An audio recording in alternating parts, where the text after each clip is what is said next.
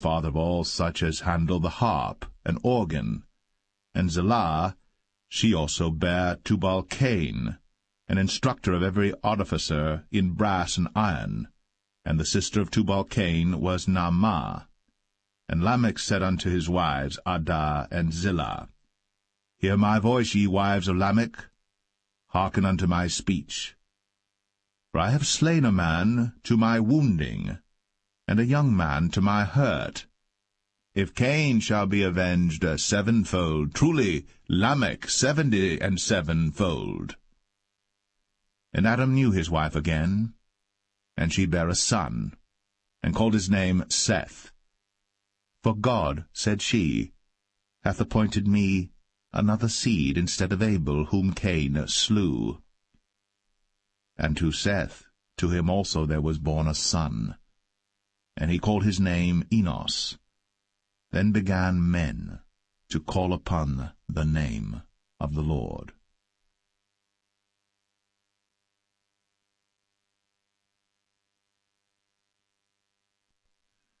Genesis 5. This is the book of the generations of Adam.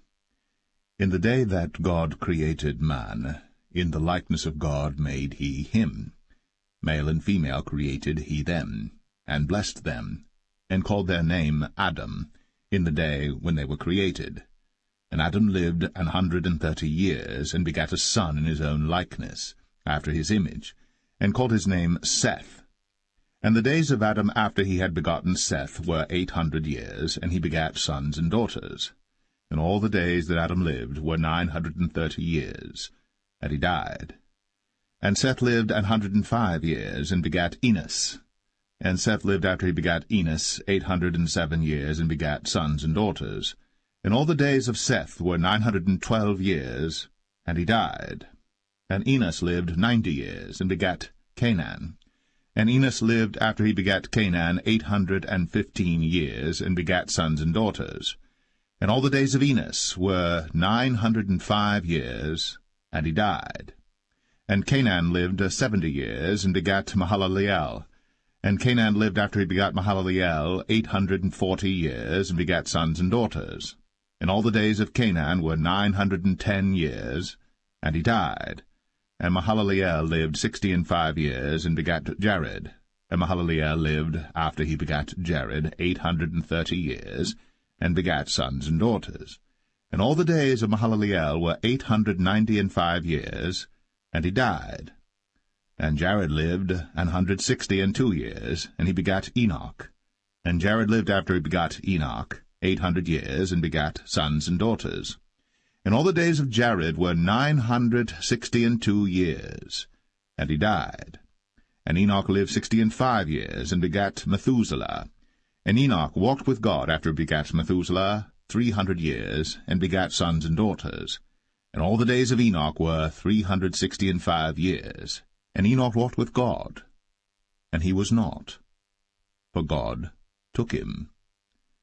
And Methuselah lived 187 years, and begat Lamech. And Methuselah lived after he begat Lamech 782 years, and begat sons and daughters. And all the days of Methuselah were 969 years, and he died. And Lamech lived 182 years, and begat a son. And he called his name Noah, saying, This same shall comfort us concerning our work and toil of our hands, because of the ground, which the Lord hath cursed. And Lamech lived after he begat Noah 595 years, and begat sons and daughters. And all the days of Lamech were 777 years, and he died. And Noah was 500 years old, and Noah begat Shem, Ham, and Japheth.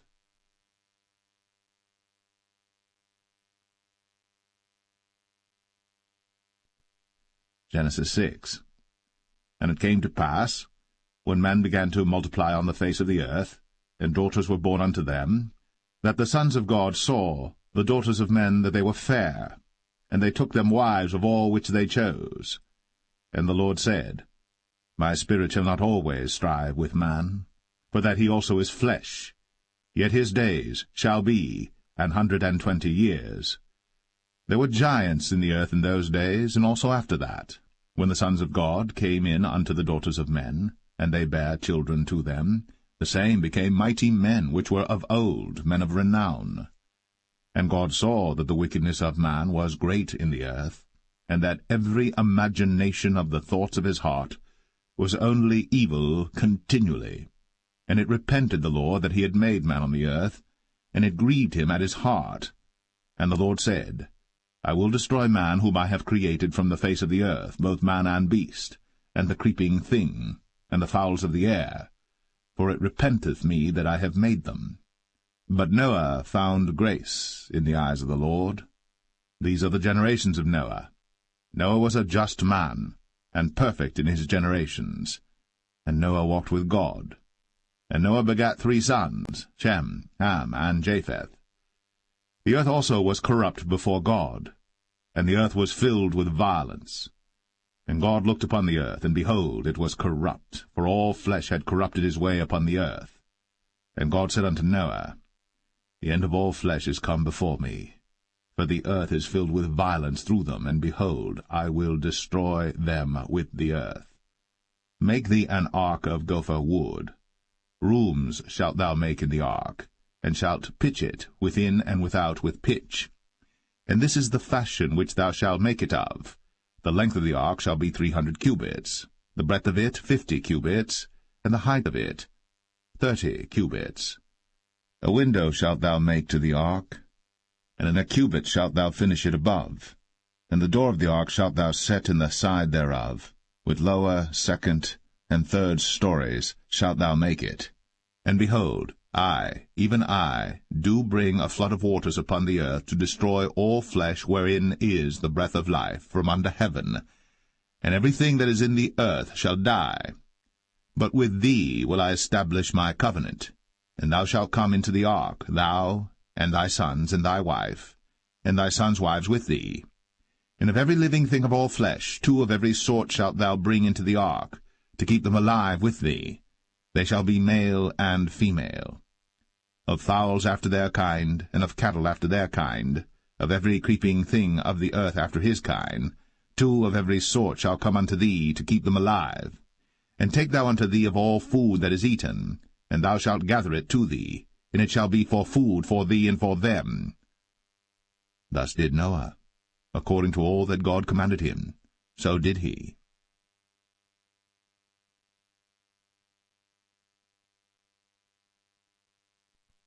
Genesis 7. And the Lord said unto Noah, Come thou and all thy house into the ark, for thee have I seen righteous before me in this generation. Of every clean beast thou shalt take to thee by 7s, the male and his female, and of beasts that are not clean by 2, the male and his female. Of fowls also of the air by 7s, the male and the female, to keep seed alive upon the face of all the earth. For yet 7 days, and I will cause it to rain upon the earth 40 days and 40 nights. And every living substance that I have made will I destroy from off the face of the earth. And Noah did according unto all that the Lord commanded him. And Noah was 600 years old when the flood of waters was upon the earth. And Noah went in, and his sons and his wife, and his sons' wives with him, into the ark because of the waters of the flood, of clean beasts, and of beasts that are not clean, and of fowls, and of everything that creepeth upon the earth. There went in 2 and 2 unto Noah into the ark, the male and the female, as God had commanded Noah. And it came to pass after 7 days, that the waters of the flood were upon the earth. In the 600th year of Noah's life, in the 2nd month, the 17th day of the month, the same day, were all the fountains of the great deep broken up. And the windows of heaven were opened, and the rain was upon the earth 40 days and 40 nights. In the selfsame day entered Noah and Shem and Ham and Japheth, the sons of Noah, and Noah's wife, and the 3 wives of his sons with them, into the ark, they and every beast after his kind, and all the cattle after their kind, and every creeping thing that creepeth upon the earth after his kind, and every fowl after his kind, every bird of every sort. And they went in unto Noah into the ark, 2 and 2 of all flesh, wherein is the breath of life. And they that went in went in, male and female of all flesh, as God had commanded him, and the Lord shut him in. And the flood was 40 days upon the earth, and the waters increased and bare up the ark, and it was lift up above the earth. And the waters prevailed, and were increased greatly upon the earth, and the ark went upon the face of the waters. And the waters prevailed exceedingly upon the earth, and all the high hills that were under the whole heaven were covered. 15 cubits upward did the waters prevail, and the mountains were covered. And all flesh died that moved upon the earth, both of fowl, and of cattle, and of beast, and of every creeping thing that creepeth upon the earth. And every man, all in whose nostrils was the breath of life, of all that was in the dry land, died. And every living substance was destroyed which was upon the face of the ground, both man, and cattle, and the creeping things, and the fowl of the heaven, and they were destroyed from the earth. And Noah only remained alive, and they that were with him in the ark. And the waters prevailed upon the earth 150 days.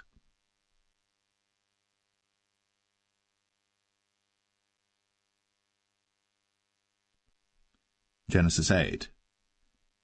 And God remembered Noah, and every living thing, and all the cattle that was with him in the ark. And God made a wind to pass over the earth, and the waters assuaged.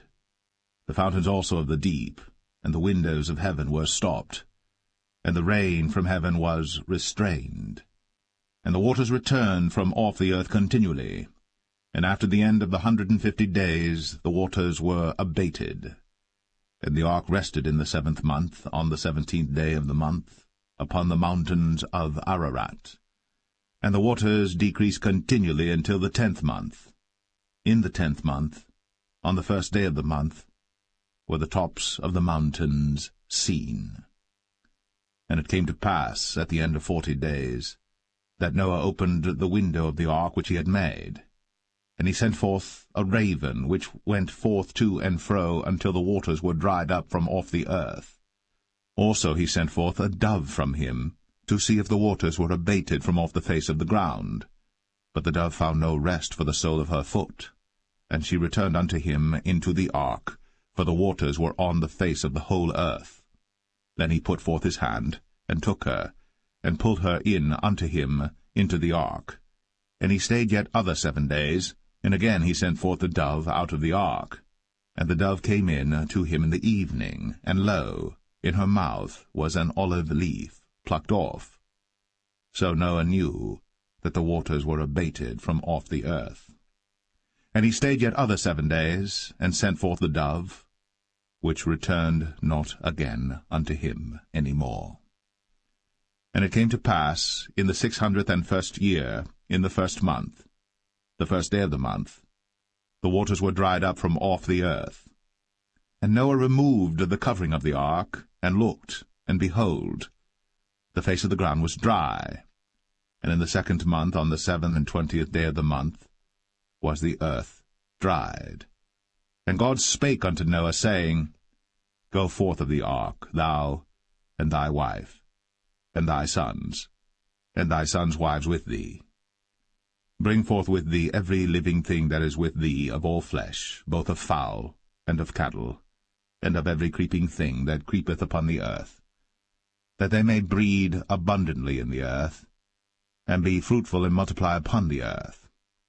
And Noah went forth, and his sons and his wife, and his sons' wives with him, every beast, every creeping thing, and every fowl, and whatsoever creepeth upon the earth, after their kinds, went forth out of the ark. And Noah builded an altar unto the Lord, and took of every clean beast, and of every clean fowl, and offered burnt offerings on the altar. And the Lord smelled a sweet savour. And the Lord said in his heart, I will not again curse the ground any more for man's sake. For the imagination of man's heart is evil from his youth, neither will I again smite any more everything living, as I have done. While the earth remaineth, seed time and harvest, and cold and heat, and summer and winter, and day and night shall not cease.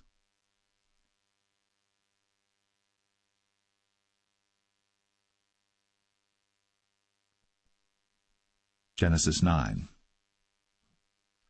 And God blessed Noah and his sons, and said unto them, Be fruitful, and multiply, and replenish the earth. And the fear of you, and the dread of you shall be upon every beast of the earth, and upon every fowl of the air, upon all that moveth upon the earth, and upon all the fishes of the sea.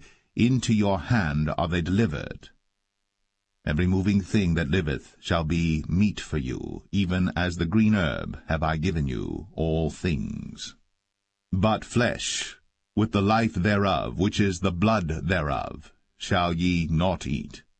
And surely your blood of your lives will I require. At the hand of every beast will I require it, and at the hand of man, at the hand of every man's brother will I require the life of man. Whoso sheddeth man's blood, by man shall his blood be shed. For in the image of God made he man. And you, be ye fruitful, and multiply, bring forth abundantly in the earth, and multiply therein. And God spake unto Noah, and to his sons with him, saying, And I, behold, I establish my covenant with you, and with your seed after you, and with every living creature that is with you, of the fowl, of the cattle, and of every beast of the earth with you, from all that go out of the ark to every beast of the earth. And I will establish my covenant with you. Neither shall all flesh be cut off any more by the waters of a flood, neither shall there any more be a flood to destroy the earth. And God said, This is the token of the covenant which I make between me and you, and every living creature that is with you, for perpetual generations.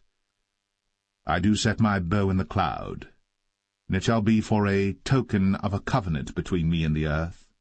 And it shall come to pass, when I bring a cloud over the earth, that the bow shall be seen in the cloud. And I will remember my covenant, which is between me and you and every living creature of all flesh. And the waters shall no more become a flood to destroy all flesh. And the bow shall be in the cloud, and I will look upon it, that I may remember the everlasting covenant between God and every living creature of all flesh that is upon the earth. And God said unto Noah, This is the token of the covenant, which I have established between me and all flesh that is upon the earth. And the sons of Noah that went forth of the ark were Shem, and Ham, and Japheth. And Ham is the father of Canaan. These are the 3 sons of Noah, and of them was the whole earth overspread. And Noah began to be an husbandman, and he planted a vineyard. And he drank of the wine, and was drunken, and he was uncovered within his tent. And Ham, the father of Canaan, saw the nakedness of his father, and told his 2 brethren without. And Shem and Japheth took a garment, and laid it upon both their shoulders, and went backward, and covered the nakedness of their father. And their faces were backward, and they saw not their father's nakedness. And Noah awoke from his wine, and knew what his younger son had done unto him. And he said, Cursed be Canaan! A servant of servants shall he be unto his brethren. And he said, Blessed be the Lord God of Shem, and Canaan shall be his servant. God shall enlarge Japheth, and he shall dwell in the tents of Shem, and Canaan shall be his servant. And Noah lived after the flood 350 years. And all the days of Noah were 950 years. And he died.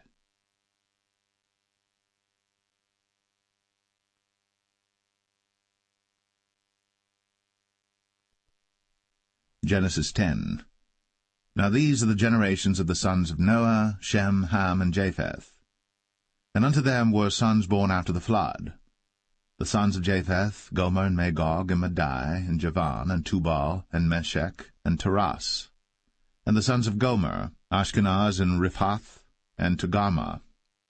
And the sons of Javan, Elisha, and Tarshish, Kittim, and Dodanim. But these were the isles of the Gentiles divided in their lands, every one after his tongue, after their families. in their nations. And the sons of Ham, Cush, and Mizraim, and Phut, and Canaan. And the sons of Cush, Seba, and Havilah, and Sabta, and Ramah, and Sabteca. And the sons of Ramah, Sheba, and Dedan. And Cush begat Nimrod. He began to be a mighty one in the earth. He was a mighty hunter before the Lord. Wherefore it is said, even as Nimrod the mighty hunter before the Lord. And the beginning of his kingdom was Babel, and Erech, and Akkad, and Calneh in the land of Shinar. Out of that land went forth Ashur, and builded Nineveh, and the city Rehoboth, and Calah. And Rezin between Nineveh and Calah, the same is a great city. And Mizraim begat Ludim, and Anamim, and Lehabim, and Naphtuhim, and Pathruzim, and Casluhim, out of whom came Philistim, and Caphtorim. And Canaan begat Sidon his firstborn, and Heth, and the Jebusite, and the Amorite, and the Girgashite, and the Hivite, and the Archite, and the Sinite, and the Arvadite, and the Zemarite, and the Hamathite. And afterward were the families of the Canaanites spread abroad. And the border of the Canaanites was from Sidon, as thou comest to Gerar, unto Gaza, as thou goest unto Sodom and Gomorrah, and Admah, and Zeboim, even unto Lasha. These are the sons of Ham, after their families, after their tongues, in their countries, and in their nations. Unto Shem also, the father of all the children of Eber, the brother of Japheth, the elder, even to him were children born, the children of Shem, Elam, and Ashur, and Arphaxad, and Lud, and Aram. And the children of Aram, Uz, and Hul, and Gether, and Mash. And Arphaxad begat Salah, and Salah begat Eber. And unto Eber were born two sons. The name of one was Peleg, for in his days was the earth divided, and his brother's name was Joktan. And Joktan begat Almadad, and Shelef, and Hazarmaveth, and Jerah, and Hadaram, and Uzal, and Diklah, and Obal, and Abimael, and Sheba, and Ophir, and Havilah, and Jobab. All these were the sons of Joktan. And their dwelling was from Mesha, as thou goest unto Sephar, a mount of the east. These are the sons of Shem, after their families, after their tongues, in their lands, after their nations. These are the families of the sons of Noah, after their generations, in their nations, and by these were the nations divided in the earth after the flood.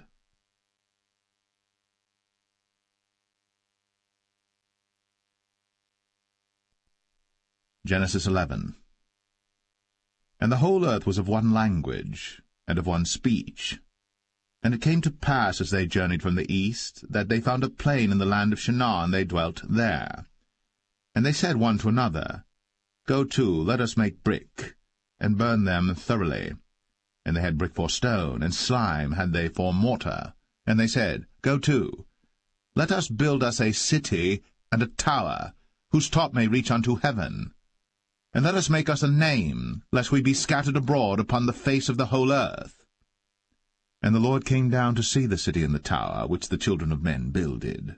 And the Lord said, Behold, the people is one, and they have all one language, and this they begin to do? And now nothing will be restrained from them, which they have imagined to do. Go to, let us go down, and there confound their language, that they may not understand one another's speech. So the Lord scattered them abroad from thence upon the face of all the earth, and they left off to build the city. Therefore is the name of it called Babel, because the Lord did there confound the language of all the earth, and from thence did the Lord scatter them abroad upon the face of all the earth. These are the generations of Shem. Shem was 100 years old, and begat Arphaxad 2 years after the flood. And Shem lived after he begat Arphaxad 500 years, and begat sons and daughters. And Arphaxad lived 35 years, and begat Salah. And Arphaxad lived after he begat Salah 403 years, and begat sons and daughters. And Salah lived 30 years, and begat Eber. And Salah lived after he begat Eber 403 years, and begat sons and daughters. And Eber lived 34 years, and begat Peleg. And Eber lived after he begat Peleg 430 years, and begat sons and daughters. And Peleg lived 30 years, and begat Reu. And Peleg lived after he begat Reu 209 years, and begat sons and daughters. And Reu lived 32 years, and begat Serug. And Reu lived after he begat Serug 207 years, and begat sons and daughters. And Serug lived 30 years, and begat Nahor. And Serug lived after he begat Nahor 200 years, and begat sons and daughters. And Nahor lived 29 years, and begat Terah. And Nahor lived after he begat Terah 119 years, and begat sons and daughters. And Terah lived 70 years, and begat Abram, Nahor, and Haran. Now these are the generations of Terah. Terah begat Abram, Nahor, and Haran begat Lot. And Haran died before his father Terah in the land of his nativity, in Ur of the Chaldees. And Abram and Nahor took them wives. The name of Abram's wife was Sarai, and the name of Nahor's wife, Milcah, the daughter of Haran, the father of Milcah, and the father of Iscah. But Sarai was barren, she had no child. And Terah took Abram his son, and Lot the son of Haran his son's son, and Sarai his daughter-in-law his son Abram's wife. And they went forth with them from Ur of the Chaldees, to go into the land of Canaan. And they came unto Haran, and dwelt there. And the days of Terah were 205 years, and Terah died in Haran.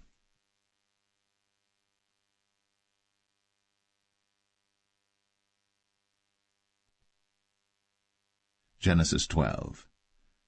Now the Lord had said unto Abram, Get thee out of thy country, and from thy kindred, and from thy father's house, unto a land that I will show thee. And I will make of thee a great nation, and I will bless thee, and make thy name great, and thou shalt be a blessing. And I will bless them that bless thee, and curse him that curseth thee. And in thee shall all families of the earth be blessed. So Abram departed, as the Lord had spoken unto him, and Lot went with him. And Abram was 75 years old when he departed out of Haran. And Abram took Sarai his wife, and Lot his brother's son, and all their substance that they had gathered, and the souls that they had gotten in Haran. And they went forth to go into the land of Canaan, and into the land of Canaan they came. And Abram passed through the land unto the place of Sichem, unto the plain of Moreh, and the Canaanite was then in the land. And the Lord appeared unto Abram, and said, Unto thy seed will I give this land. And there builded he an altar unto the Lord, who appeared unto him. And he removed from thence unto a mountain on the east of Bethel, and pitched his tent, having Bethel on the west, and Ai on the east. And there he builded an altar unto the Lord, and called upon the name of the Lord. And Abram journeyed, going on still toward the south. And there was a famine in the land, and Abram went down into Egypt to sojourn there, for the famine was grievous in the land. And it came to pass, when he was come near to enter into Egypt, that he said unto Sarai his wife, Behold now, I know that thou art a fair woman to look upon. Therefore it shall come to pass, when the Egyptians shall see thee, that they shall say, This is his wife, and they will kill me, but they will save thee alive. Say, I pray thee, Thou art my sister, that it may be well with me for thy sake, and my soul shall live because of thee. And it came to pass, that when Abram was come into Egypt, the Egyptians beheld the woman that she was very fair. The princes also of Pharaoh saw her, and commended her before Pharaoh. And the woman was taken into Pharaoh's house. And he entreated Abram well for her sake. And he had sheep, and oxen, and he-asses, and men-servants, and maidservants, and she-asses, and camels. And the Lord plagued Pharaoh, and his house with great plagues because of Sarai, Abram's wife. And Pharaoh called Abram, and said, What is this that thou hast done unto me? Why didst thou not tell me that she was thy wife? Why saidst thou, She is my sister, so I might have taken her to be my wife? Now therefore behold thy wife, take her, and go thy way. And Pharaoh commanded his men concerning him, and they sent him away, and his wife, and all that he had.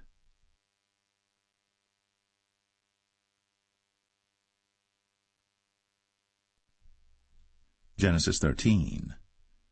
And Abram went up out of Egypt, he and his wife, and all that he had, and Lot with him, into the south. And Abram was very rich in cattle, in silver, and in gold. And he went on his journeys from the south even to Bethel, unto the place where his tent had been at the beginning, between Bethel and Ai, unto the place of the altar which he had made there at the first. And there Abram called on the name of the Lord. And Lot also, which went with Abram, had flocks and herds and tents. And the land was not able to bear them, that they might dwell together, for their substance was great, so that they could not dwell together. And there was a strife between the herdmen of Abram's cattle and the herdmen of Lot's cattle. And the Canaanite and the Perizzite dwelled then in the land.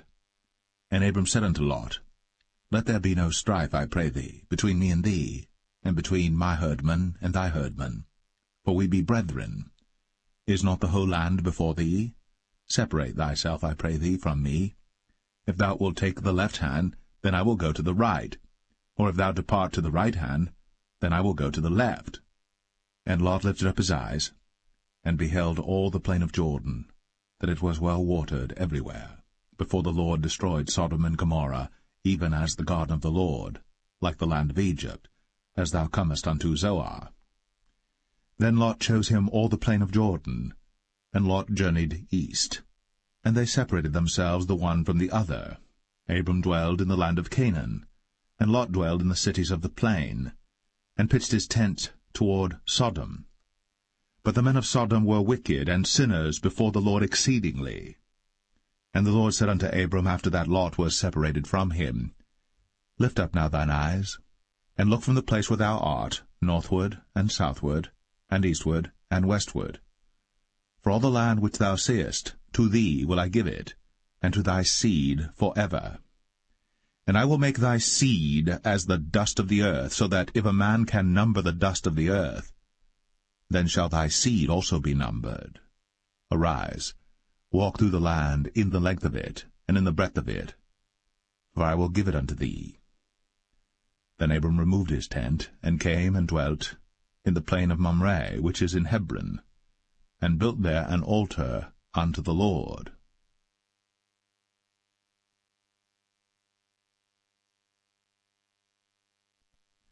Genesis 14. And it came to pass in the days of Amraphel, king of Shinar, Arioch, king of Elasar, Chedorlaomer, king of Elam, and Tidal, king of nations, that these made war with Bera, king of Sodom, and with Birsha, king of Gomorrah, Shinab, king of Admah, and Shemeber, king of Zeboim, and the king of Bela, which is Zoar. All these were joined together in the vale of Siddim, which is the salt sea. 12 years they served Chedorlaomer, and in the 13th year they rebelled.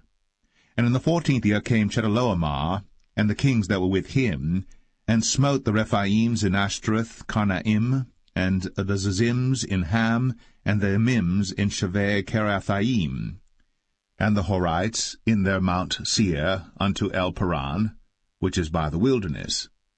And they returned and came to En Mishpat, which is Kadesh, and smote all the country of the Amalekites, and also the Amorites, that dwelt in Hazazon Tamar.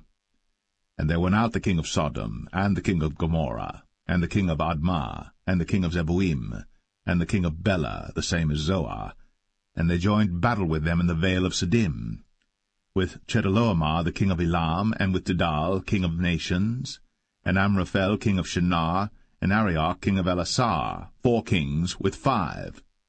And the vale of Siddim was full of slime pits. And the kings of Sodom and Gomorrah fled, and fell there. And they that remained fled to the mountain.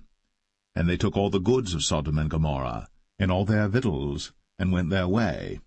And they took Lot, Abram's brother's son, who dwelt in Sodom, and his goods, and departed.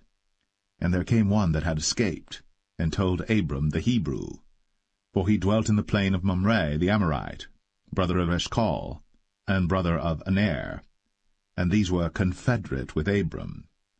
And when Abram heard that his brother was taken captive, he armed his trained servants, born in his own house, 318, and pursued them unto Dan.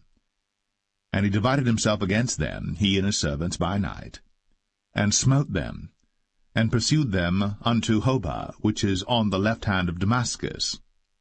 And he brought back all the goods, and also brought again his brother Lot, and his goods, and the women also, and the people. And the king of Sodom went out to meet him after his return from the slaughter of Chedorlaomer, and of the kings that were with him at the valley of Shaveh, which is the king's dale. And Melchizedek, king of Salem, brought forth bread and wine, and he was the priest of the Most High God. And he blessed him, and said, Blessed be Abram of the Most High God, possessor of heaven and earth. And blessed be the Most High God, which hath delivered thine enemies into thy hand. And he gave him tithes of all. And the king of Sodom said unto Abram, Give me the persons, and take the goods to thyself. And Abram said to the king of Sodom, I have lifted up mine hand unto the Lord, the Most High God, the possessor of heaven and earth, that I will not take from a thread, even to a shoe latchet, and that I will not take anything that is thine, lest thou shouldst say, I have made Abram rich. Save only that which the young men have eaten, and the portion of the men which went with me, Aner, Eshcol, and Mamre, let them take their portion.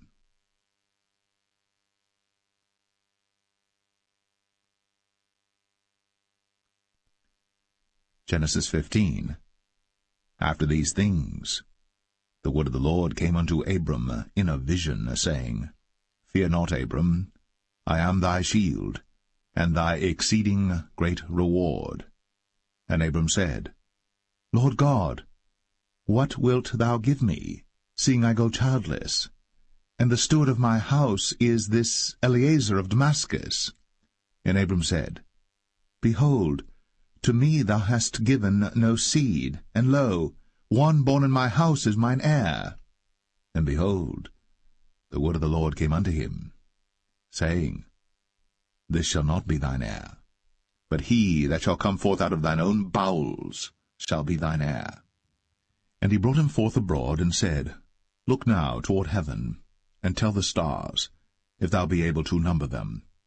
And he said unto him, So shall thy seed be. And he believed in the Lord, and he counted it to him for righteousness. And he said unto him, I am the Lord that brought thee out of Ur of the Chaldees, to give thee this land to inherit it. And he said, Lord God, whereby shall I know that I shall inherit it? And he said unto him, Take me an heifer of 3 years old, and a she-goat of 3 years old, and a ram of 3 years old, and a turtle-dove, and a young pigeon. And he took unto him all these, and divided them in the midst, and laid each piece one against another. But the birds divided he not. And when the fowls came down upon the carcasses, Abram drove them away. And when the sun was going down, a deep sleep fell upon Abram, and lo, an horror of great darkness fell upon him. And he said unto Abram, Know of a surety that thy seed shall be a stranger in a land that is not theirs, and shall serve them, and they shall afflict them 400 years. And also that nation whom they shall serve will I judge, and afterward shall they come out with great substance. And thou shalt go to thy fathers in peace. Thou shalt be buried in a good old age. But in the 4th generation they shall come hither again, for the iniquity of the Amorites is not yet full. And it came to pass, that when the sun went down, and it was dark, behold, a smoking furnace, and a burning lamp that passed between those pieces.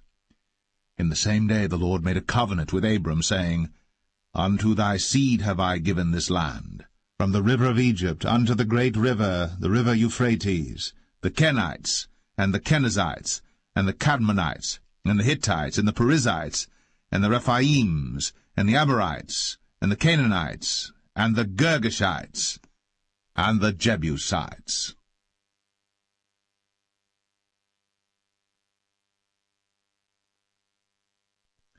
Genesis 16. Now Sarai, Abram's wife, bare him no children. And she had an handmaid, an Egyptian, whose name was Hagar. And Sarai said unto Abram, Behold now, the Lord hath restrained me from bearing. I pray thee, go in unto my maid. It may be that I may obtain children by her. And Abram hearkened to the voice of Sarai. And Sarai, Abram's wife, took Hagar her maid, the Egyptian, after Abram had dwelt 10 years in the land of Canaan, and gave her to her husband Abram to be his wife. And he went in unto Hagar, and she conceived. And when she saw that she had conceived, her mistress was despised in her eyes. And Sarai said unto Abram, My wrong be upon thee. I have given my maid into thy bosom, and when she saw that she had conceived, I was despised in her eyes. The Lord judge between me and thee. But Abram said unto Sarai, Behold, thy maid is in thy hand. Do to her as it pleaseth thee. And when Sarai dealt hardly with her, she fled from her face. And the angel of the Lord found her by a fountain of water in the wilderness, by the fountain in the way to Shur. And he said, Hagar, Sarai's maid, whence camest thou? And whither wilt thou go? And she said, I flee from the face of my mistress Sarai. And the angel of the Lord said unto her, Return to thy mistress, and submit thyself unto her hands. And the angel of the Lord said unto her, I will multiply thy seed exceedingly, that it shall not be numbered for multitude. And the angel of the Lord said unto her, Behold, thou art with child, and shalt bear a son, and shalt call his name Ishmael, because the Lord hath heard thy affliction. And he will be a wild man. His hand will be against every man, and every man's hand against him. And he shall dwell in the presence of all his brethren. And she called the name of the Lord that spake unto her, Thou God seest me. For she said, Have I also here looked after him that seeth me? Wherefore the well was called Beer Lohai Roi. Behold, it is between Kadesh and Bered.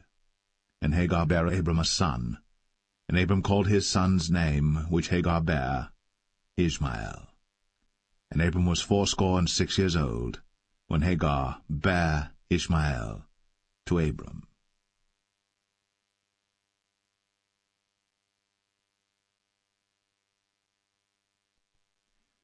Genesis 17. And when Abram was 90 years old and 9, the Lord appeared to Abram and said unto him, I am the Almighty God. Walk before me, and be thou perfect. And I will make my covenant between me and thee, and will multiply thee exceedingly. And Abram fell on his face.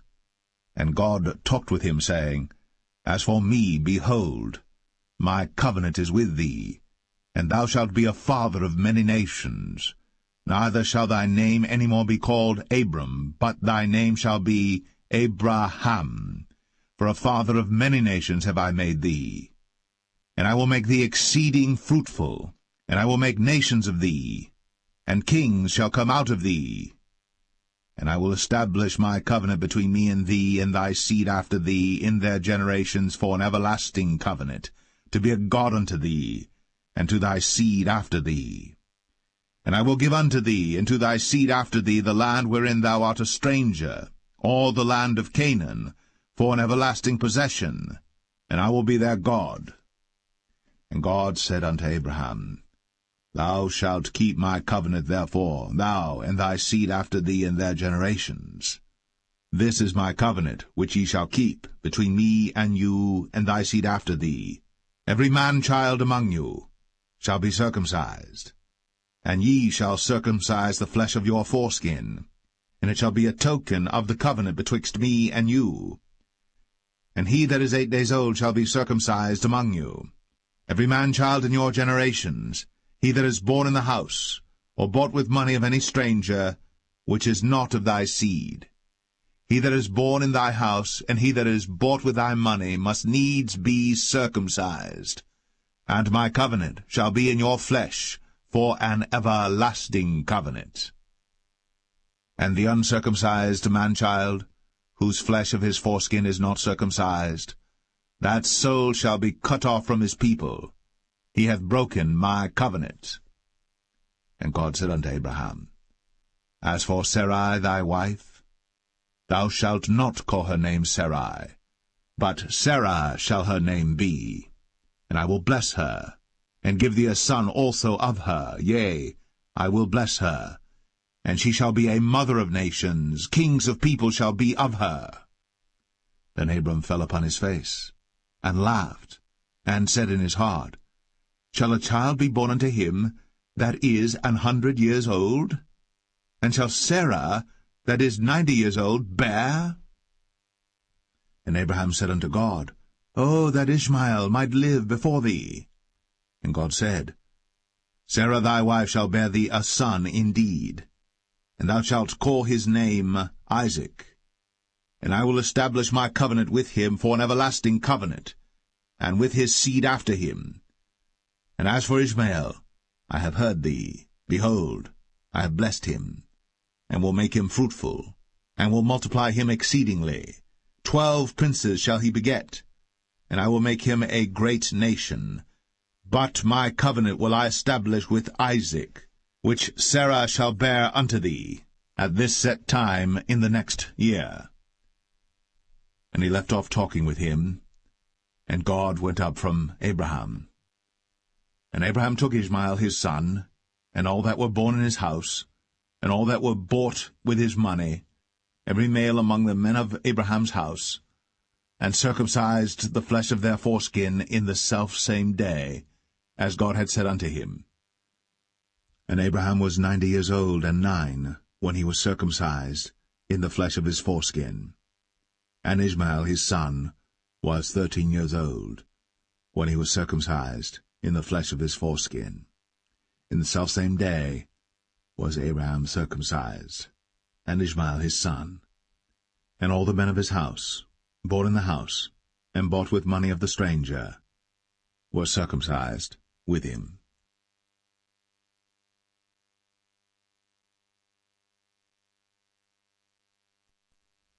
Genesis 18.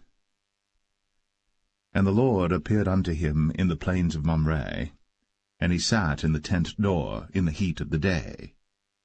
And he lifted up his eyes, and looked, and lo, 3 men stood by him. And when he saw them, he ran to meet them from the tent door, and bowed himself toward the ground, and said, My Lord, if now I have found favor in thy sight, pass not away, I pray thee, from thy servant. Let a little water, I pray you, be fetched, and wash your feet, and rest yourselves under the tree. And I will fetch a morsel of bread, and comfort ye your hearts. After that ye shall pass on, for therefore are ye come to your servant. And they said, So do, as thou hast said. And Abraham hastened into the tent unto Sarah, and said, Make ready quickly 3 measures of fine meal, knead it, and make cakes upon the hearth. And Abraham ran unto the herd, and fetched a calf tender and good, and gave it unto a young man, and he hasted to dress it. And he took butter and milk, and the calf which he had dressed, and set it before them. And he stood by them under the tree, and they did eat. And they said unto him, Where is Sarah thy wife? And he said, Behold, in the tent. And he said, I will certainly return unto thee according to the time of life, and lo, Sarah thy wife shall have a son. And Sarah heard it in the tent door, which was behind him. Now Abraham and Sarah were old, and well stricken in age, and it ceased to be with Sarah, after the manner of women. Therefore Sarah laughed within herself, saying, After I am waxed old shall I have pleasure, my Lord being old also? And the Lord said unto Abraham, Wherefore did Sarah laugh, saying, Shall I of a surety bear a child, which am old? Is anything too hard for the Lord? At the time appointed I will return unto thee according to the time of life, and Sarah shall have a son. Then Sarah denied, saying, I laughed not, for she was afraid. And he said, Nay, but thou didst laugh. And the men rose up from thence, and looked toward Sodom. And Abraham went with them to bring them on the way. And the Lord said, Shall I hide from Abraham that thing which I do? Seeing that Abraham shall surely become a great and mighty nation, and all the nations of the earth shall be blessed in him. For I know him, that he will command his children and his household after him, and they shall keep the way of the Lord to do justice and judgment, that the Lord may bring upon Abraham that which he hath spoken of him. And the Lord said, Because the cry of Sodom and Gomorrah is great, and because their sin is very grievous, I will go down now, and see whether they have done altogether according to the cry of it, which is come unto me, and if not, I will know. And the men turned their faces from thence, and went toward Sodom. But Abraham stood yet before the Lord. And Abraham drew near and said, Wilt thou also destroy the righteous with the wicked? Peradventure there be 50 righteous within the city. Wilt thou also destroy, and not spare the place, for the 50 righteous that are therein?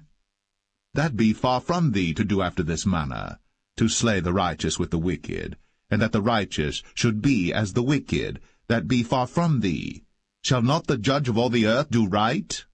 And the Lord said, If I find in Sodom 50 righteous within the city, then I will spare all the place for their sakes.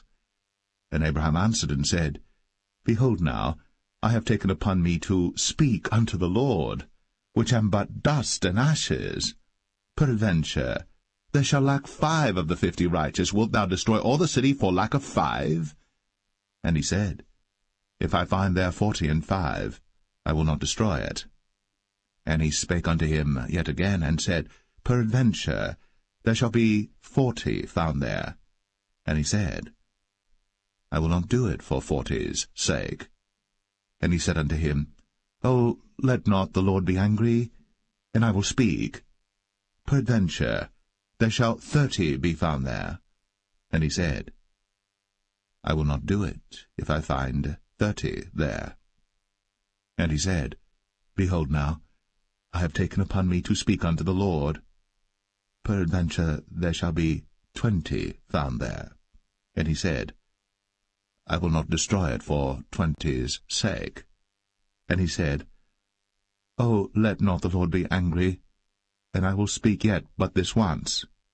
Peradventure 10 shall be found there. And he said, I will not destroy it for 10's sake. And the Lord went his way, as soon as he had left communing with Abraham. And Abraham returned unto his place.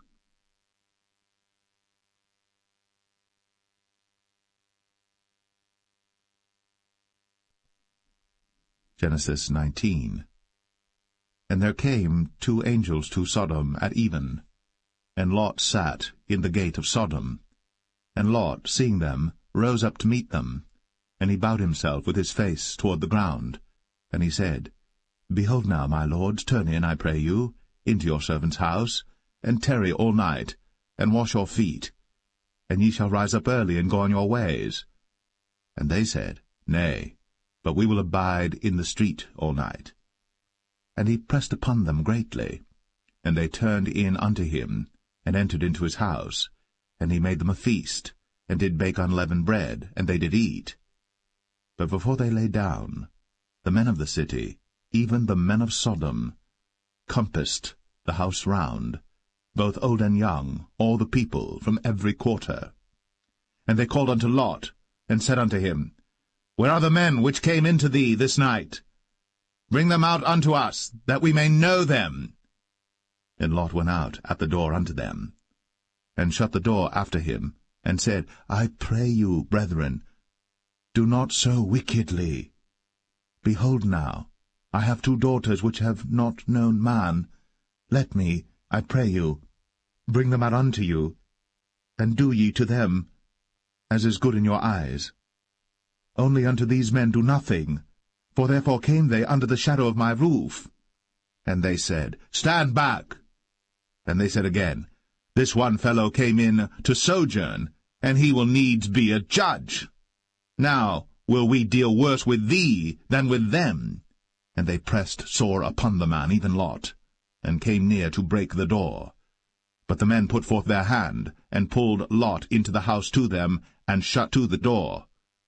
And they smote the men that were at the door of the house with blindness, both small and great, so that they wearied themselves to find the door.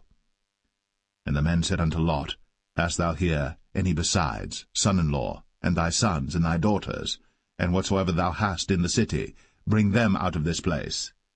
For we will destroy this place, because the cry of them is waxen great before the face of the Lord, and the Lord hath sent us to destroy it. And Lot went out, and spake unto his sons-in-law, which married his daughters, and said, Up, get you out of this place, for the Lord will destroy this city. But he seemed as one that mocked unto his sons-in-law. And when the morning arose, then the angels hastened Lot, saying, Arise, take thy wife and thy 2 daughters, which are here, lest thou be consumed in the iniquity of the city. And while he lingered, the man laid hold upon his hand, and upon the hand of his wife, and upon the hand of his 2 daughters, the Lord being merciful unto him. And they brought him forth, and set him without the city. And it came to pass, when they had brought them forth abroad, that he said, Escape for thy life, look not behind thee, neither stay thou in all the plain, escape to the mountain, lest thou be consumed. And Lot said unto them, O not so, my lord. Behold now, thy servant hath found grace in thy sight, and thou hast magnified thy mercy which thou hast shown unto me in saving my life. And I cannot escape to the mountain, lest some evil take me and I die. Behold now, this city is near to flee unto, and it is a little one. O let me escape thither. Is it not a little one, and my soul shall live? And he said unto him, See, I have accepted thee concerning this thing also, that I will not overthrow this city, for the which thou hast spoken. Haste thee, escape thither, for I cannot do anything till thou be come thither. Therefore the name of the city was called Zoar. The sun was risen upon the earth, when Lot entered into Zoar. Then the Lord rained upon Sodom and upon Gomorrah brimstone and fire from the Lord out of heaven. And he overthrew those cities, and all the plain, and all the inhabitants of the cities, and that which grew upon the ground. But his wife looked back from behind him, and she became a pillar of salt. And Abraham got up early in the morning to the place where he stood before the Lord. And he looked toward Sodom and Gomorrah, and toward all the land of the plain, and beheld, and lo, the smoke of the country went up as the smoke of a furnace. And it came to pass, when God destroyed the cities of the plain, that God remembered Abraham, and sent Lot out of the midst of the overthrow, when he overthrew the cities in the which Lot dwelt. And Lot went up out of Zoar, and dwelt in the mountain, and his 2 daughters with him, for he feared to dwell in Zoar, and he dwelt in a cave, he and his 2 daughters. And the firstborn said unto the younger, Our father is old, and there is not a man in the earth to come in unto us after the manner of all the earth. Come, let us make our father drink wine, and we will lie with him, that we may preserve seed of our father. And they made their father drink wine that night. And the firstborn went in, and lay with her father. And he perceived not when she lay down, nor when she arose. And it came to pass on the morrow, that the firstborn said unto the younger, Behold, I lay yesternight with my father. Let us make him drink wine this night also, and go thou in, and lie with him, that we may preserve seed of our father. And they made their father drink wine that night also. And the younger arose, and lay with him. And he perceived not when she lay down, nor when she arose. Thus were both the daughters of Lot with child by their father. And the firstborn bare a son, and called his name Moab. The same is the father of the Moabites unto this day. And the younger, she also bare a son, and called his name Ben-Ami. The same is the father of the children of Ammon unto this day.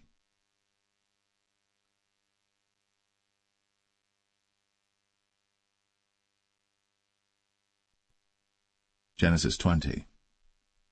And Abraham journeyed from thence toward the south country, and dwelled between Kadesh and Shur, and sojourned in Gerar. And Abraham said of Sarah his wife, She is my sister. And Abimelech king of Gerar sent and took Sarah.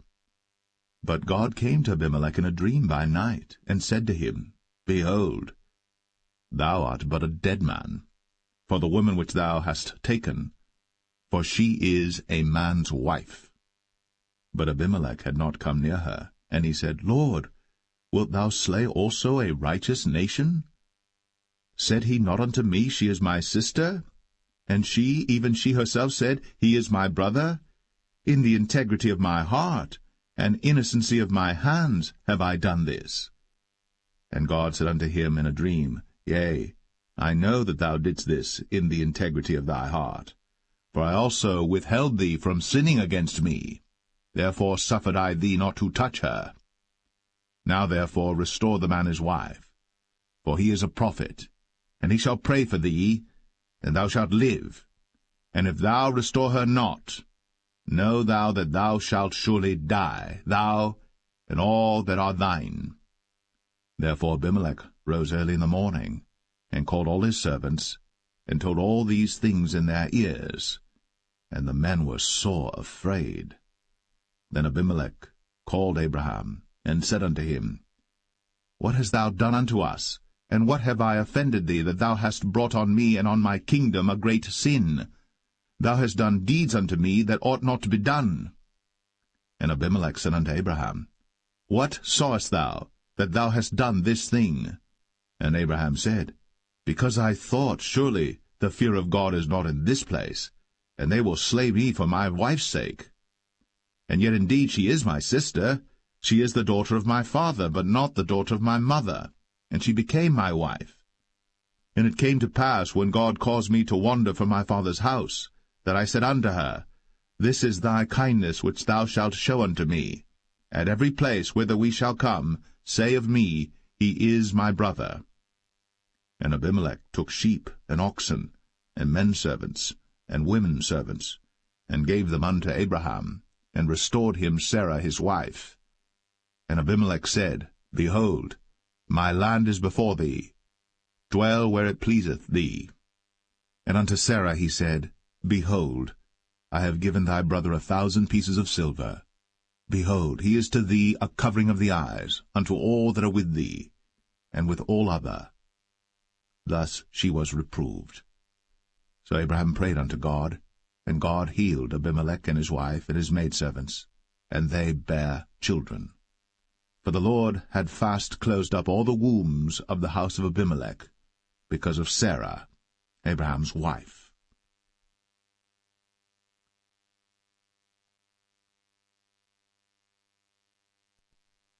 Genesis 21. And the Lord visited Sarah as he had said, and the Lord did unto Sarah as he had spoken. For Sarah conceived, and bare Abraham a son in his old age, at the set time of which God had spoken to him. And Abraham called the name of his son that was born unto him, whom Sarah bare to him, Isaac. And Abraham circumcised his son Isaac, being 8 days old, as God had commanded him. And Abraham was 100 years old when his son Isaac was born unto him. And Sarah said, God hath made me to laugh, so that all that hear will laugh with me. And she said, Who would have said unto Abraham, that Sarah should have given children suck?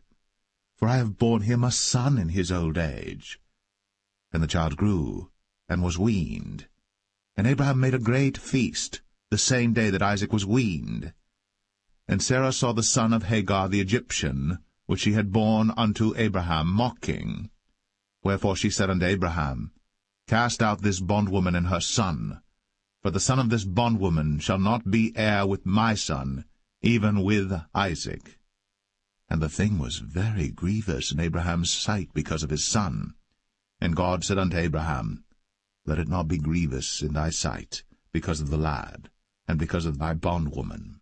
In all that Sarah hath said unto thee, hearken unto her voice, for in Isaac shall thy seed be called. And also of the son of the bondwoman will I make a nation, because he is thy seed.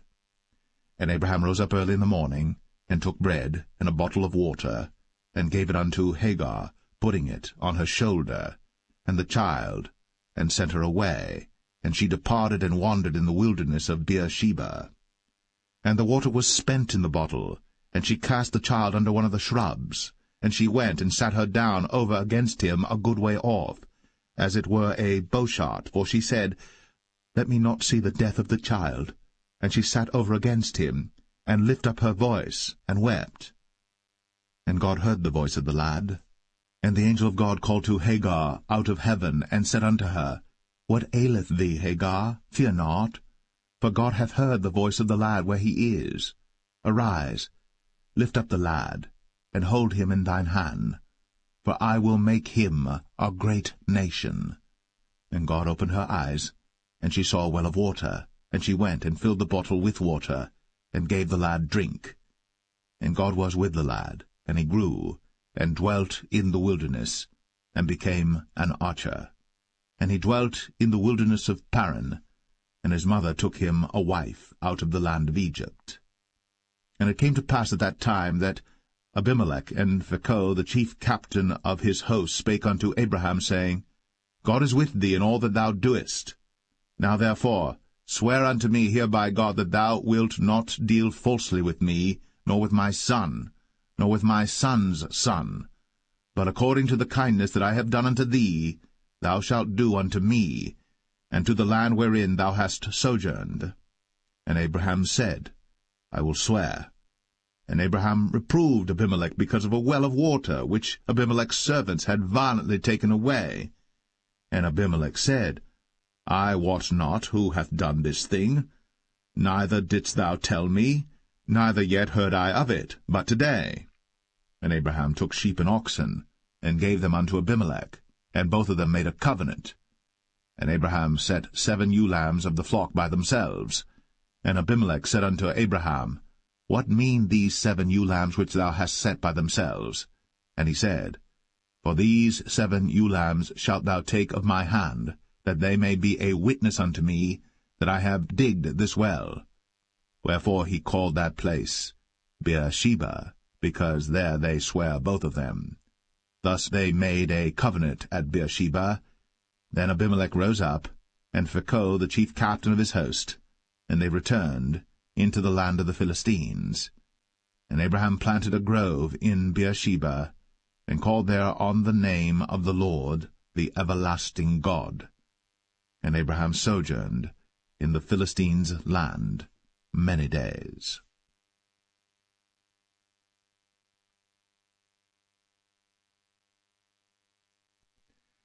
Genesis 22. And it came to pass, after these things, that God did tempt Abraham, and said unto him, Abraham. And he said, Behold, here I am. And he said, Take now thy son, thine only son Isaac, whom thou lovest, and get thee into the land of Moriah, and offer him there for a burnt offering upon one of the mountains which I will tell thee of. And Abraham rose up early in the morning, and saddled his ass, and took 2 of his young men with him, and Isaac his son, and clave the wood for the burnt offering, and rose up, and went unto the place of which God had told him. Then on the 3rd day Abraham lifted up his eyes, and saw the place afar off. And Abraham said unto his young men, Abide ye here with the ass, and I and the lad will go yonder, and worship, and come again to you. And Abraham took the wood of the burnt offering, and laid it upon Isaac his son.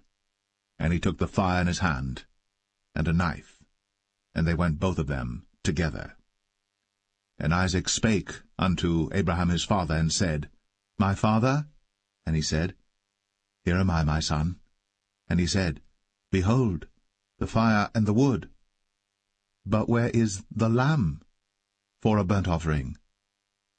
And Abraham said, My son, God will provide himself a lamb for a burnt offering.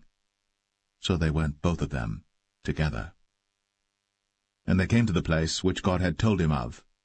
And Abraham built an altar there, and laid the wood in order, and bound Isaac his son, and laid him on the altar upon the wood. And Abraham stretched forth his hand, and took the knife to slay his son. And the angel of the Lord called unto him out of heaven, and said, Abraham, Abraham! And he said, Here am I. And he said, Lay not thine hand upon the lad, neither do thou anything unto him.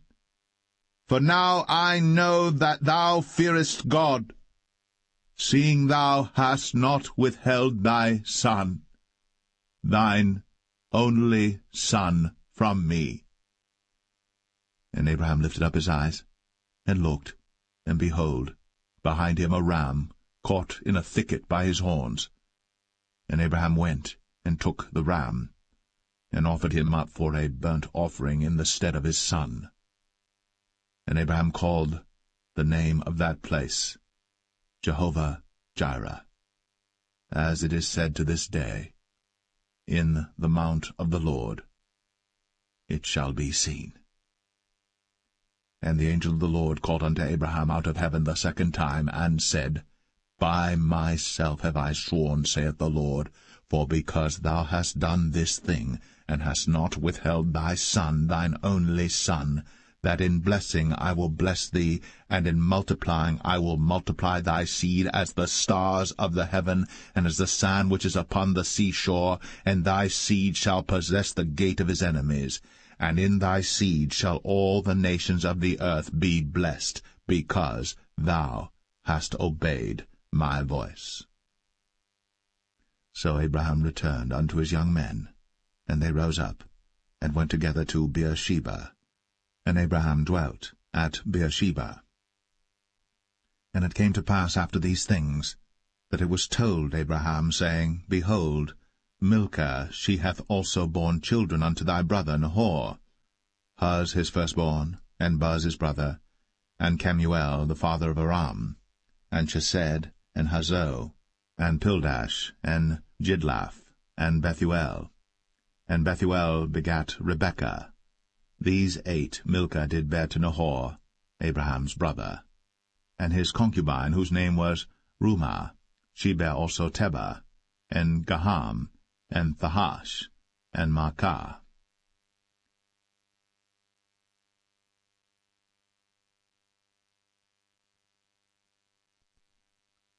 Genesis 23.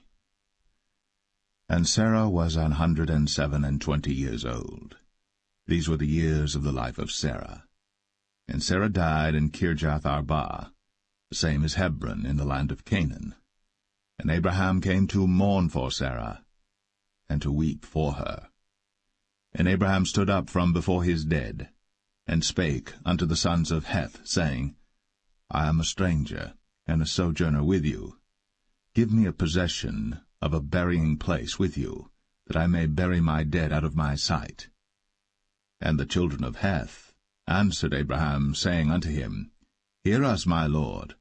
Thou art a mighty prince among us. In the choice of our sepulchres bury thy dead. None of us shall withhold from thee his sepulchre, but that thou mayest bury thy dead. And Abraham stood up, and bowed himself to the people of the land, even to the children of Heth. And he communed with them, saying, If it be your mind that I should bury my dead out of my sight, hear me, and entreat for me to Ephron the son of Zoar, that he may give me the cave of Machpelah, which he hath, which is in the end of his field. For as much money as it is worth, he shall give it me, for a possession of a burying place amongst you. And Ephron dwelt among the children of Heth, And Ephron the Hittite answered Abraham in the audience of the children of Heth, even of all that went in at the gate of his city, saying, Nay, my lord, hear me. The field give I thee, and the cave that is therein I give it thee. In the presence of the sons of my people give I it thee. Bury thy dead. And Abraham bowed down himself before the people of the land. And he spake unto Ephron in the audience of the people of the land, saying, But if thou wilt give it, I pray thee, hear me. I will give thee money for the field. Take it of me, and I will bury my dead there. And Ephron answered Abraham, saying unto him, My lord, hearken unto me. The land is worth 400 shekels of silver. What is that betwixt me and thee? Bury therefore thy dead. And Abraham hearkened unto Ephron, and Abraham weighed to Ephron the silver, which he had named in the audience of the sons of Heth, 400 shekels of silver, current money, with the merchant. And the field of Ephron, which was in Machpelah, which was before Mamre, the field and the cave which was therein, and all the trees that were in the field, that were in all the borders round about, were made sure unto Abraham for a possession in the presence of the children of Heth, before all that went in at the gate of his city. And after this Abraham buried Sarah his wife, in the cave of the field of Machpelah before Mamre. The same is Hebron in the land of Canaan. And the field, and the cave that is therein, were made sure unto Abraham for a possession of a burying place by the sons of Heth.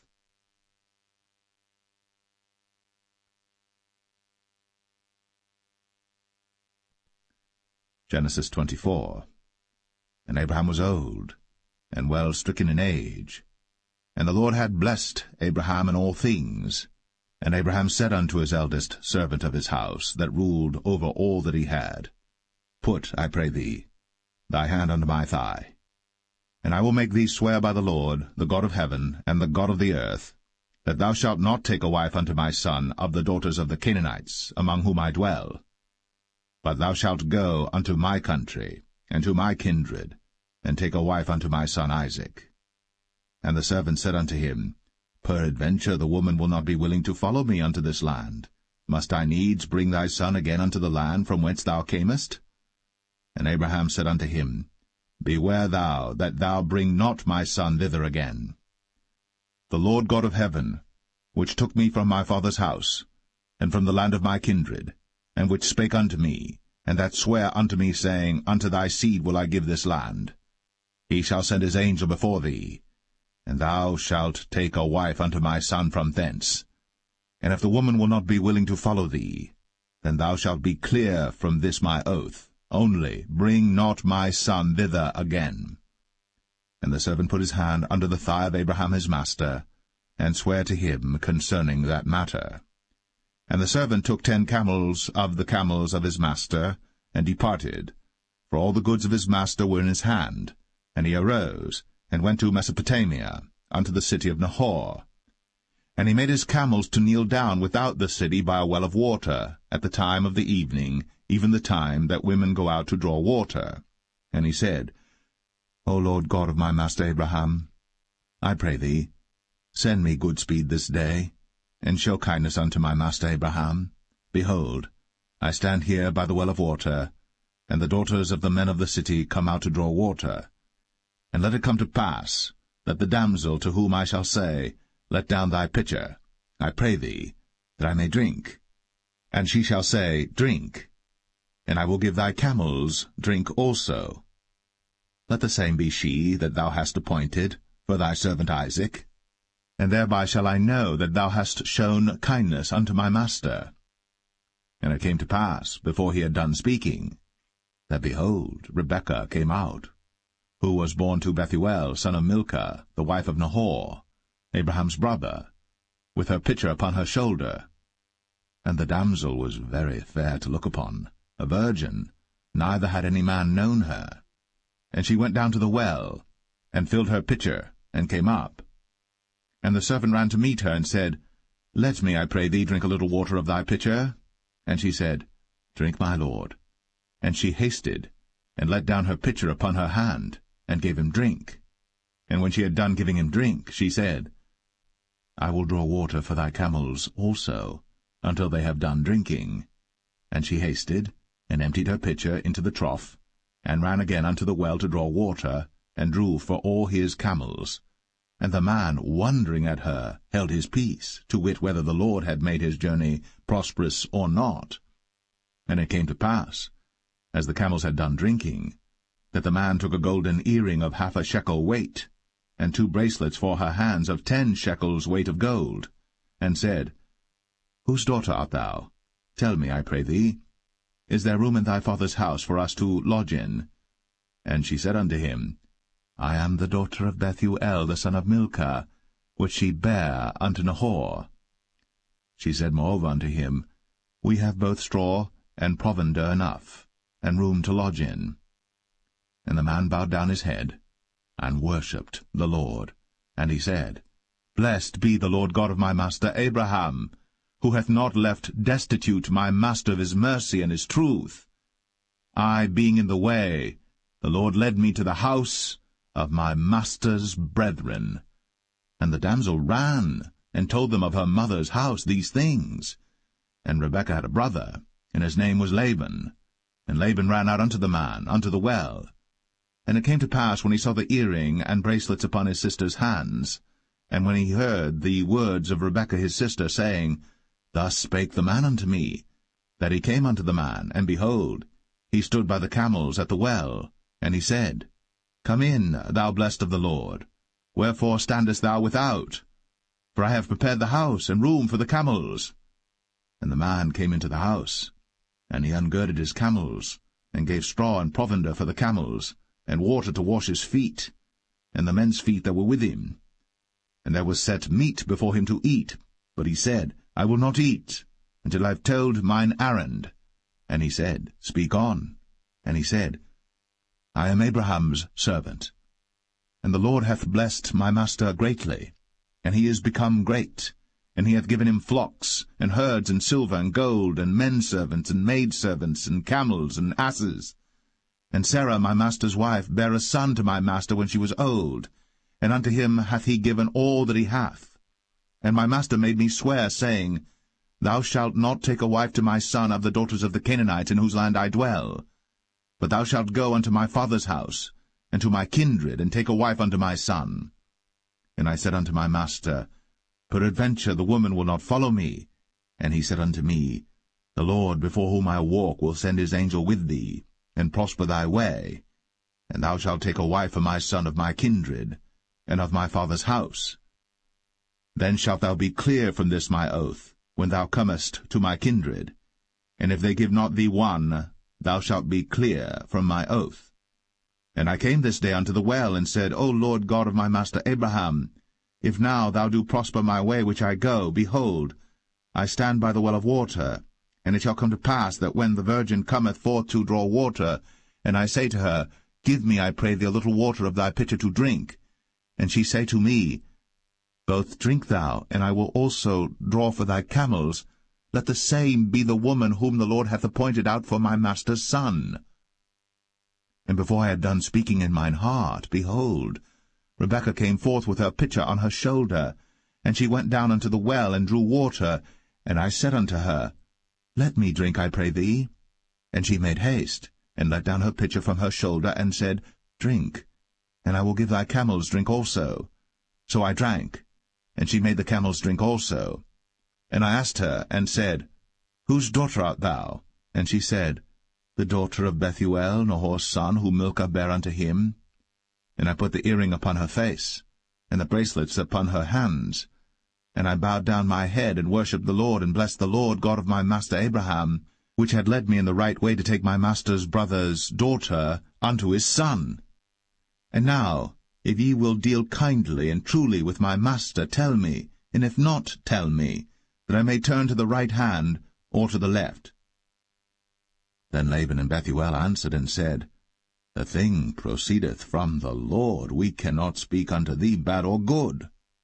Behold, Rebekah is before thee. Take her and go, and let her be thy master's son's wife, as the Lord hath spoken. And it came to pass that when Abraham's servant heard their words, He worshipped the Lord, bowing himself to the earth. And the servant brought forth jewels of silver and jewels of gold and raiment, and gave them to Rebekah. He gave also to her brother and to her mother precious things. And they did eat and drink, he and the men that were with him, and tarried all night. And they rose up in the morning, and he said, Send me away unto my master. And her brother and her mother said, Let the damsel abide with us a few days, at the least 10.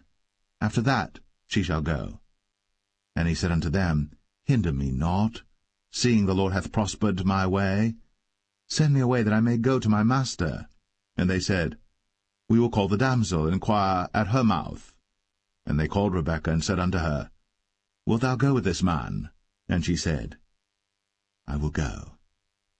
And they sent away Rebekah, their sister, and her nurse, and Abraham's servant, and his men. And they blessed Rebekah, and said unto her, Thou art our sister.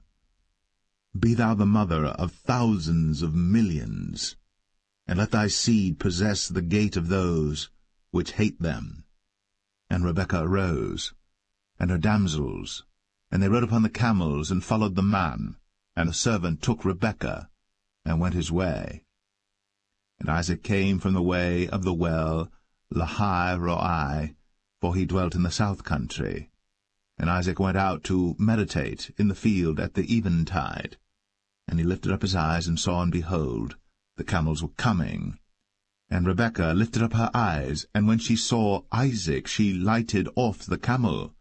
For she had said unto the servant, What man is this that walketh in the field to meet us? And the servant had said, It is my master. Therefore she took a veil, and covered herself. And the servant told Isaac all things that he had done.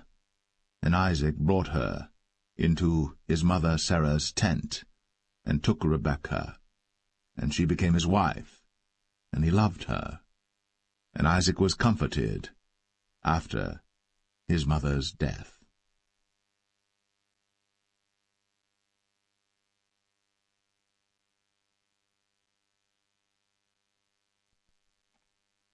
Genesis 25. Then again Abraham took a wife, and her name was Keturah. And she bare him Zimran, and Jokshan, and Medan, and Midian, and Ishbak, and Shua. And Jokshan begat Sheba and Dedan. And the sons of Dedan were Ashrim, and Letashim, and Leumim. And the sons of Midian, Ephah and Epher, and Hanok, and Abidah, and Eldaah. All these were the children of Keturah. And Abraham gave all that he had unto Isaac. But unto the sons of the concubines which Abraham had, Abraham gave gifts, and sent them away from Isaac his son while he yet lived, eastward unto the east country. And these are the days of the years of Abraham's life which he lived, 160 years. Then Abraham gave up the ghost, and died in a good old age, an old man, and full of years, and was gathered to his people. And his sons Isaac and Ishmael buried him in the cave of Machpelah in the field of Ephron the son of Zohar the Hittite, which is before Mamre, the field which Abraham purchased of the sons of Heth. There was Abraham buried, and Sarah his wife. And it came to pass after the death of Abraham that God blessed his son Isaac, and Isaac dwelt by the well Lahai-Roi. Now these are the generations of Ishmael, Abraham's son, whom Hagar the Egyptian, Sarah's handmaid, bare unto Abraham. And these are the names of the sons of Ishmael, by their names according to their generations: the firstborn of Ishmael, Nebajoth, and Kedar, and Abiel, and Mibsam, and Mishma, and Dumah, and Massa, Hadar, and Tema, Jetur, Naphish, and Kedemah. These are the sons of Ishmael, and these are their names by their towns and by their castles, 12 princes according to their nations. And these are the years of the life of Ishmael, 137 years. And he gave up the ghost, and died, and was gathered unto his people. And they dwelt from Havilah unto Shur, that is before Egypt, as thou goest toward Assyria. And he died in the presence of all his brethren. And these are the generations of Isaac, Abraham's son. Abraham begat Isaac. And Isaac was 40 years old when he took Rebekah to wife, the daughter of Bethuel the Syrian of Padan Aram, the sister to Laban the Syrian. And Isaac entreated the Lord for his wife, because she was barren. And the Lord was entreated of him, and Rebekah his wife conceived. And the children struggled together within her. And she said, If it be so, why am I thus? And she went to inquire of the Lord. And the Lord said unto her, 2 nations are in thy womb, and 2 manner of people shall be separated from thy bowels. And the one people shall be stronger than the other people, and the elder shall serve the younger. And when her days to be delivered were fulfilled, behold, there were twins in her womb. And the first came out red, all over, like an hairy garment. And they called his name Esau. And after that came his brother out, and his hand took hold on Esau's heel, and his name was called Jacob. And Isaac was 80 years old when she bare them. And the boys grew, and Esau was a cunning hunter, a man of the field, and Jacob was a plain man, dwelling in tents. And Isaac loved Esau because he did eat of his venison, but Rebekah loved Jacob. And Jacob sod pottage, and Esau came from the field, and he was faint. And Esau said to Jacob, Feed me, I pray thee, with that same red pottage, for I am faint. Therefore was his name called Edom. And Jacob said, Sell me this day thy birthright. And Esau said, Behold, I am at the point to die, and what profit shall this birthright do to me? And Jacob said, Swear to me this day. And he sware unto him, and he sold his birthright unto Jacob. Then Jacob gave Esau bread and pottage of lentils, and he did eat and drink, and rose up, and went his way. Thus Esau despised his birthright.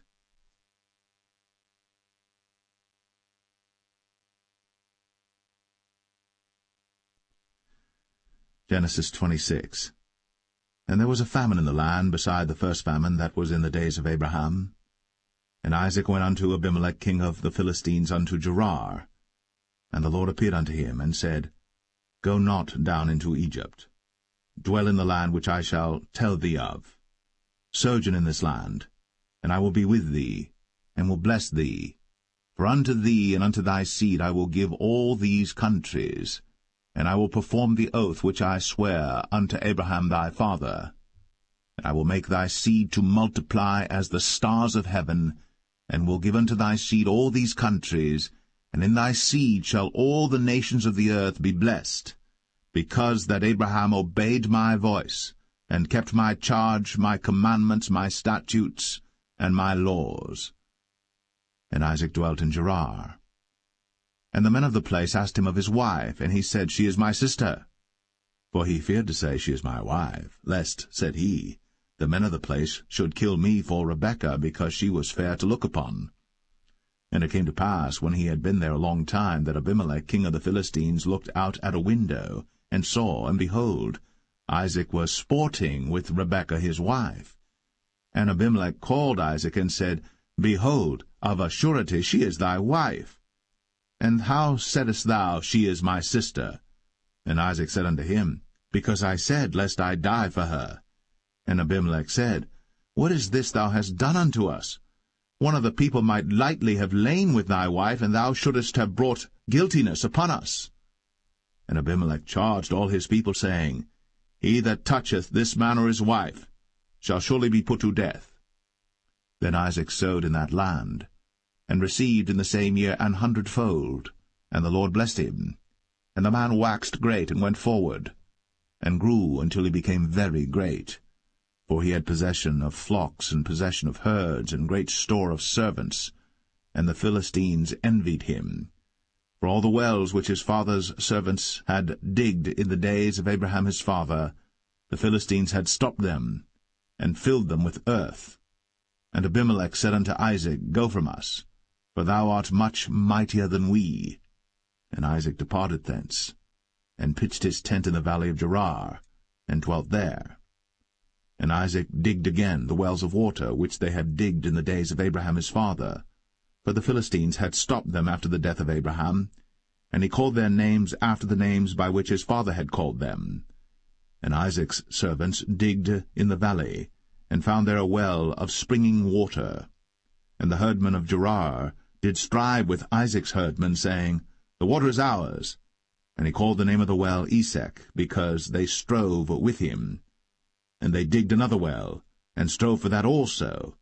And he called the name of it Sitnah. And he removed from thence, and digged another well, and for that they strove not. And he called the name of it Rehoboth. And he said, For now the Lord hath made room for us, and we shall be fruitful in the land. And he went up from thence to Beersheba. And the Lord appeared unto him the same night, and said, I am the God of Abraham thy father. Fear not, for I am with thee, and will bless thee, and multiply thy seed for my servant Abraham's sake.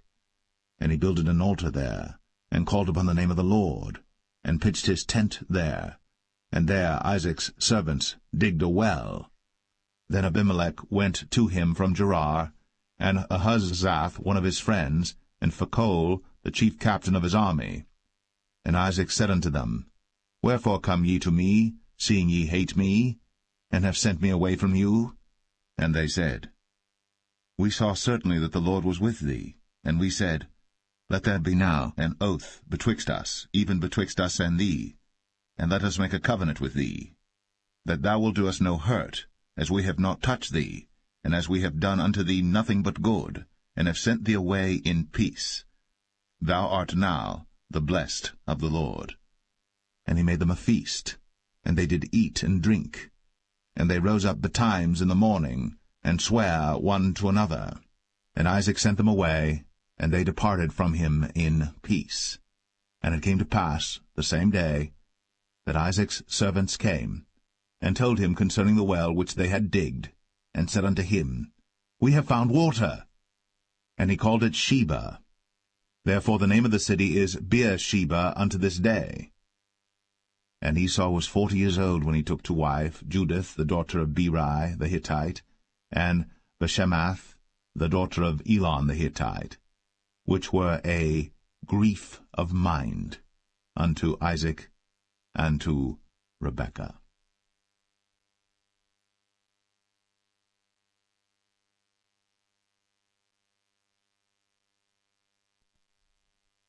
Genesis 27.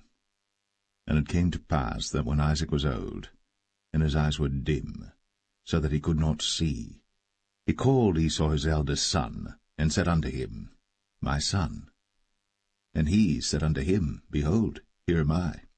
And he said, Behold now, I am old, I know not the day of my death.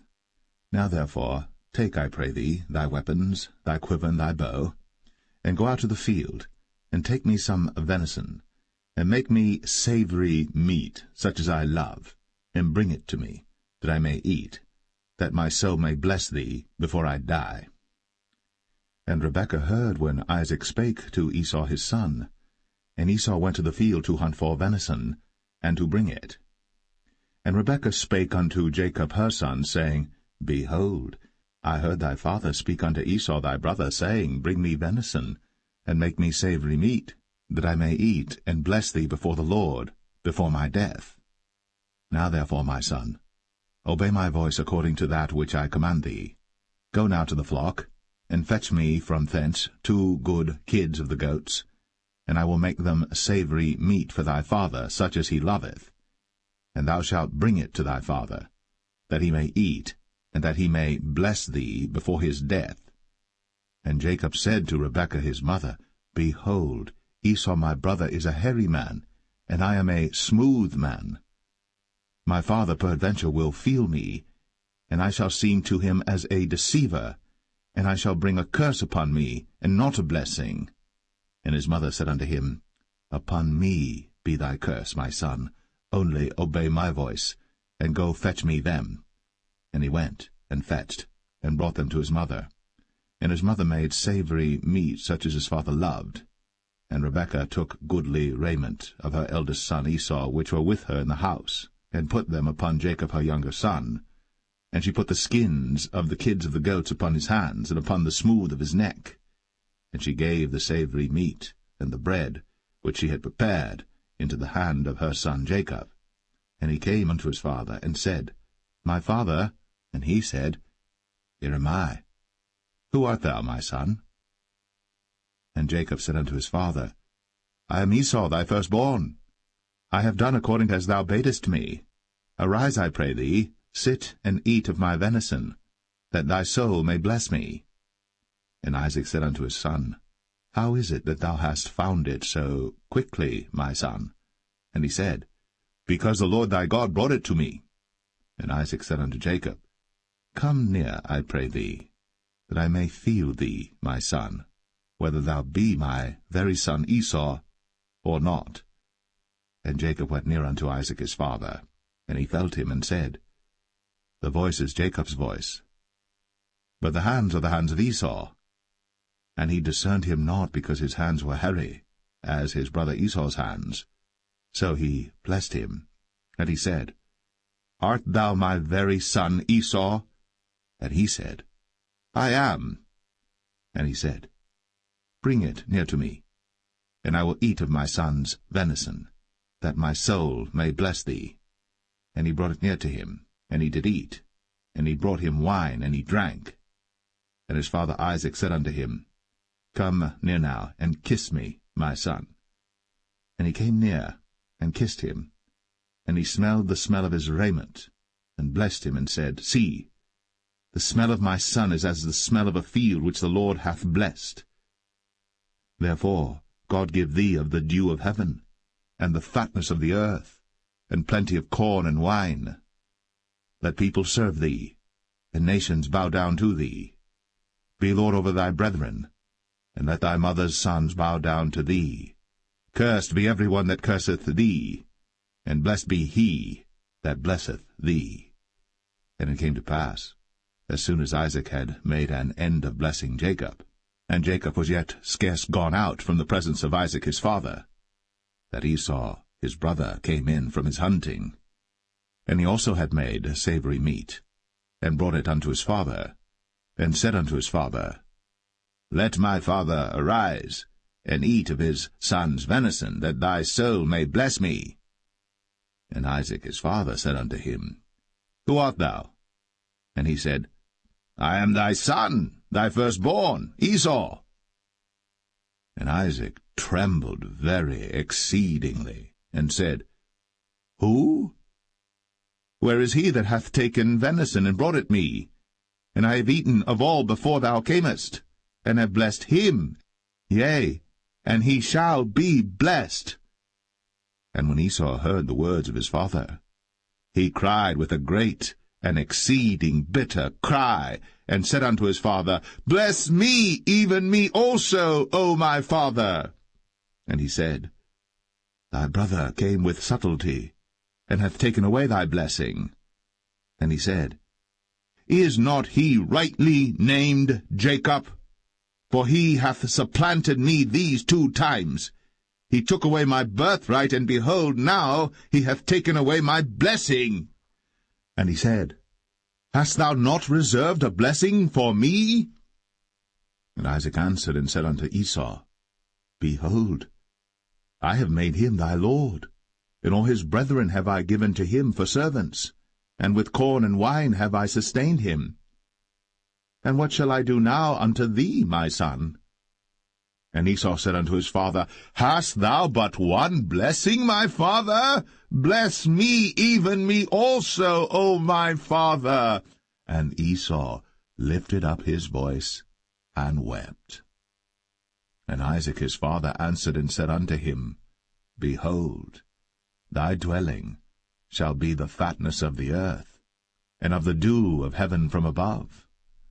And by thy sword shalt thou live, and shalt serve thy brother. And it shall come to pass that when thou shalt have the dominion, that thou shalt break his yoke from off thy neck. And Esau hated Jacob, because of the blessing wherewith his father blessed him. And Esau said in his heart, The days of mourning for my father are at hand. Then will I slay my brother Jacob. And these words of Esau her elder son were told to Rebekah, and she sent and called Jacob her younger son, and said unto him, Behold, thy brother Esau, as touching thee, doth comfort himself, purposing to kill thee. Now therefore, my son, obey my voice, and arise. Flee thou to Laban my brother, to Haran, and tarry with him a few days, until thy brother's fury turn away, until thy brother's anger turn away from thee, and he forget that which thou hast done to him. Then I will send and fetch thee from thence. Why should I be deprived also of you both in one day? And Rebekah said to Isaac, I am weary of my life because of the daughters of Heth. If Jacob take a wife of the daughters of Heth, such as these which are of the daughters of the land, what good shall my life do me?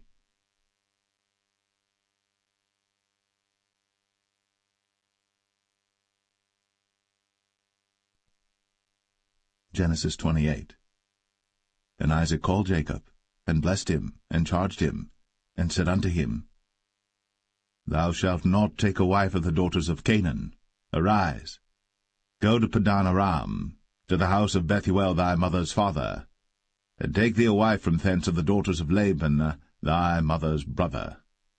And God Almighty bless thee, and make thee fruitful, and multiply thee, that thou mayest be a multitude of people, and give thee the blessing of Abraham to thee, and to thy seed with thee, that thou mayest inherit the land wherein thou art a stranger, which God gave unto Abraham.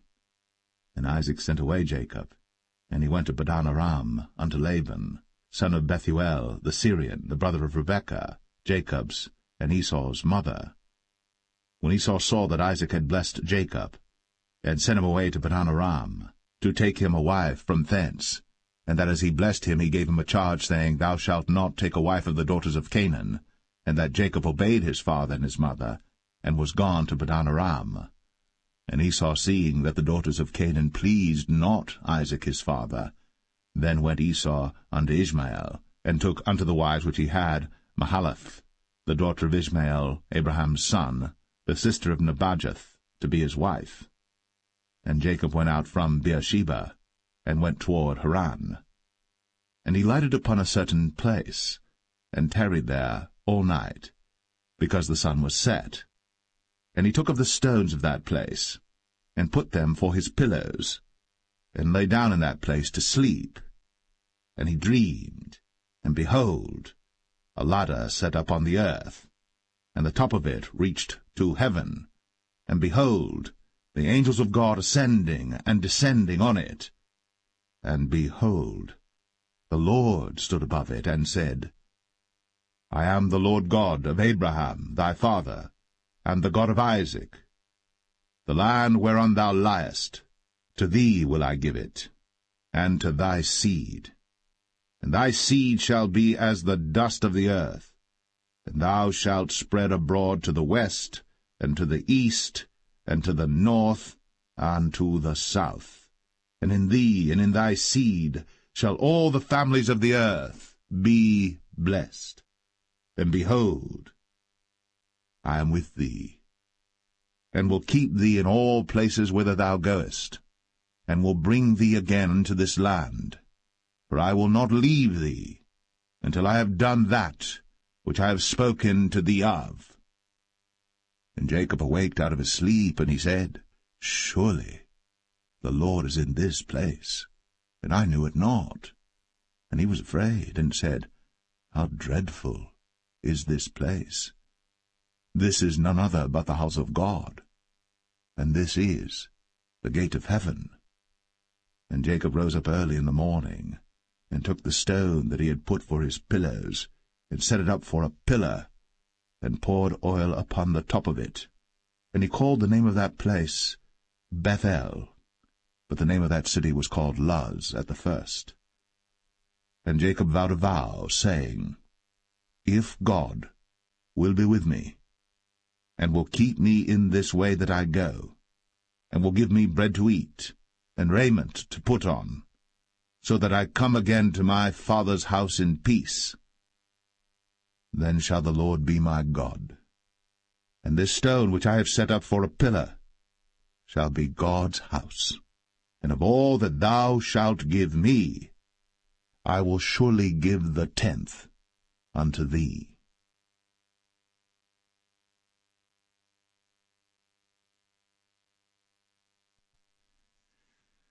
Genesis 29.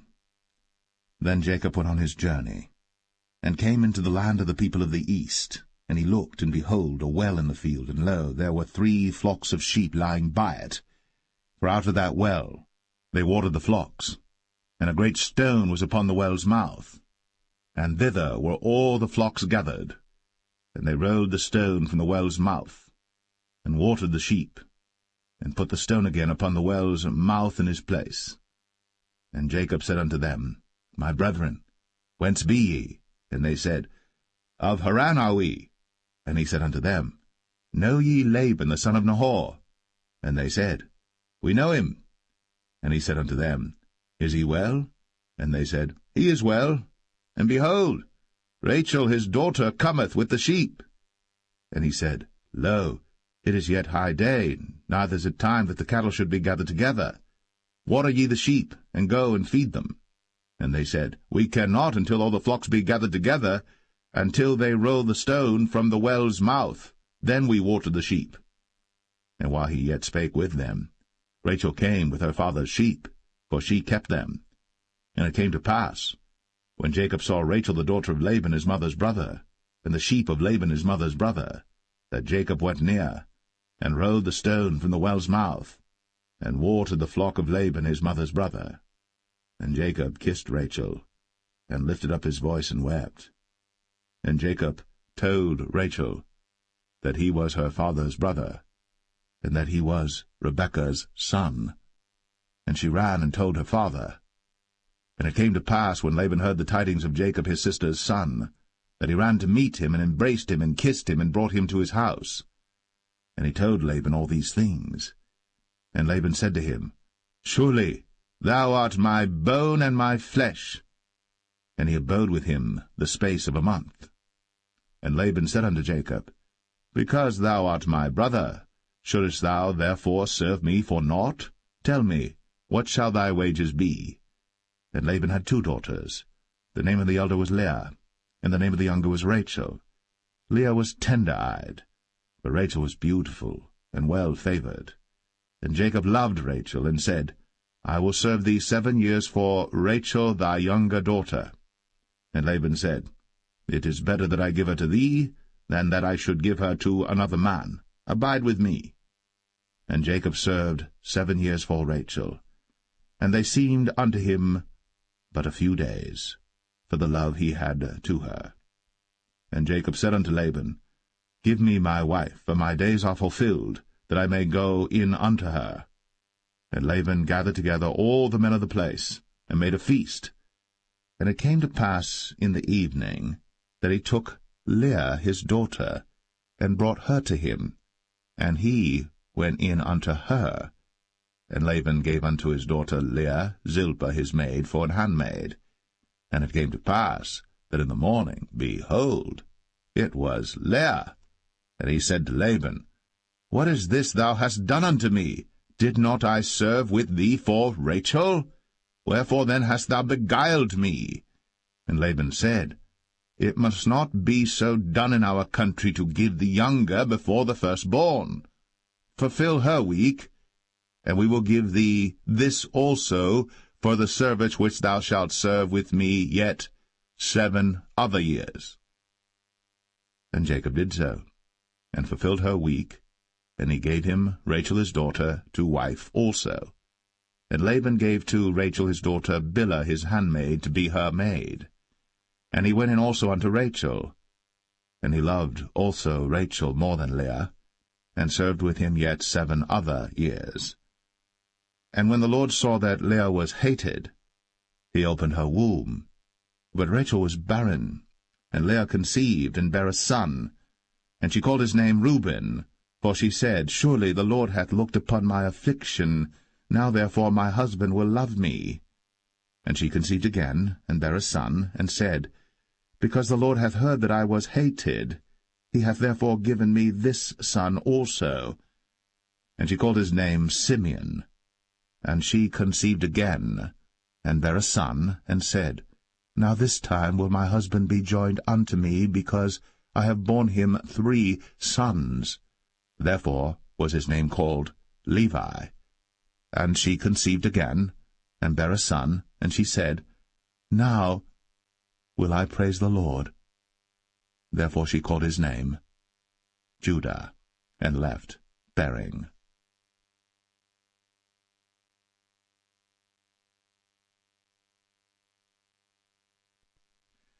Genesis 30. And when Rachel saw that she bare Jacob no children, Rachel envied her sister, and said unto Jacob, Give me children, or else I die. And Jacob's anger was kindled against Rachel, and he said, Am I in God's stead, who hath withheld from thee the fruit of the womb? And she said, Behold my maid Bilhah, go in unto her, and she shall bear upon my knees, that I may also have children by her. And she gave him Bilhah her handmaid to wife, and Jacob went in unto her. And Bilhah conceived, and bare Jacob a son. And Rachel said, God hath judged me, and hath also heard my voice, and hath given me a son. Therefore called she his name Dan. And Bilhah Rachel's maid conceived again, and bare Jacob a second son. And Rachel said, With great wrestlings have I wrestled with my sister, and I have prevailed. And she called his name Naphtali. When Leah saw that she had left bearing, she took Zilpah her maid, and gave her Jacob to wife. And Zilpah Leah's maid bare Jacob a son. And Leah said, A troop cometh. And she called his name Gad. And Zilpah Leah's maid bare Jacob a second son. And Leah said, Happy am I, for the daughters will call me blessed. And she called his name Asher. And Reuben went in the days of wheat harvest, and found mandrakes in the field, and brought them unto his mother Leah. Then Rachel said to Leah, Give me, I pray thee, of thy son's mandrakes. And she said unto her, Is it a small matter that thou hast taken my husband? And wouldst thou take away my son's mandrakes also? And Rachel said, Therefore he shall lie with thee tonight, for thy son's mandrakes. And Jacob came out of the field in the evening, and Leah went out to meet him, and said, Thou must come in unto me, for surely I have hired thee with my son's mandrakes. And he lay with her that night. And God hearkened unto Leah, and she conceived, and bare Jacob the 5th son. And Leah said, God hath given me my hire, because I have given my maiden to my husband. And she called his name Issachar. And Leah conceived again, and bare Jacob the 6th son. And Leah said, God hath endued me with a good dowry. Now will my husband dwell with me, because I have borne him 6 sons. And she called his name Zebulun. And afterwards she bare a daughter, and called her name Dinah. And God remembered Rachel, and God hearkened to her, and opened her womb. And she conceived, and bare a son, and said, God hath taken away my reproach. And she called his name Joseph, and said, The Lord shall add to me another son. And it came to pass, when Rachel had borne Joseph, that Jacob said unto Laban, Send me away, that I may go unto mine own place, and to my country. Give me my wives and my children, for whom I have served thee, and let me go, for thou knowest my service which I have done thee. And Laban said unto him, I pray thee, if I have found favor in thine eyes, tarry, for I have learned by experience that the Lord hath blessed me for thy sake. And he said, Appoint me thy wages, and I will give it. And he said unto him, Thou knowest how I have served thee, and how thy cattle was with me. For it was little which thou hadst before I came, and it is now increased unto a multitude. And the Lord hath blessed thee since my coming. And now, when shall I provide for mine own house also? And he said, What shall I give thee? And Jacob said, Thou shalt not give me anything.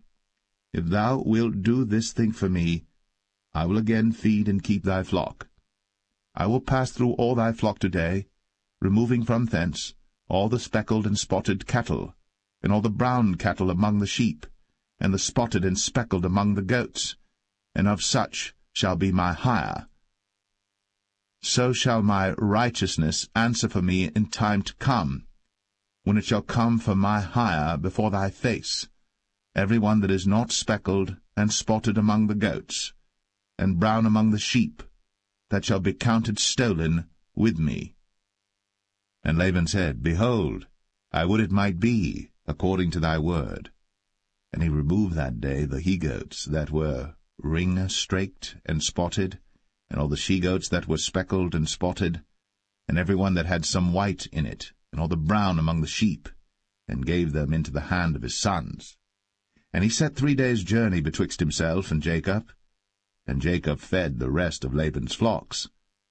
And Jacob took him rods of green poplar, and of the hazel and chestnut tree, and pilled white strakes in them, and made the white appear which was in the rods. And he set the rods which he had pilled before the flocks in the gutters, in the watering troughs, when the flocks came to drink, that they should conceive when they came to drink. And the flocks conceived before the rods, and brought forth cattle ring-straked, speckled, and spotted. And Jacob did separate the lambs, and set the faces of the flocks toward the ring-straked, and all the brown in the flock of Laban. And he put his own flocks by themselves, and put them not unto Laban's cattle. And it came to pass, whensoever the stronger cattle did conceive, that Jacob laid the rods before the eyes of the cattle in the gutters, that they might conceive among the rods. But when the cattle were feeble, he put them not in. So the feebler were Laban's, and the stronger Jacob's. And the man increased exceedingly, and had much cattle, and maidservants, and menservants, and camels, and asses.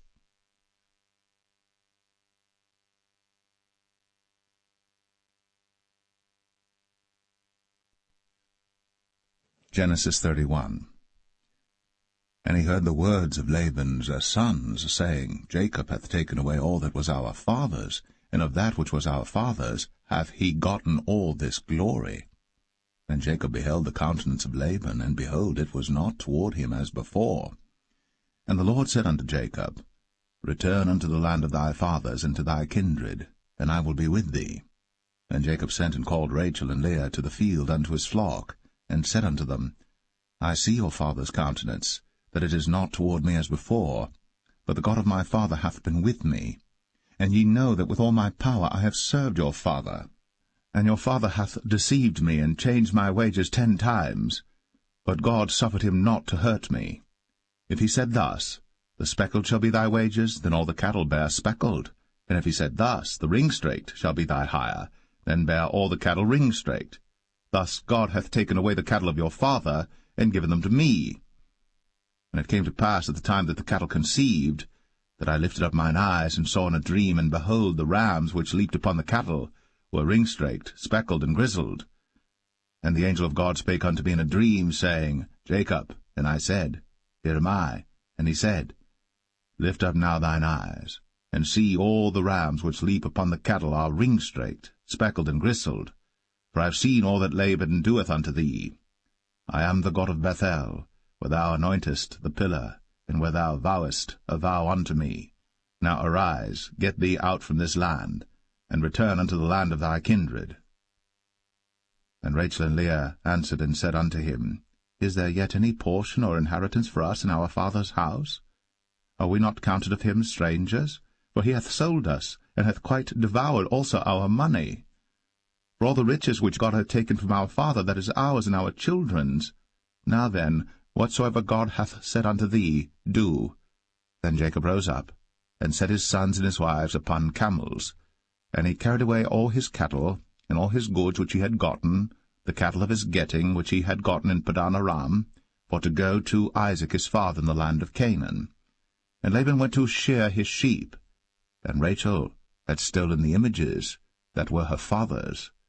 And Jacob stole away unawares to Laban the Syrian, in that he told him not that he fled. So he fled with all that he had, and he rose up and passed over the river, and set his face toward the Mount Gilead. And it was told Laban on the 3rd day that Jacob was fled. And he took his brethren with him, and pursued after him 7 days' journey. And they overtook him in the Mount Gilead. And God came to Laban the Syrian in a dream by night, and said unto him, Take heed that thou speak not to Jacob either good or bad. Then Laban overtook Jacob. Now Jacob had pitched his tent in the mount, and Laban with his brethren pitched in the Mount of Gilead. And Laban said to Jacob, What hast thou done, that thou hast stolen away unawares to me, and carried away my daughters as captives taken with the sword? Wherefore didst thou flee away secretly, and steal away from me, and didst not tell me, that I might have sent thee away with mirth, and with songs, with tabret, and with harp, and hast not suffered me to kiss my sons and my daughters? Thou hast now done foolishly in so doing. It is in the power of my hand to do you hurt. But the God of your father spake unto me yesternight, saying, Take thou heed that thou speak not to Jacob either good or bad. And now, though thou wouldst needs be gone, because thou sore longest after thy father's house, yet wherefore hast thou stolen my gods? And Jacob answered and said to Laban, Because I was afraid, for I said, Peradventure thou wouldst take by force thy daughters from me. With whomsoever thou findest thy gods, let him not live. Before our brethren discern thou what is thine with me, and take it to thee. For Jacob knew not that Rachel had stolen them. And Laban went into Jacob's tent, and into Leah's tent, and into the 2 maidservants' tents, but he found them not. Then went he out of Leah's tent, and entered into Rachel's tent.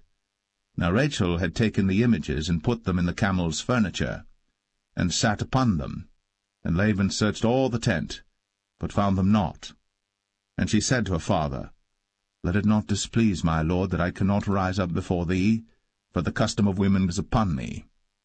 And he searched, but found not the images. And Jacob was wroth, and chode with Laban. And Jacob answered and said to Laban, What is my trespass? What is my sin, that thou hast so hotly pursued after me? Whereas thou hast searched all my stuff, what hast thou found of all thy household stuff? Set it here before my brethren and thy brethren, that they may judge betwixt us both. This 20 years have I been with thee. Thy ewes and thy she-goats have not cast their young, and the rams of thy flock have I not eaten. That which was torn of beasts I brought not unto thee. I bear the loss of it. Of my hand didst thou require it, whether stolen by day or stolen by night. Thus I was. In the day the drought consumed me, and the frost by night, and my sleep departed from mine eyes. Thus have I been 20 years in thy house. I served thee 14 years for thy 2 daughters, and 6 years for thy cattle, and thou hast changed my wages 10 times. Except the God of my father, the God of Abraham, and the fear of Isaac had been with me, surely thou hadst sent me away now empty. God hath seen my affliction, and the labor of my hands, and rebuked thee yesternight. And Laban answered and said unto Jacob, These daughters are my daughters, and these children are my children, and these cattle are my cattle, and all that thou seest is mine. And what can I do this day unto these my daughters, or unto their children which they have borne? Now therefore come thou, let us make a covenant, I and thou, and let it be for a witness between me and thee. And Jacob took a stone, and set it up for a pillar. And Jacob said unto his brethren, Gather stones. And they took stones, and made an heap, and they did eat thereupon the heap. And Laban called it Jegar-sahadathah, but Jacob called it Galeed. And Laban said, This heap is a witness between me and thee this day. Therefore was the name of it called Galeed. And Mizpah, for he said, The Lord watch between me and thee, when we are absent one from another. If thou shalt afflict my daughters, or if thou shalt take other wives beside my daughters, no man is with us. See, God is witness betwixt me and thee. And Laban said to Jacob, Behold this heap, and behold this pillar, which I have cast betwixt me and thee. This heap be witness, and this pillar be witness, that I will not pass over this heap to thee, and that thou shalt not pass over this heap and this pillar unto me for harm. The God of Abraham and the God of Nahor, the God of their father, judge betwixt us. And Jacob sware by the fear of his father Isaac. Then Jacob offered sacrifice upon the mount, and called his brethren to eat bread. And they did eat bread, and tarried all night in the mount. And early in the morning Laban rose up, and kissed his sons and his daughters, and blessed them. And Laban departed, and returned unto his place.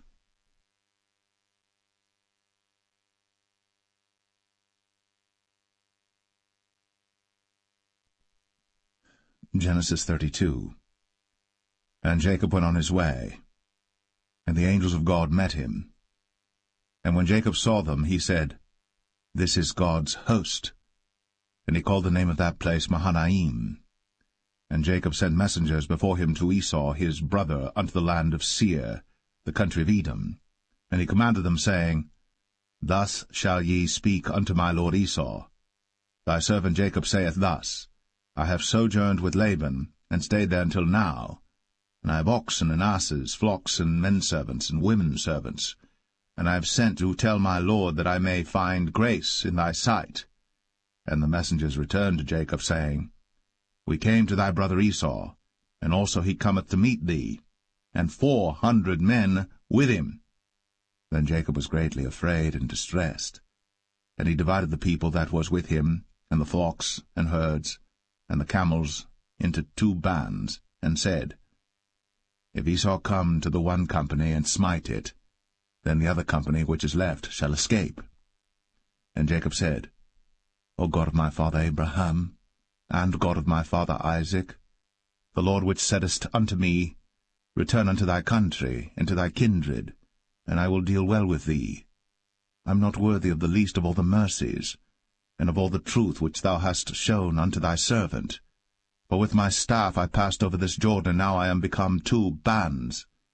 Deliver me, I pray thee, from the hand of my brother, from the hand of Esau, for I fear him, lest he will come and smite me, and the mother with the children.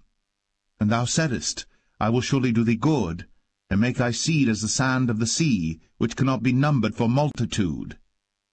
And he lodged there that same night, and took of that which came to his hand a present for Esau his brother, 200 she-goats, and 20 he-goats, 200 ewes, and 20 rams, 30 milch camels with their coats, 40 kine, and 10 bulls, 20 she-asses, and 10 foals. And he delivered them into the hand of his servants, every drove by themselves, and said unto his servants, Pass over before me, and put a space betwixt drove and drove. And he commanded the foremost, saying, When Esau my brother meeteth thee, and asketh thee, saying, Whose art thou? And whither goest thou? And whose are these before thee? Then thou shalt say, They be thy servant Jacob's. It is a present sent unto my lord Esau, and behold, also he is behind us. And so commanded he the second and the third, and all that followed the drove, saying, On this manner shall ye speak unto Esau, when ye find him. And say ye moreover, Behold, thy servant Jacob is behind us. For he said, I will appease him with the present that goeth before me, and afterward I will see his face. Peradventure he will accept of me. So went the present over before him, and himself lodged that night in the company. And he rose up that night, and took his 2 wives, and his 2 women servants, and his 11 sons, and passed over the ford Jabbok. And he took them, and sent them over the brook, and sent over that he had. And Jacob was left alone. And there wrestled a man with him until the breaking of the day.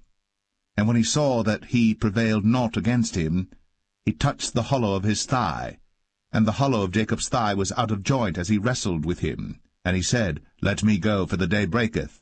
And he said, I will not let thee go, except thou bless me. And he said unto him, What is thy name? And he said, Jacob. And he said, Thy name shall be called no more Jacob, but Israel. For as a prince hast thou power with God and with men, and hast prevailed. And Jacob asked him, and said, Tell me, I pray thee, thy name. And he said, Wherefore is it that thou dost ask after my name? And he blessed him there. And Jacob called the name of the place Peniel, for I have seen God face to face, and my life is preserved. And as he passed over Penuel, the sun rose upon him, and he halted upon his thigh. Therefore the children of Israel eat not of the sinew which shrank, which is upon the hollow of the thigh, unto this day, because he touched the hollow of Jacob's thigh in the sinew that shrank.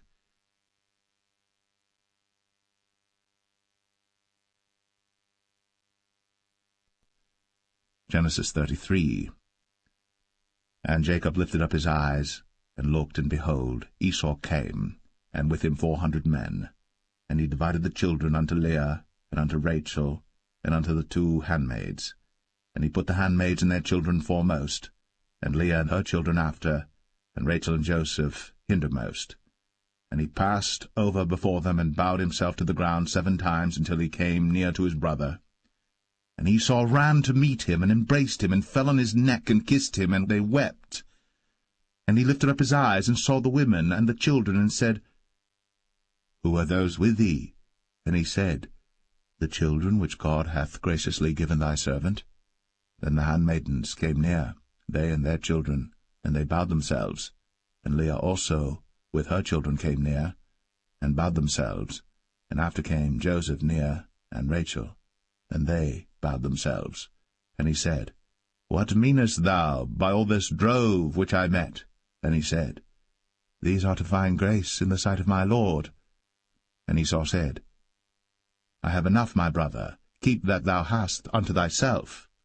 And Jacob said, Nay, I pray thee, if now I have found grace in thy sight, then receive my present at my hand, for therefore I have seen thy face as though I had seen the face of God, and thou wast pleased with me. Take, I pray thee, my blessing that is brought to thee, because God hath dealt graciously with me, and because I have enough. And he urged him, and he took it. And he said, Let us take our journey, and let us go, and I will go before thee. And he said unto him, My Lord knoweth that the children are tender, and the flocks and herds with young are with me. And if men should overdrive them one day, all the flock will die. Let my Lord, I pray thee, pass over before his servant, and I will lead on softly, according as the cattle that goeth before me, and the children be able to endure, until I come unto my Lord, unto Seir. And Esau said, Let me now leave with thee some of the folk that are with me. And he said, What needeth it? Let me find grace in the sight of my Lord. So Esau returned that day on his way unto Seir. And Jacob journeyed to Succoth, and built him an house, and made booths for his cattle. Therefore the name of the place is called Succoth. And Jacob came to Shem, a city of Shechem, which is in the land of Canaan, when he came from Padan Aram, and pitched his tent before the city. And he bought a parcel of a field, where he had spread his tent, at the hand of the children of Hamor, Shechem's father, for 100 pieces of money. And he erected there an altar, and called it El Elohe Israel.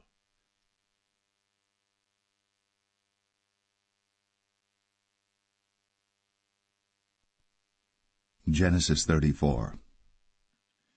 And Dinah the daughter of Leah, which she bare unto Jacob, went out to see the daughters of the land. And when Shechem, the son of Hamor the Hivite, prince of the country, saw her, he took her, and lay with her, and defiled her. And his soul clave unto Dinah the daughter of Jacob, and he loved the damsel, and spake kindly unto the damsel. And Shechem spake unto his father Hamor, saying, Get me this damsel to wife. And Jacob heard that he had defiled Dinah his daughter. Now his sons were with his cattle in the field, and Jacob held his peace until they were come. And Hamor the father of Shechem went out unto Jacob to commune with him. And the sons of Jacob came out of the field when they heard it, and the men were grieved, and they were very wroth, because he had wrought folly in Israel, in lying with Jacob's daughter, which thing ought not to be done. And Hamor communed with them, saying, The soul of my son Shechem longeth for your daughter. I pray you, give her him to wife. And make ye marriages with us, and give your daughters unto us, and take our daughters unto you. And ye shall dwell with us, and the land shall be before you. Dwell and trade ye therein, and get you possessions therein. And Shechem said unto her father and unto her brethren, Let me find grace in your eyes, and what ye shall say unto me I will give. Ask me never so much dowry and gift, and I will give according as ye shall say unto me. But give me the damsel to wife. And the sons of Jacob answered Shechem and Hamor his father deceitfully, and said, because he had defiled Dinah their sister, and they said unto them, We cannot do this thing to give our sister to one that is uncircumcised, for that were a reproach unto us. But in this will we consent unto you. If ye will be as we be, that every male of you be circumcised, then will we give our daughters unto you, and we will take your daughters to us, and we will dwell with you, and we will become one people. But if ye will not hearken unto us to be circumcised, then we will take our daughter, and we will be gone. And their words pleased Hamor and Shechem, Hamor's son. And the young man deferred not to do the thing, because he had delight in Jacob's daughter, and he was more honorable than all the house of his father. And Hamor and Shechem his son came unto the gate of their city, and communed with the men of their city, saying, These men are peaceable with us. Therefore let them dwell in the land, and trade therein. For the land, behold, it is large enough for them. Let us take their daughters to us for wives, and let us give them our daughters. Only herein will the men consent unto us, for to dwell with us, to be one people, if every male among us be circumcised, as they are circumcised. Shall not their cattle and their substance and every beast of theirs be ours? Only let us consent unto them, and they will dwell with us. And unto Hamor and unto Shechem his son hearkened all that went out of the gate of his city, and every male was circumcised, all that went out of the gate of his city. And it came to pass on the third day, when they were sore, that two of the sons of Jacob, Simeon and Levi, Dinah's brethren, took each man his sword, and came upon the city boldly, and slew all the males. And they slew Hamor and Shechem his son with the edge of the sword, and took Dinah out of Shechem's house, and went out. The sons of Jacob came upon the slain, and spoiled the city, because they had defiled their sister. They took their sheep and their oxen, and their asses, and that which was in the city, and that which was in the field, and all their wealth, and all their little ones, and their wives took they captive, and spoiled even all that was in the house. And Jacob said to Simeon and Levi, Ye have troubled me to make me to stink among the inhabitants of the land, among the Canaanites and the Perizzites. And I, being few in number, they shall gather themselves together against me, and slay me, and I shall be destroyed, I and my house. And they said, Should he deal with our sister as with an harlot?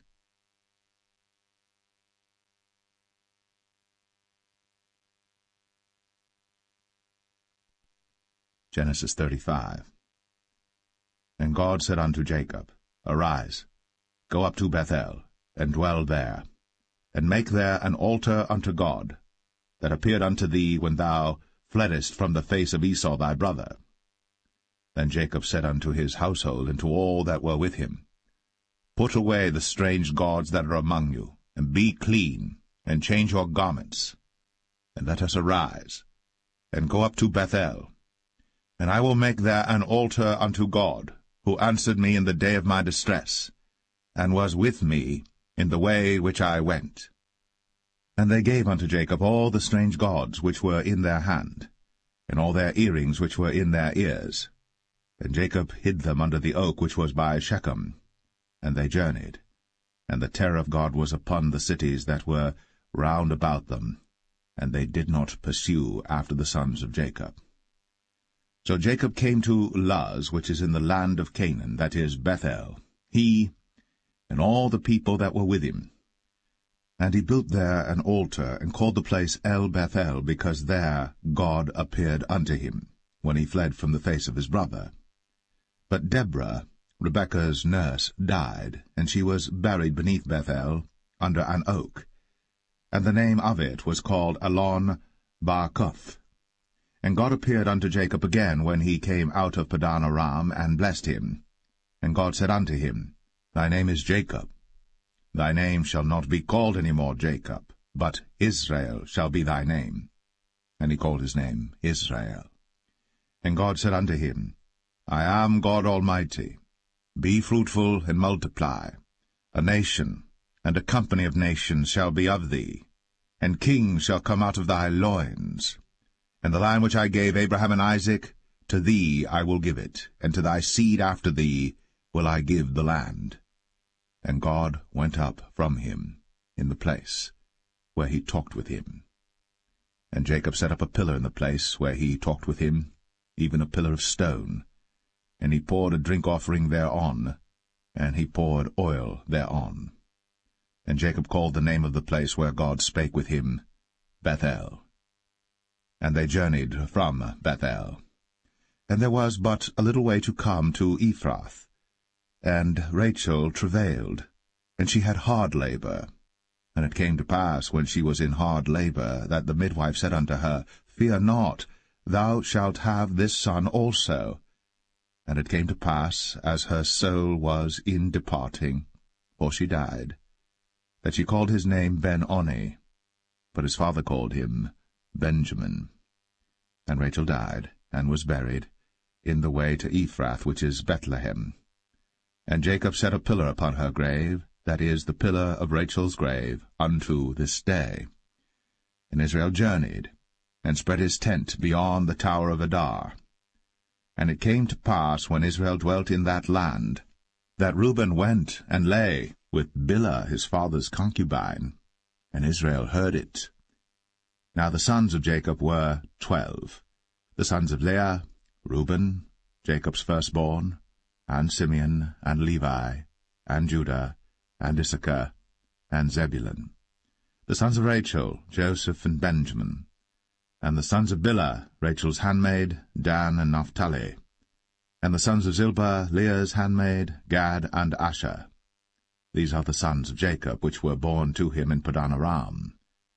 And Jacob came unto Isaac his father unto Mamre, unto the city of Arba, which is Hebron, where Abraham and Isaac sojourned. And the days of Isaac were 180 years. And Isaac gave up the ghost, and died, and was gathered unto his people, being old and full of days. And his sons Esau and Jacob buried him.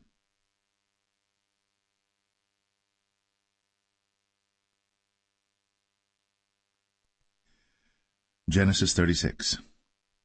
Now these are the generations of Esau, who is Edom.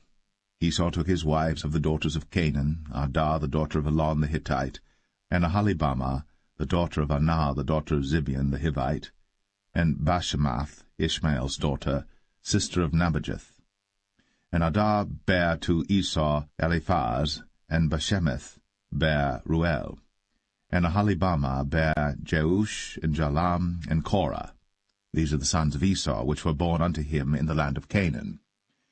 And Esau took his wives, and his sons, and his daughters, and all the persons of his house, and his cattle, and all his beasts, and all his substance, which he had got in the land of Canaan, and went into the country from the face of his brother Jacob. For their riches were more than that they might dwell together, and the land wherein they were strangers could not bear them because of their cattle. Thus dwelt Esau in Mount Seir. Esau is Edom. And these are the generations of Esau, the father of the Edomites, in Mount Seir. These are the names of Esau's sons: Eliphaz the son of Adah, the wife of Esau; Ruel the son of Bashemath, the wife of Esau. And the sons of Eliphaz were Teman, Omar, Zepho, and Gatam, and Kenaz. And Timnah was concubine to Eliphaz, Esau's son, and she bare to Eliphaz Amalek. These were the sons of Adah, Esau's wife. And these are the sons of Reuel, Nahath, and Zerah, Shammah, and Mizah. These were the sons of Bashemath, Esau's wife. And these were the sons of Aholibamah, the daughter of Anah, the daughter of Zibeon, Esau's wife. And she bare to Esau Jeush, and Jalam, and Korah. These were dukes of the sons of Esau. The sons of Eliphaz, the firstborn son of Esau: Duke Teman, Duke Omar, Duke Zepho, Duke Kenaz, Duke Korah, Duke Gatam, and Duke Amalek. These are the dukes that came of Eliphaz in the land of Edom. These were the sons of Adah. And these are the sons of Reuel, Esau's son, Duke Nahath, Duke Zerah, Duke Shammah, Duke Mizah. These are the dukes that came of Reuel in the land of Edom.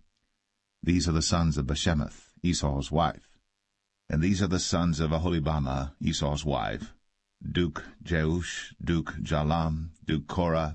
These were the dukes that came of Aholibamah, the daughter of Anah, Esau's wife. These are the sons of Esau, who is Edom, and these are their dukes. These are the sons of Seir the Horite, who inhabited the land, Lotan and Shobal and Zibeon and Anah, and Dishon and Ezer and Dishan. These are the dukes of the Horites, the children of Seir in the land of Edom. And the children of Lotan were Horai and Hemam, and Lotan's sister was Timnah. And the children of Shobal were these, Alvan and Manahath, and Ebal, Shapho, and Onam. And these are the children of Zibeon, both Ajah and Anah. This was that Anah that found the mules in the wilderness, as he fed the asses of Zibeon his father. And the children of Anah were these, Dishon and Aholibamah the daughter of Anah. And these are the children of Dishon, Hemdan, and Eshban, and Ithran, and Cheran. The children of Ezer are these, Bilhan, and Zavan, and Akan. The children of Dishan are these, Uz and Aran. These are the dukes that came of the Horites, Duke Lotan, Duke Shobal, Duke Zibeon, Duke Anah, Duke Dishon, Duke Ezer, Duke Dishan. These are the dukes that came of Horai among their dukes in the land of Seir. And these are the kings that reigned in the land of Edom, before there reigned any king over the children of Israel. And Bela the son of Beor reigned in Edom, and the name of his city was Dinhabah. And Bela died, and Jobab the son of Zerah of Bozrah reigned in his stead. And Jobab died, and Husham of the land of Temanai reigned in his stead. And Husham died, and Hadad the son of Bedad, who smote Midian in the field of Moab, reigned in his stead. And the name of his city was Avith. And Hadad died, and Samlah of Masrekah reigned in his stead. And Samlah died, and Saul of Rehoboth by the river reigned in his stead. And Saul died, and Baal-Hanan the son of Achbor reigned in his stead. And Baal-Hanan the son of Achbor died, and Hadar reigned in his stead. And the name of his city was Pau, and his wife's name was Mehetabel, and the daughter of Matred, the daughter of Mezahab. And these are the names of the dukes that came of Esau, according to their families after their places by their names: Duke Timnah, Duke Alva, Duke Jetheth, Duke Aholibamah, Duke Elah, Duke Pinon, Duke Kenaz, Duke Taman, Duke Mibsar, Duke Magdiel, Duke Aram. These be the dukes of Edom, according to their habitations in the land of their possession. He is Esau, the father of the Edomites.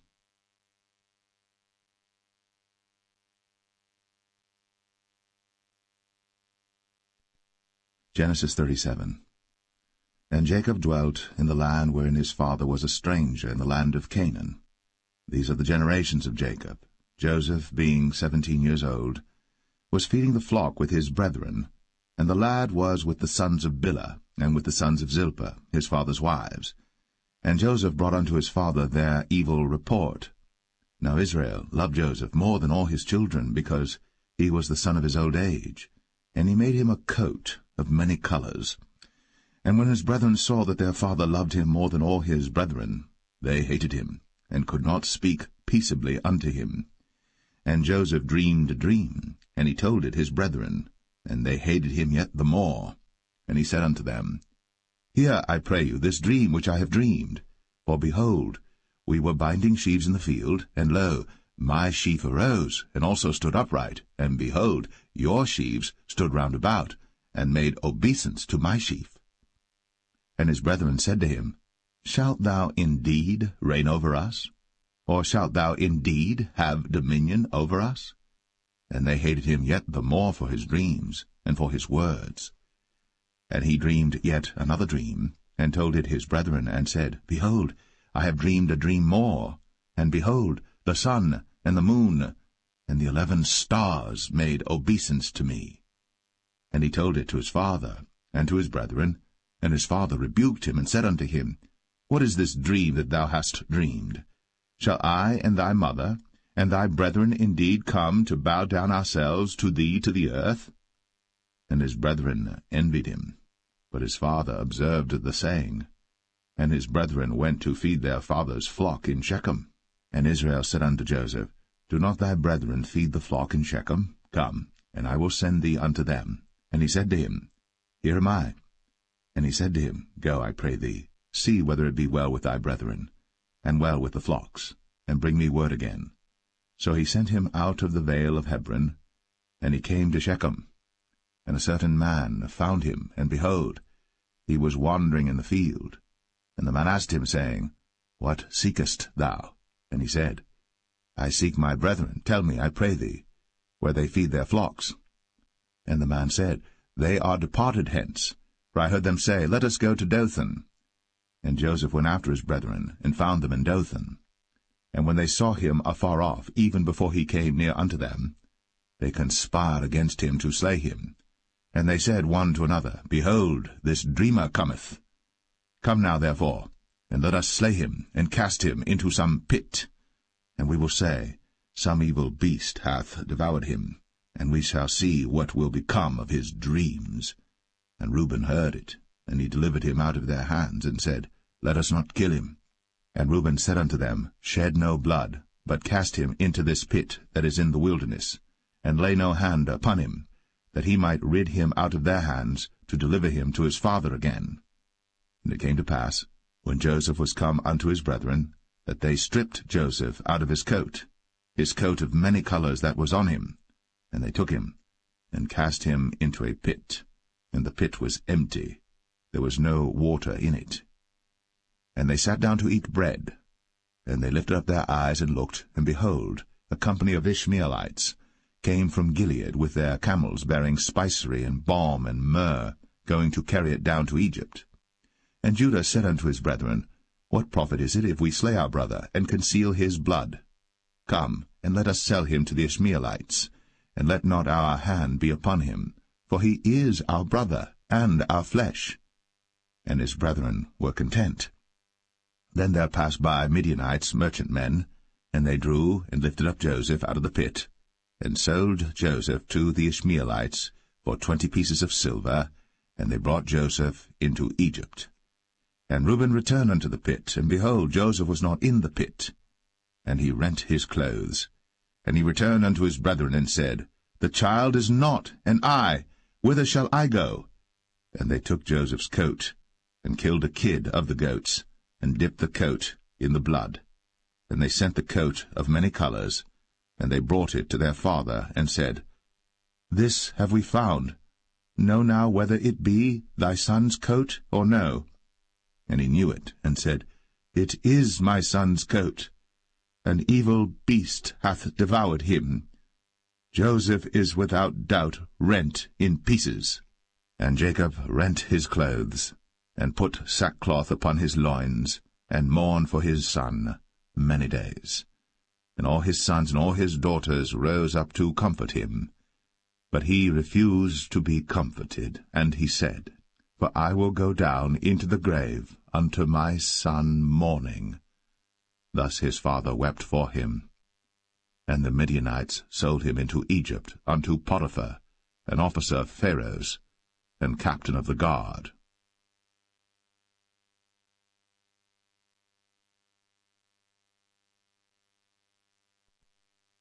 Genesis 38. And it came to pass at that time that Judah went down from his brethren, and turned in to a certain Adulamite, whose name was Hira. And Judah saw there a daughter of a certain Canaanite, whose name was Shua. And he took her, and went in unto her. And she conceived, and bare a son. And he called his name Er. And she conceived again, and bare a son. And she called his name Onan. And she yet again conceived, and bare a son. And called his name Shelah. And he was at Chezib, when she bare him. And Judah took a wife for Er his firstborn, whose name was Tamar. And Judah's firstborn, was wicked in the sight of the Lord, and the Lord slew him. And Judah said unto Onan, Go in unto thy brother's wife, and marry her, and raise up seed to thy brother. And Onan knew that the seed should not be his. And it came to pass, when he went in unto his brother's wife, that he spilled it on the ground, lest that he should give seed to his brother. And the thing which he did displeased the Lord, wherefore he slew him also. Then said Judah to Tamar his daughter-in-law, Remain a widow at thy father's house, till Shelah my son be grown. For he said, Lest peradventure he die also, as his brethren did. And Tamar went and dwelt in her father's house. And in process of time the daughter of Shua, Judah's wife, died. And Judah was comforted, and went up unto his sheep-shearers to Timnath, he and his friend Hirah the Adullamite. And it was told Tamar, saying, Behold, thy father-in-law goeth up to Timnath to shear his sheep. And she put her widow's garments off from her, and covered her with a veil, and wrapped herself, and sat in an open place, which is by the way to Timnath. For she saw that Shelah was grown, and she was not given unto him to wife. When Judah saw her, he thought her to be an harlot, because she had covered her face. And he turned unto her by the way, and said, Go to, I pray thee, let me come in unto thee. For he knew not that she was his daughter-in-law. And she said, What wilt thou give me, that thou mayest come in unto me? And he said, I will send thee a kid from the flock. And she said, Wilt thou give me a pledge, till thou send it? And he said, What pledge shall I give thee? And she said, Thy signet, and thy bracelets, and thy staff that is in thine hand. And he gave it her, and came in unto her. And she conceived by him. And she arose and went away, and laid by her veil from her, and put on the garments of her widowhood. And Judah sent the kid by the hand of his friend the Adullamite, to receive his pledge from the woman's hand, but he found her not. Then he asked the men of that place, saying, Where is the harlot that was openly by the wayside? And they said, There was no harlot in this place. And he returned to Judah, and said, I cannot find her. And also the men of the place said that there was no harlot in this place. And Judah said, Let her take it to her, lest we be shamed. Behold, I sent this kid, and thou hast not found her. And it came to pass about 3 months after that it was told Judah, saying, Tamar, thy daughter-in-law, hath played the harlot, and also, behold, she is with child by whoredom. And Judah said, Bring her forth, and let her be burnt. When she was brought forth, she sent to her father-in-law, saying, By the man whose these are am I with child. And she said, Discern, I pray thee. Whose are these? The signet, and bracelets, and staff. And Judah acknowledged them, and said, She hath been more righteous than I, because that I gave her not to Shelah my son. And he knew her again no more. And it came to pass in the time of her travail, that, behold, twins were in her womb. And it came to pass, when she travailed, that the one put out his hand, and the midwife took and bound upon his hand a scarlet thread, saying, This came out first. And it came to pass, as he drew back his hand, that, behold, his brother came out. And she said, How hast thou broken forth? This breach be upon thee. Therefore his name was called Pharez. And afterward came out his brother, that had the scarlet thread upon his hand, and his name was called Zerah.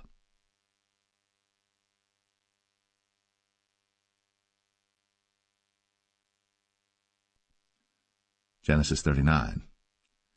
And Joseph was brought down to Egypt, and Potiphar, an officer of Pharaoh, captain of the guard, an Egyptian, bought him of the hands of the Ishmaelites, which had brought him down thither.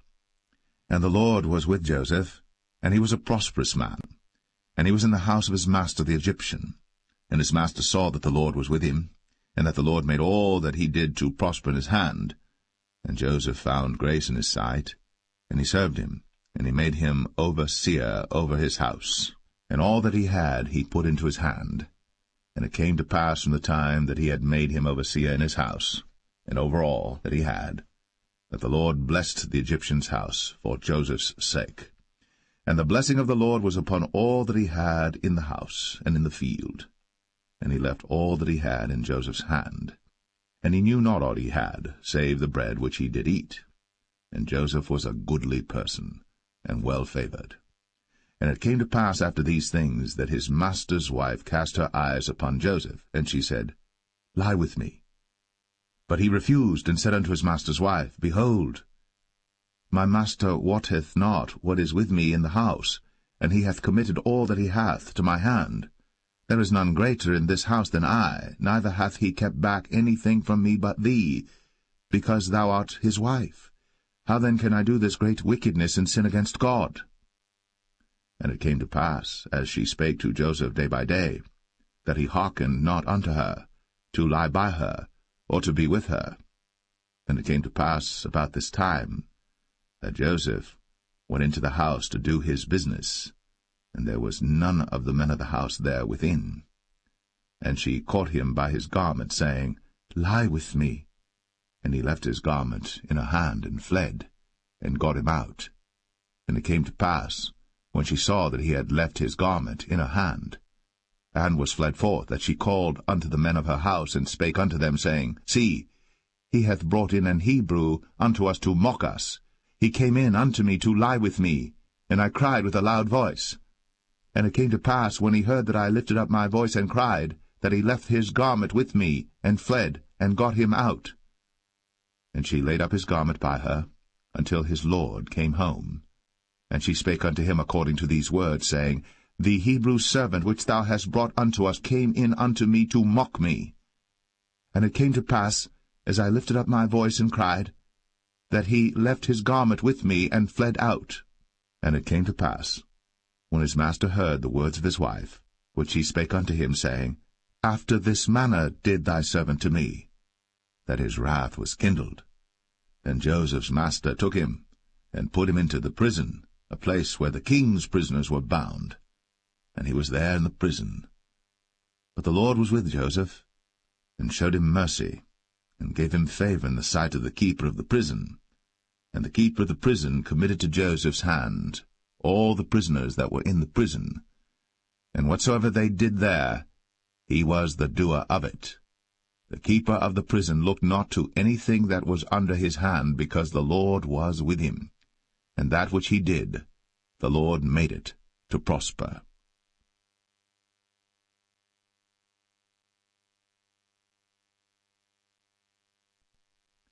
Genesis 40. And it came to pass, after these things, that the butler of the king of Egypt and his baker had offended their lord the king of Egypt. And Pharaoh was wroth against two of his officers, against the chief of the butlers, and against the chief of the bakers. And he put them in ward in the house of the captain of the guard, into the prison, the place where Joseph was bound. And the captain of the guard charged Joseph with them, and he served them. And they continued a season in ward. And they dreamed a dream, both of them, each man his dream in one night, each man according to the interpretation of his dream, the butler and the baker of the king of Egypt, which were bound in the prison. And Joseph came in unto them in the morning, and looked upon them, and behold, they were sad. And he asked Pharaoh's officers that were with him in the ward of his lord's house, saying, Wherefore look ye so sadly today? And they said unto him, We have dreamed a dream, and there is no interpreter of it. And Joseph said unto them, Do not interpretations belong to God? Tell me them, I pray you. And the chief butler told his dream to Joseph, and said to him, In my dream, behold, a vine was before me. And in the vine were 3 branches, and it was as though it budded, and her blossoms shot forth, and the clusters thereof brought forth ripe grapes. And Pharaoh's cup was in my hand, and I took the grapes, and pressed them into Pharaoh's cup, and I gave the cup into Pharaoh's hand. And Joseph said unto him, This is the interpretation of it. The 3 branches are 3 days. Yet within 3 days shall Pharaoh lift up thine head, and restore thee unto thy place, and thou shalt deliver Pharaoh's cup into his hand, after the former manner when thou wast his butler. But think on me when it shall be well with thee, and show kindness, I pray thee, unto me, and make mention of me unto Pharaoh, and bring me out of this house. For indeed I was stolen away out of the land of the Hebrews, and here also have I done nothing that they should put me into the dungeon. When the chief baker saw that the interpretation was good, he said unto Joseph, I also was in my dream, and behold, I had 3 white baskets on my head, and in the uppermost basket there was of all manner of baked meats for Pharaoh, and the birds did eat them out of the basket upon my head. And Joseph answered and said, This is the interpretation thereof. The 3 baskets are 3 days, yet within 3 days shall Pharaoh lift up thy head from off thee, and shall hang thee on a tree, and the birds shall eat thy flesh from off thee. And it came to pass, the 3rd day, which was Pharaoh's birthday, that he made a feast unto all his servants, and he lifted up the head of the chief butler and of the chief baker among his servants. And he restored the chief butler unto his butlership again, and he gave the cup into Pharaoh's hand. But he hanged the chief baker, as Joseph had interpreted to them. Yet did not the chief butler remember Joseph, but forgat him.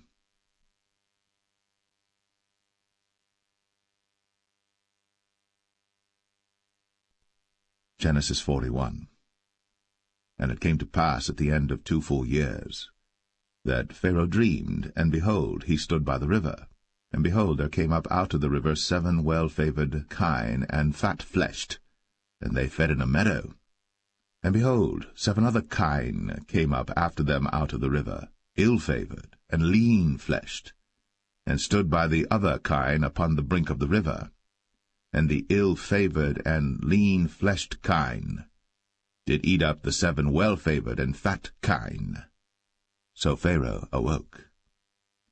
And he slept and dreamed the 2nd time, and behold, 7 ears of corn came up upon 1 stalk, rank and good. And behold, 7 thin ears, and blasted with the east wind, sprung up after them. And the 7 thin ears devoured the 7 rank and full ears. And Pharaoh awoke, and behold, it was a dream. And it came to pass in the morning that his spirit was troubled, and he sent and called for all the magicians of Egypt, and all the wise men thereof. And Pharaoh told them his dream, for there was none that could interpret them unto Pharaoh. Then spake the chief butler unto Pharaoh, saying, I do remember my faults this day. Pharaoh was wroth with his servants, and put me in ward of the captain of the guard's house, both me and the chief baker. And we dreamed a dream in one night, I and he. We dreamed each man according to the interpretation of his dream. And there was there with us a young man, an Hebrew, servant to the captain of the guard. And we told him, and he interpreted to us our dreams. To each man according to his dream he did interpret. And it came to pass, as he interpreted to us, so it was. Me he restored unto mine office, and him he hanged. Then Pharaoh sent and called Joseph, and they brought him hastily out of the dungeon. And he shaved himself, and changed his raiment, and came in unto Pharaoh. And Pharaoh said unto Joseph, I have dreamed a dream, and there is none that can interpret it. And I have heard say of thee, that thou canst understand a dream to interpret it. And Joseph answered Pharaoh, saying, It is not in me. God shall give Pharaoh an answer of peace.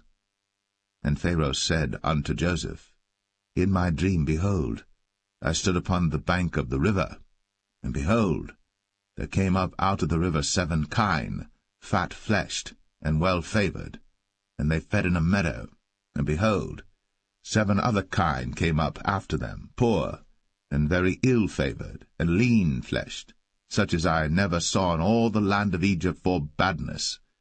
And the lean and the ill-favoured kine did eat up the first 7 fat kine. And when they had eaten them up, it could not be known that they had eaten them, but they were still ill-favoured, as at the beginning. So I awoke. And I saw in my dream, and behold, 7 ears came up in 1 stalk, full and good.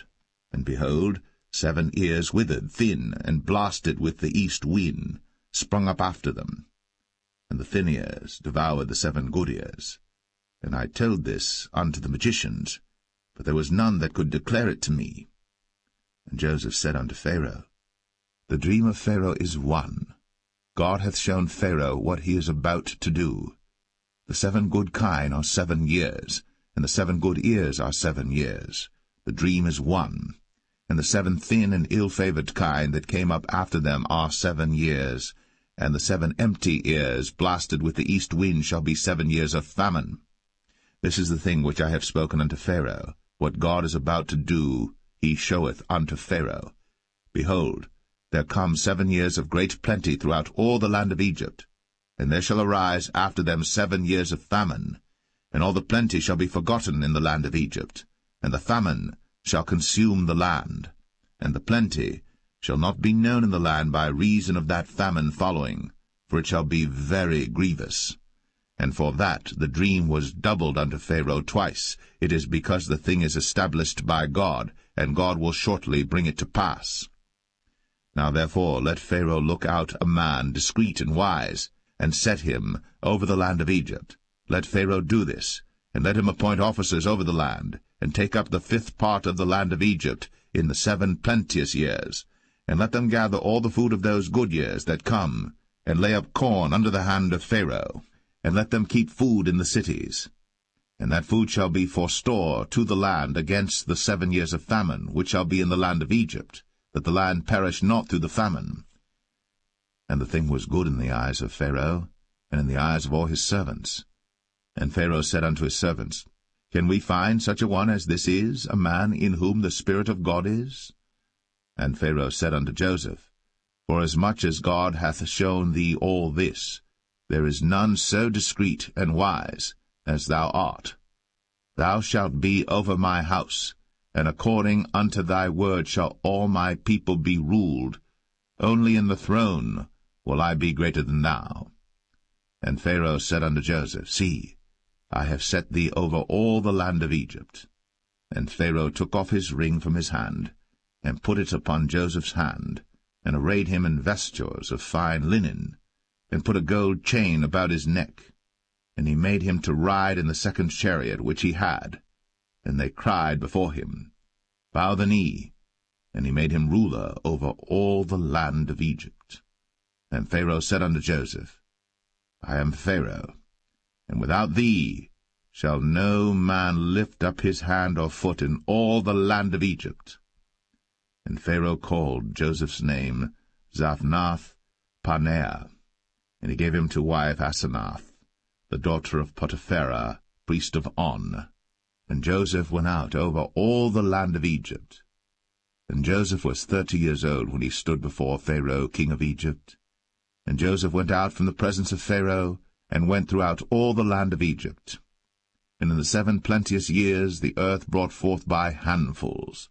And he gathered up all the food of the 7 years which were in the land of Egypt, and laid up the food in the cities, the food of the field, which was round about every city, laid he up in the same. And Joseph gathered corn, as the sand of the sea, very much, until he left numbering, for it was without number. And unto Joseph were born 2 sons before the years of famine came, which Asenath, the daughter of Potipherah, priest of On, bare unto him. And Joseph called the name of the firstborn Manasseh, for God, said he, hath made me forget all my toil, and all my father's house. And the name of the second called he Ephraim, for God hath caused me to be fruitful in the land of my affliction. And the 7 years of plenteousness that was in the land of Egypt were ended, and the 7 years of dearth began to come, according as Joseph had said. And the dearth was in all lands, but in all the land of Egypt there was bread. And when all the land of Egypt was famished, the people cried to Pharaoh for bread. And Pharaoh said unto all the Egyptians, Go unto Joseph. What he saith to you, do. And the famine was over all the face of the earth. And Joseph opened all the storehouses, and sold unto the Egyptians, and the famine waxed sore in the land of Egypt. And all countries came into Egypt to Joseph for to buy corn, because that the famine was so sore in all lands.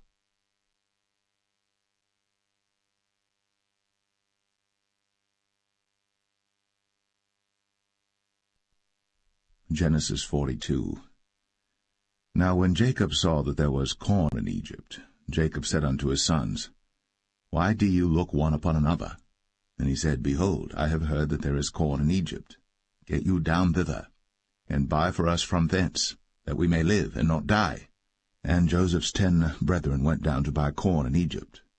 But Benjamin, Joseph's brother, Jacob sent not with his brethren, for he said, Lest peradventure mischief befall him. And the sons of Israel came to buy corn among those that came, for the famine was in the land of Canaan. And Joseph was the governor over the land, and he it was that sold to all the people of the land. And Joseph's brethren came, and bowed down themselves before him with their faces to the earth. And Joseph saw his brethren, and he knew them, but made himself strange unto them, and spake roughly unto them. And he said unto them, Whence come ye?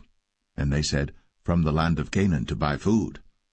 And Joseph knew his brethren, but they knew not him.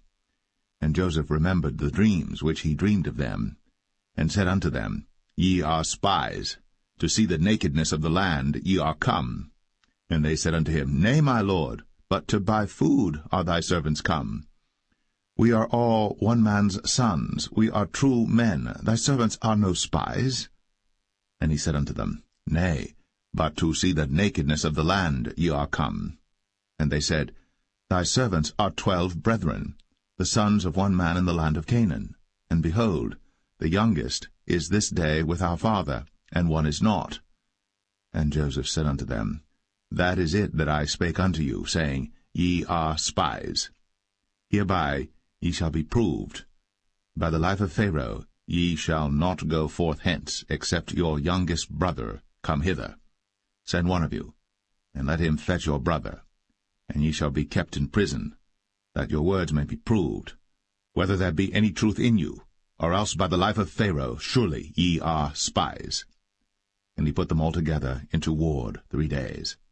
And Joseph said unto them the 3rd day, This do and live, for I fear God.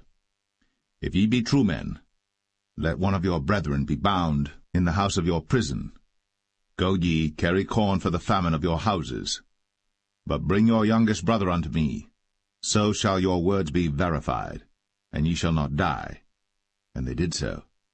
And they said one to another, We are verily guilty concerning our brother, in that we saw the anguish of his soul when he besought us, and we would not hear. Therefore is this distress come upon us. And Reuben answered them, saying, Spake I not unto you, saying, Do not sin against the child? And ye would not hear. Therefore, behold, also his blood is required. And they knew not that Joseph understood them, for he spake unto them by an interpreter. And he turned himself about from them, and wept, and returned to them again, and communed with them, and took from them Simeon, and bound him before their eyes. Then Joseph commanded to fill their sacks with corn, and to restore every man's money into his sack, and to give them provision for the way. And thus did he unto them. And they laded their asses with the corn, and departed thence. And as one of them opened his sack, to give his ass provender in the inn, he espied his money, for behold, it was in his sack's mouth. And he said unto his brethren, My money is restored, and lo, it is even in my sack. And their heart failed them, and they were afraid, saying one to another, What is this that God hath done unto us? And they came unto Jacob their father unto the land of Canaan, and told him all that befell unto them, saying, The man who is the Lord of the land spake roughly to us, and took us for spies of the country. And we said unto him, We are true men, we are no spies. We be 12 brethren, sons of our father, one is not, and the youngest is this day with our father in the land of Canaan. And the man, the Lord of the country, said unto us, Hereby shall I know that ye are true men. Leave one of your brethren here with me, and take food for the famine of your households, and be gone. And bring your youngest brother unto me, Then shall I know that ye are no spies, but that ye are true men. So will I deliver you your brother, and ye shall traffic in the land. And it came to pass, as they emptied their sacks, that, behold, every man's bundle of money was in his sack. And when both they and their father saw the bundles of money, they were afraid. And Jacob their father said unto them, Me have ye bereaved of my children. Joseph is not, and Simeon is not, and ye will take Benjamin away? All these things are against me. And Reuben spake unto his father, saying, Slay my 2 sons, if I bring him not to thee. Deliver him into my hand, and I will bring him to thee again. And he said, My son shall not go down with you, for his brother is dead, and he is left alone. If mischief befall him by the way, in the which ye go, then shall ye bring down my gray hairs with sorrow to the grave.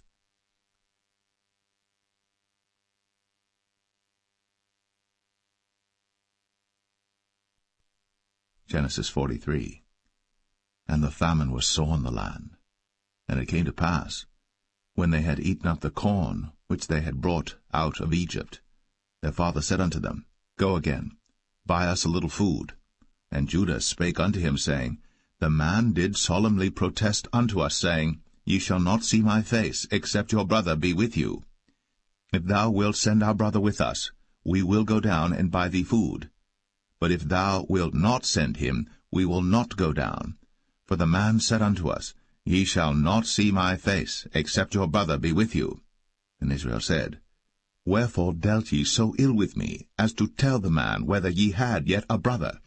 And they said, The man asked us straitly of our state, and of our kindred, saying, Is your father yet alive? Have ye another brother?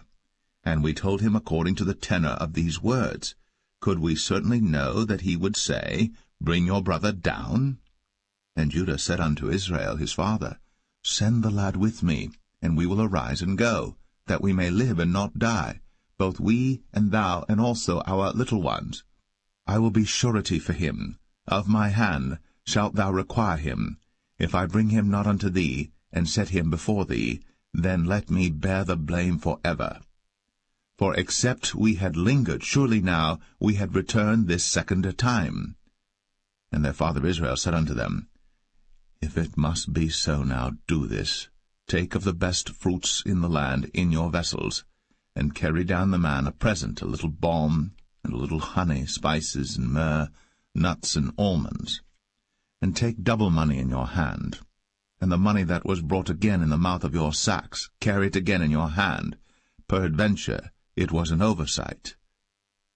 Take also your brother, and arise, go again unto the man.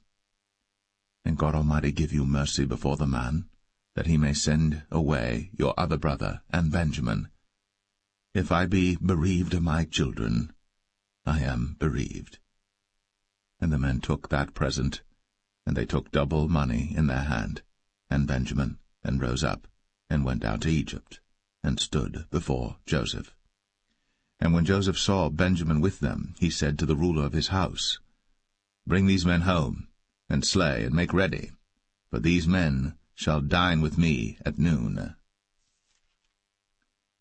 And the man did as Joseph bade, and the man brought the men into Joseph's house.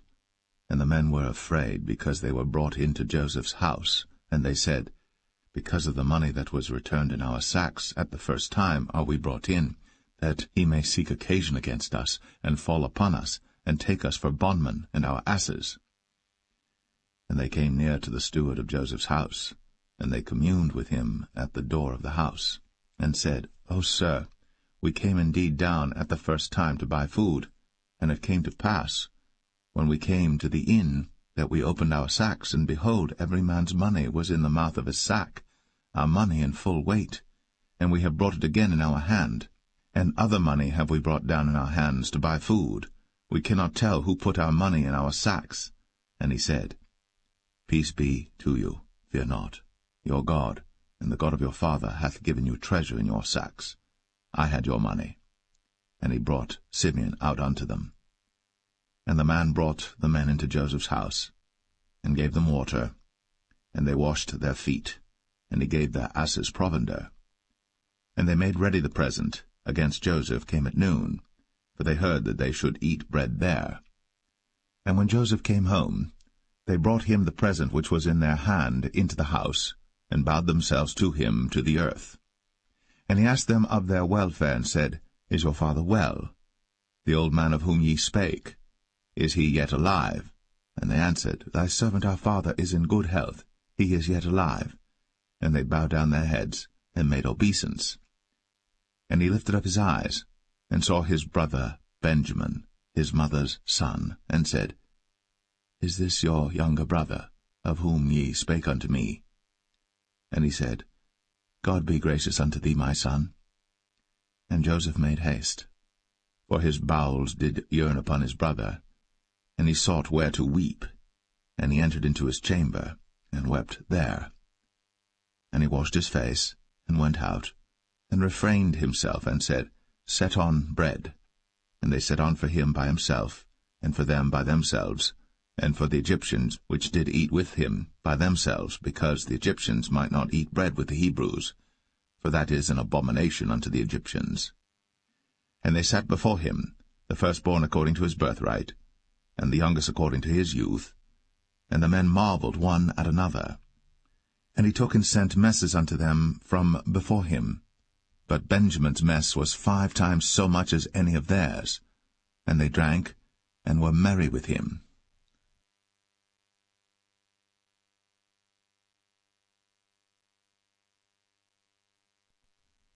Genesis 44. And he commanded the steward of his house, saying, Fill the men's sacks with food, as much as they can carry, and put every man's money in his sack's mouth. And put my cup, the silver cup, in the sack's mouth of the youngest, and his corn money. And he did according to the word that Joseph had spoken. As soon as the morning was light, the men were sent away, they and their asses. And when they were gone out of the city, and not yet far off, Joseph said unto his steward, Up, follow after the men, and when thou dost overtake them, say unto them, Wherefore have ye rewarded evil for good? Is not this it in which my Lord drinketh, and whereby indeed he divineth? Ye have done evil in so doing. And he overtook them, and he spake unto them these same words. And they said unto him, Wherefore saith my Lord these words? God forbid that thy servants should do according to this thing. Behold, the money which we found in our sacks' mouths we brought again unto thee out of the land of Canaan. How then should we steal out of thy Lord's house silver or gold? With whomsoever of thy servants it be found, both let him die, and we also will be my Lord's bondmen. And he said, Now also let it be according unto your words. He with whom it is found shall be my servant, and ye shall be blameless. Then they speedily took down every man his sack to the ground, and opened every man his sack. And he searched, and began at the eldest, and left at the youngest, and the cup was found in Benjamin's sack. Then they rent their clothes, and laded every man his ass, and returned to the city. And Judah and his brethren came to Joseph's house, for he was yet there, and they fell before him on the ground. And Joseph said unto them, What deed is this that ye have done? Wot ye not that such a man as I can certainly divine? And Judah said, What shall we say unto my Lord? What shall we speak? Or how shall we clear ourselves? God hath found out the iniquity of thy servants. Behold, we are my Lord's servants, both we, and he also with whom the cup is found. And he said, God forbid that I should do so. But the man in whose hand the cup is found, he shall be my servant. And as for you, get you up in peace unto your father. Then Judah came near unto him, and said, O my Lord, let thy servant, I pray thee, speak a word in my Lord's ears, and let not thine anger burn against thy servant, for thou art even as Pharaoh. My Lord asked his servants, saying, Have ye a father or a brother? And we said unto my Lord, We have a father, an old man, and a child of his old age, a little one. And his brother is dead, and he alone is left of his mother, and his father loveth him. And thou saidst unto thy servants, Bring him down unto me, that I may set mine eyes upon him. And we said unto my lord, The lad cannot leave his father, for if he should leave his father would die. And thou saidst unto thy servants, Except your youngest brother come down with you, ye shall see my face no more. And it came to pass, when we came up unto thy servant my father, we told him the words of my lord. And our father said, Go again, and buy us a little food. And we said, We cannot go down. If our youngest brother be with us, then we will go down. For we may not see the man's face, except our youngest brother be with us. And thy servant my father said unto us, Ye know that my wife bare me 2 sons, and the one went out from me, and I said, Surely he is torn in pieces, and I saw him not since. And if ye take this also from me, and mischief before him, ye shall bring down my gray hairs with sorrow to the grave. Now therefore, when I come to thy servant my father, and the lad be not with us, seeing that his life is bound up in the lad's life, it shall come to pass, when he seeth that the lad is not with us, that he will die. And thy servants shall bring down the gray hairs of thy servant our father with sorrow to the grave. For thy servant became surety for the lad unto my father, saying, If I bring him not unto thee, then I shall bear the blame to my father for ever. Now therefore, I pray thee, let thy servant abide instead of the lad, a bondman to my lord, and let the lad go up with his brethren. For how shall I go up to my father, and the lad be not with me, lest peradventure I see the evil that shall come on my father?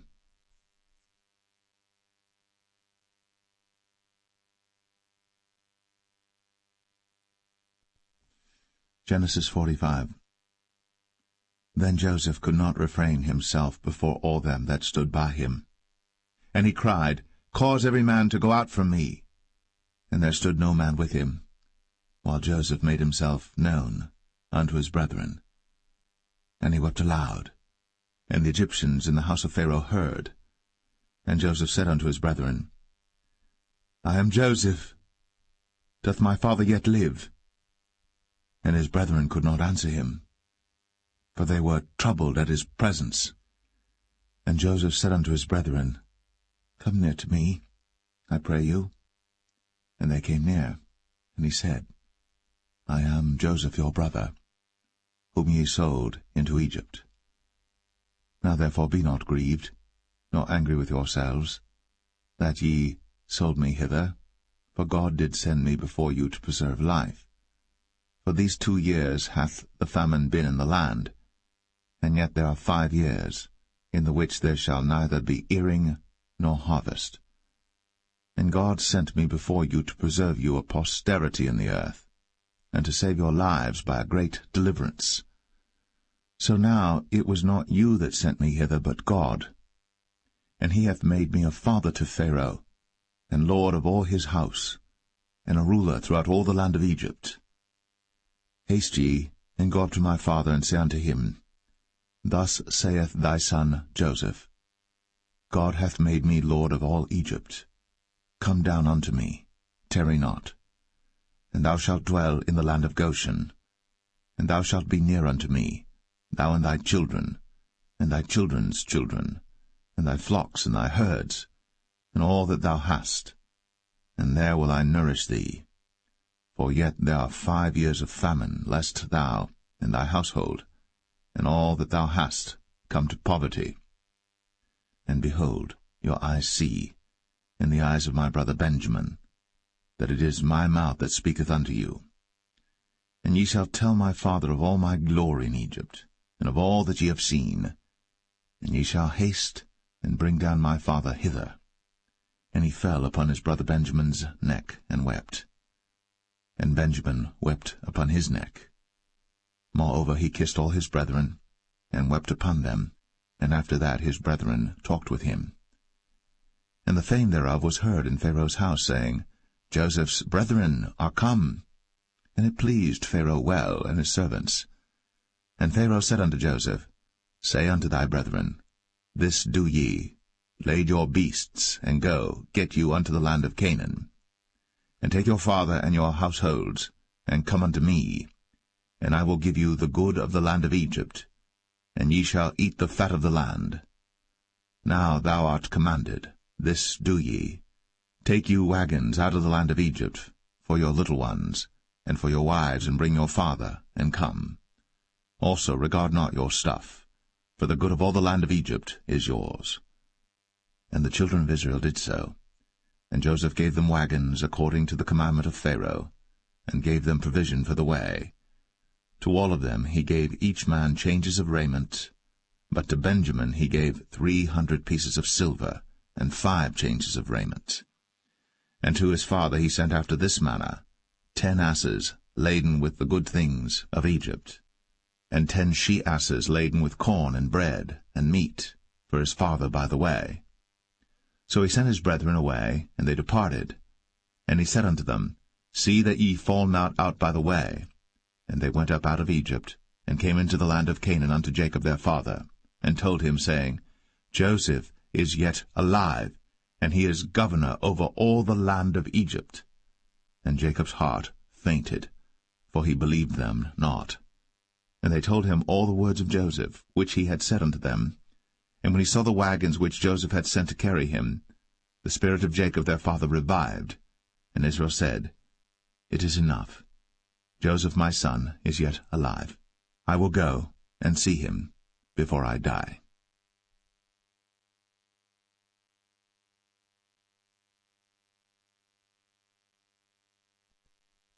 Genesis 46. And Israel took his journey with all that he had, and came to Beersheba, and offered sacrifices unto the God of his father Isaac.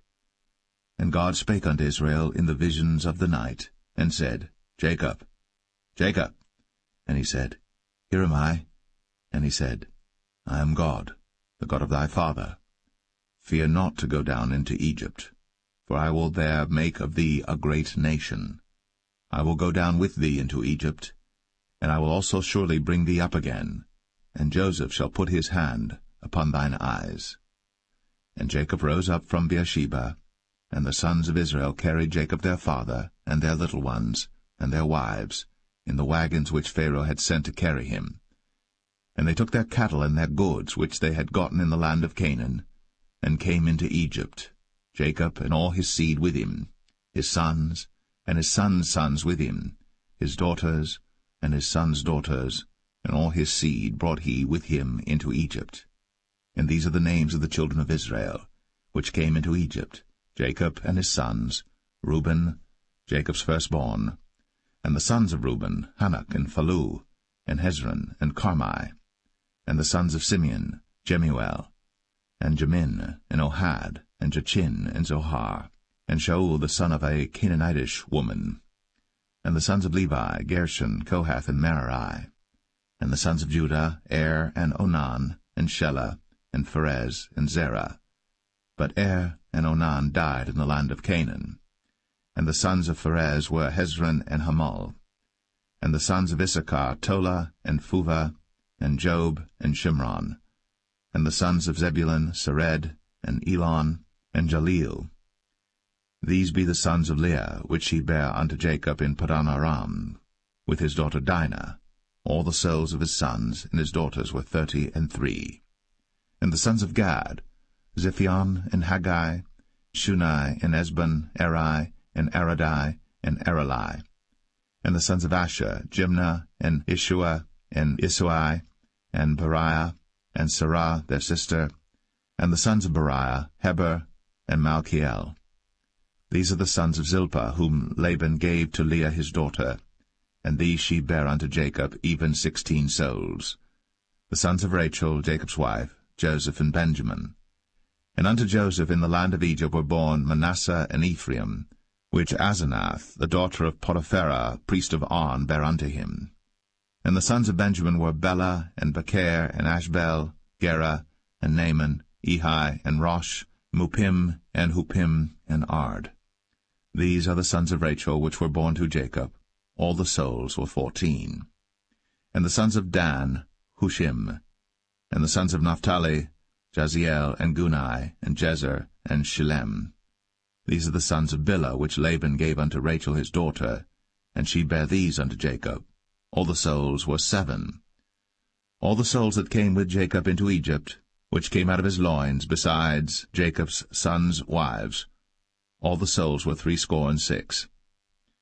And the sons of Joseph, which were born him in Egypt, were 2 souls. All the souls of the house of Jacob, which came into Egypt, were 10. And he sent Judah before him unto Joseph, to direct his face unto Goshen. And they came into the land of Goshen. And Joseph made ready his chariot, and went up to meet Israel his father to Goshen, and presented himself unto him. And he fell on his neck, and wept on his neck a good while. And Israel said unto Joseph, Now let me die, since I have seen thy face, because thou art yet alive. And Joseph said unto his brethren, and unto his father's house, I will go up and show Pharaoh, and say unto him, My brethren, and my father's house, which were in the land of Canaan, are come unto me. And the men are shepherds, for their trade hath been to feed cattle, and they have brought their flocks, and their herds, and all that they have. And it shall come to pass, when Pharaoh shall call you, and shall say, What is your occupation? That ye shall say, Thy servant's trade hath been about cattle from our youth, even until now, both we and also our fathers, that ye may dwell in the land of Goshen. For every shepherd is an abomination unto the Egyptians.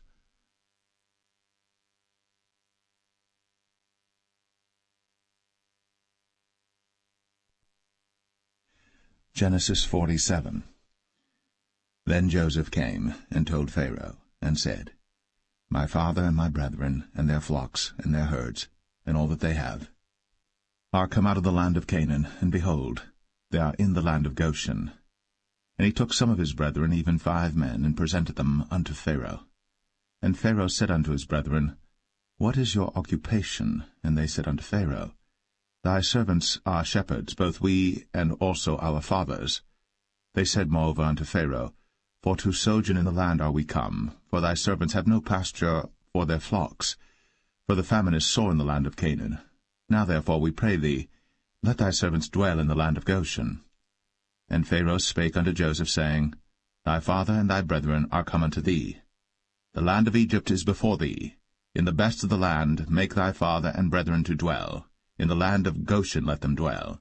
And if thou knowest any men of activity among them, then make them rulers over my cattle. And Joseph brought in Jacob his father, and set him before Pharaoh. And Jacob blessed Pharaoh.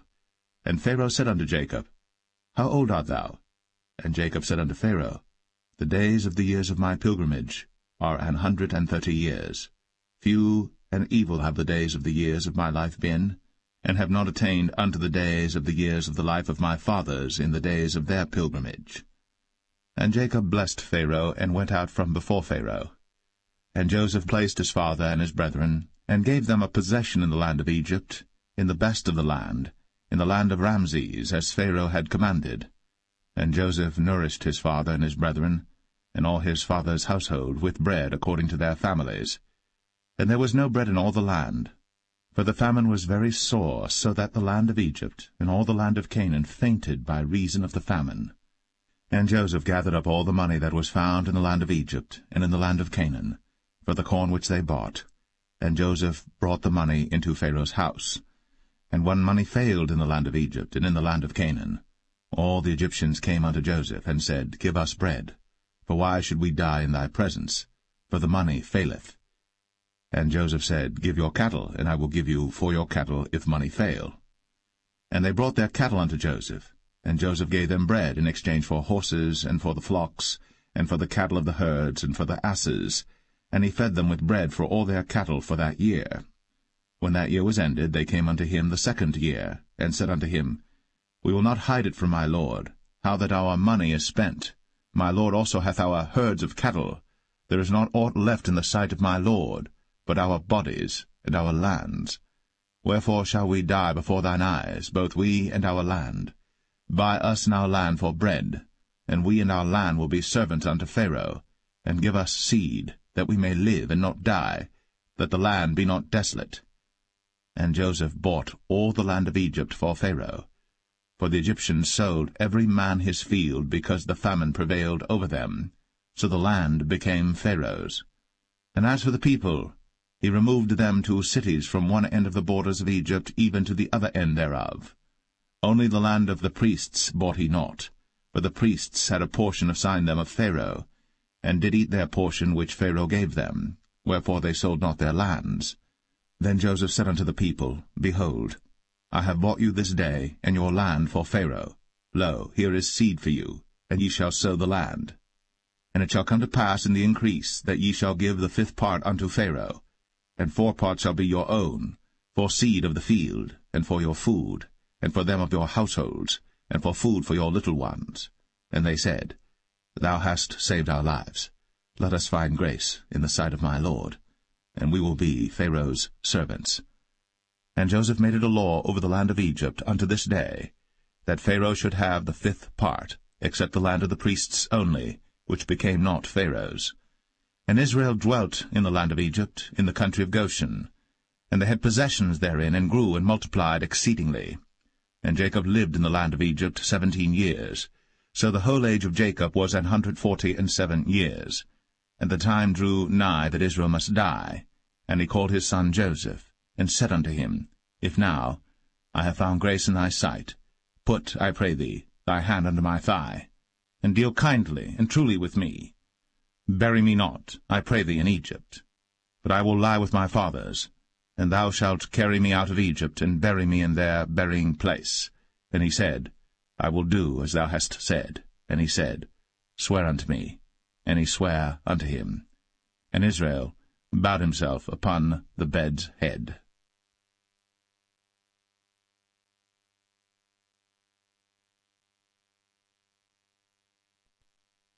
Genesis 48. And it came to pass after these things, that one told Joseph, Behold, thy father is sick. And he took with him his 2 sons, Manasseh and Ephraim. And one told Jacob, and said, Behold, thy son Joseph cometh unto thee. And Israel strengthened himself, and sat upon the bed. And Jacob said unto Joseph, God Almighty appeared unto me at Luz in the land of Canaan, and blessed me. And said unto me, Behold, I will make thee fruitful, and multiply thee, and I will make of thee a multitude of people, and will give this land to thy seed after thee for an everlasting possession. And now thy 2 sons, Ephraim and Manasseh, which were born unto thee in the land of Egypt, before I came unto thee into Egypt, are mine. As Reuben and Simeon, they shall be mine. And thy issue which thou begettest after them shall be thine, and shall be called after the name of their brethren in their inheritance. And as for me, when I came from Padan, Rachel died by me in the land of Canaan in the way, when yet there was but a little way to come unto Ephrath. And I buried her there in the way of Ephrath, the same as Bethlehem. And Israel beheld Joseph's sons, and said, Who are these? And Joseph said unto his father, They are my sons, whom God hath given me in this place. And he said, Bring them, I pray thee, unto me, and I will bless them. Now the eyes of Israel were dim for age, so that he could not see. And he brought them near unto him. And he kissed them, and embraced them. And Israel said unto Joseph, I had not thought to see thy face, and lo, God hath shown me also thy seed. And Joseph brought them out from between his knees, and he bowed himself with his face to the earth. And Joseph took them both, Ephraim in his right hand toward Israel's left hand, and Manasseh in his left hand toward Israel's right hand, and brought them near unto him. And Israel stretched out his right hand, and laid it upon Ephraim's head, who was the younger, and his left hand upon Manasseh's head, guiding his hands wittingly, for Manasseh was the firstborn. And he blessed Joseph, and said, God, before whom my fathers Abraham and Isaac did walk, the God which fed me all my life long unto this day, the angel which redeemed me from all evil, bless the lads, and let my name be named on them, and the name of my fathers Abraham and Isaac, and let them grow into a multitude in the midst of the earth. And when Joseph saw that his father laid his right hand upon the head of Ephraim, it displeased him, and he held up his father's hand to remove it from Ephraim's head unto Manasseh's head.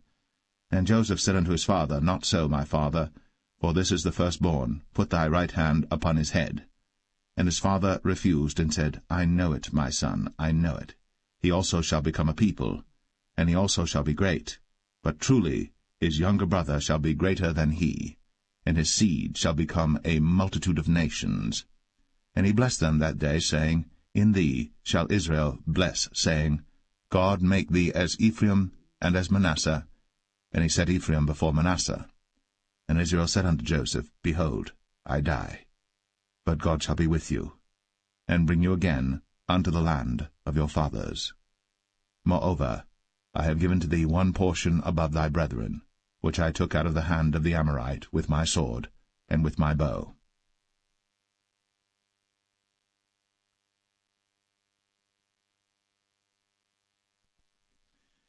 Genesis 49. And Jacob called unto his sons, and said, Gather yourselves together, that I may tell you that which shall befall you in the last days. Gather yourselves together, and hear, ye sons of Jacob, and hearken unto Israel your father. Reuben, thou art my firstborn, my might, and the beginning of my strength, the excellency of dignity, and the excellency of power.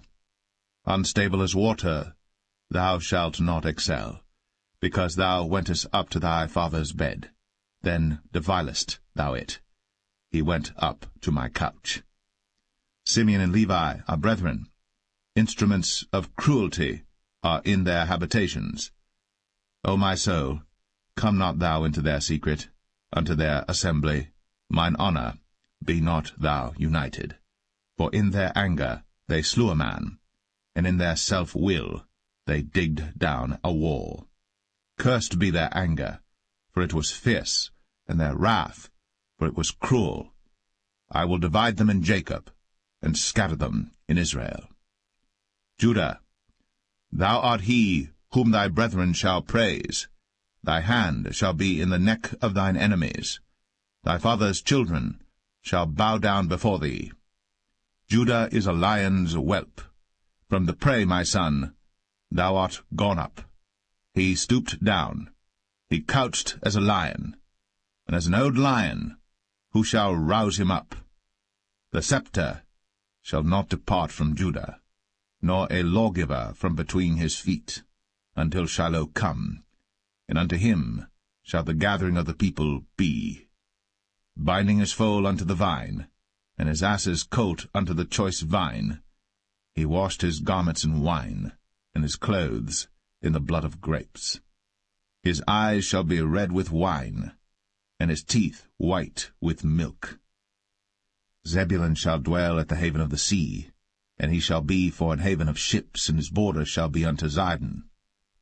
Issachar is a strong ass couching down between two burdens, and he saw that rest was good, and the land that it was pleasant, and bowed his shoulder to bear, and became a servant unto tribute. Dan shall judge his people, as one of the tribes of Israel. Dan shall be a serpent by the way, an adder in the path, that biteth the horse heels, so that his rider shall fall backward. I have waited for thy salvation, O Lord. Gad, a troop shall overcome him, but he shall overcome at the last. Out of Asher his bread shall be fat, and he shall yield royal dainties. Naphtali is a hind let loose, he giveth goodly words. Joseph is a fruitful bough, even a fruitful bough by a well, whose branches run over the wall. The archers have sorely grieved him, and shot at him, and hated him. But his bow abode in strength, and the arms of his hands were made strong by the hands of the mighty God of Jacob. From thence is the shepherd, the stone of Israel. Even by the God of thy father, who shall help thee, and by the Almighty, who shall bless thee with blessings of heaven above, blessings of the deep that lieth under, blessings of the breasts, and of the womb. The blessings of thy father have prevailed above the blessings of my progenitors, unto the utmost bound of the everlasting hills. They shall be on the head of Joseph, and on the crown of the head of him that was separate from his brethren. Benjamin shall raven as a wolf. In the morning he shall devour the prey, and at night he shall divide the spoil. All these are the 12 tribes of Israel. And this is it that their father spake unto them, and blessed them, every one, according to his blessing, he blessed them. And he charged them, and said unto them, I am to be gathered unto my people. Bury me with my fathers in the cave that is in the field of Ephron the Hittite, in the cave that is in the field of Machpelah, which is before Mamre, in the land of Canaan, which Abraham bought with the field of Ephron the Hittite, for a possession of a burying place. There they buried Abraham and Sarah his wife. There they buried Isaac and Rebekah his wife, and there I buried Leah. The purchase of the field and of the cave that is therein was from the children of Heth. And when Jacob had made an end of commanding his sons, he gathered up his feet into the bed, and yielded up the ghost, and was gathered unto his people.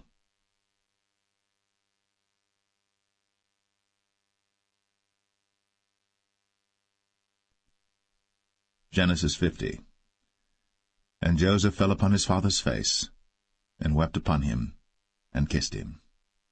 And Joseph commanded his servants, the physicians, to embalm his father, and the physicians embalmed Israel. And 40 days were fulfilled for him, for so are fulfilled the days of those which are embalmed.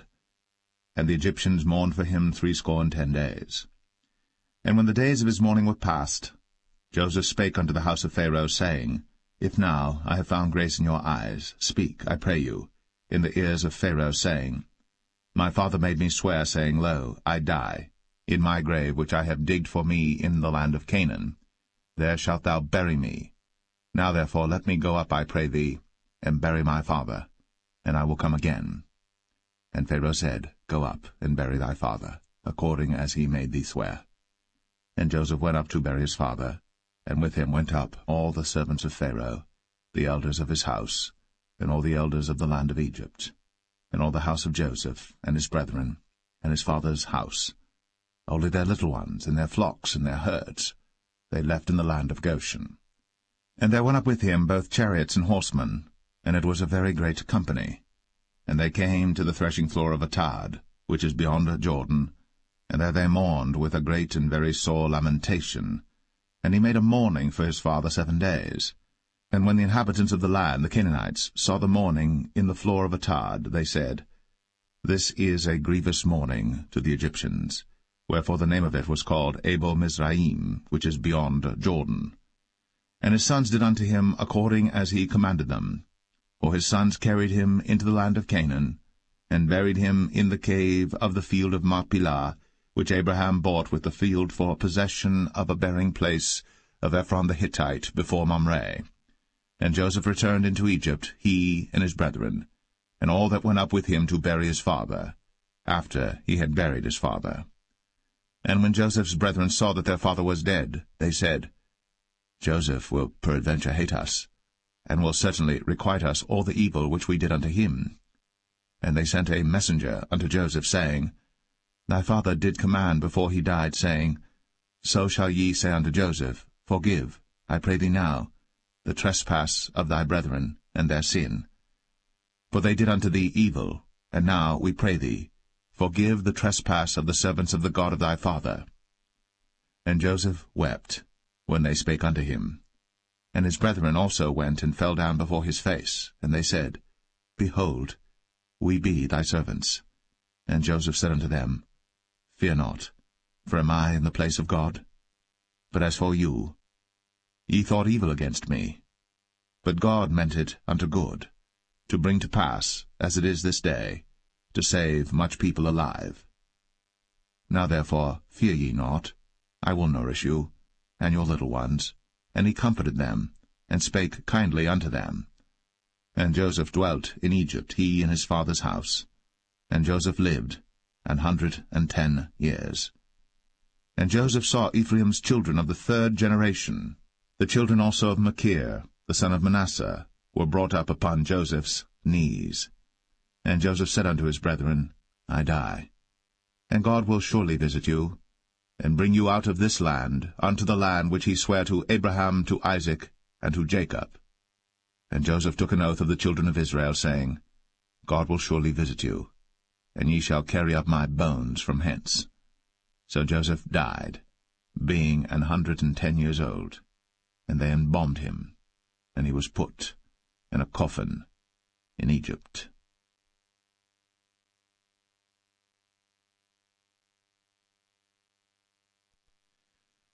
The Book of Exodus, Chapter 1.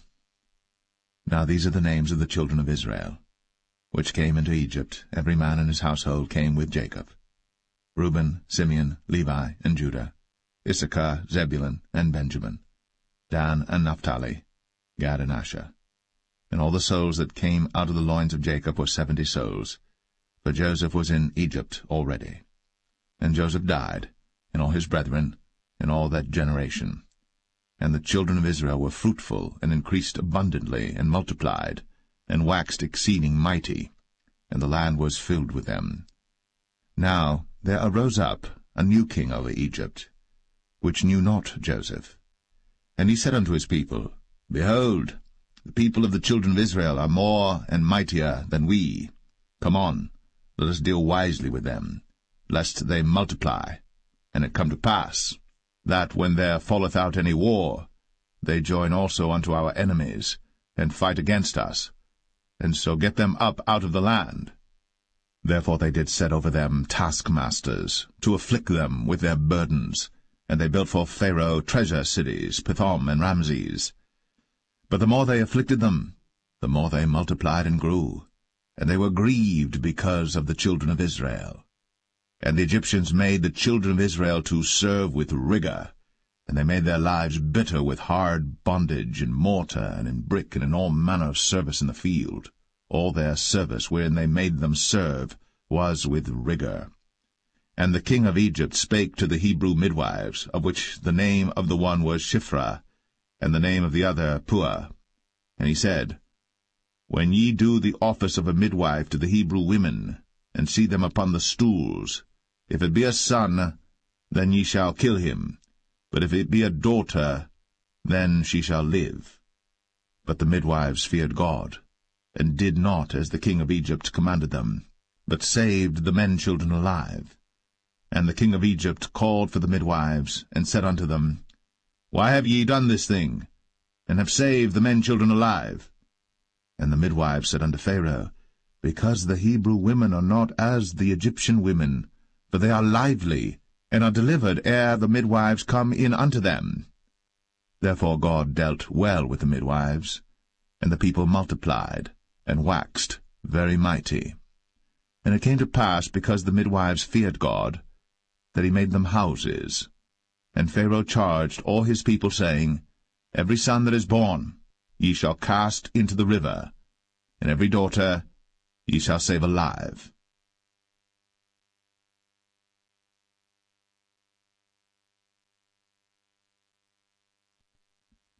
Exodus 2. And there went a man of the house of Levi, and took to wife a daughter of Levi. And the woman conceived, and bare a son. And when she saw him that he was a goodly child, she hid him 3 months. And when she could not longer hide him, she took for him an ark of bulrushes, and daubed it with slime, and with pitch, and put the child therein, and she laid it in the flags by the river's brink. And his sister stood afar off, to wit what would be done to him. And the daughter of Pharaoh came down to wash herself at the river, and her maidens walked along by the river's side. And when she saw the ark among the flags, she sent her maid to fetch it. And when she had opened it, she saw the child, and behold, the babe wept. And she had compassion on him, and said, This is one of the Hebrews' children.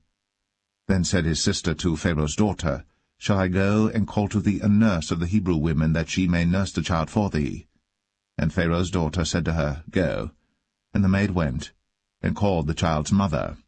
And Pharaoh's daughter said unto her, Take this child away, and nurse it for me, and I will give thee thy wages. And the woman took the child, and nursed it. And the child grew, and she brought him unto Pharaoh's daughter, and he became her son. And she called his name Moses, and she said, Because I drew him out of the water. And it came to pass in those days, when Moses was grown, that he went out unto his brethren, and looked on their burdens. And he spied an Egyptian smiting an Hebrew, one of his brethren. And he looked this way and that way. And when he saw that there was no man, he slew the Egyptian, and hid him in the sand. And when he went out the second day, behold, 2 men of the Hebrews strove together, And he said to him that did the wrong, Wherefore smitest thou thy fellow? And he said, Who made thee a prince and a judge over us? Intendest thou to kill me, as thou killedst the Egyptian? And Moses feared, and said, Surely this thing is known. Now when Pharaoh heard this thing, he sought to slay Moses. But Moses fled from the face of Pharaoh, and dwelt in the land of Midian, and he sat down by a well. Now the priest of Midian had 7 daughters, and they came and drew water, and filled the troughs to water their father's flock. And the shepherds came and drove them away. But Moses stood up and helped them, and watered their flock. And when they came to Reuel their father, he said, How is it that ye are come so soon today? And they said, An Egyptian delivered us out of the hand of the shepherds, and also drew water enough for us, and watered the flock.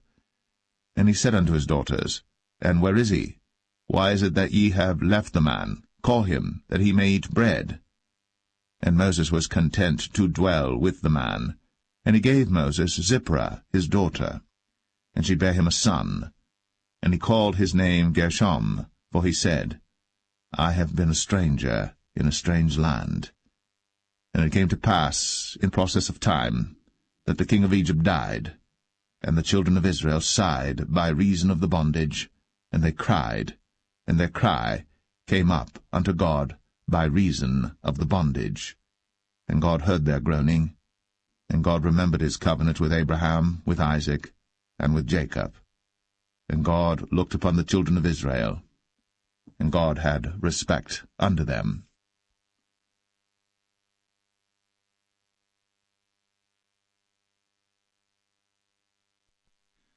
Exodus 3. Now Moses kept the flock of Jethro, his father-in-law, the priest of Midian.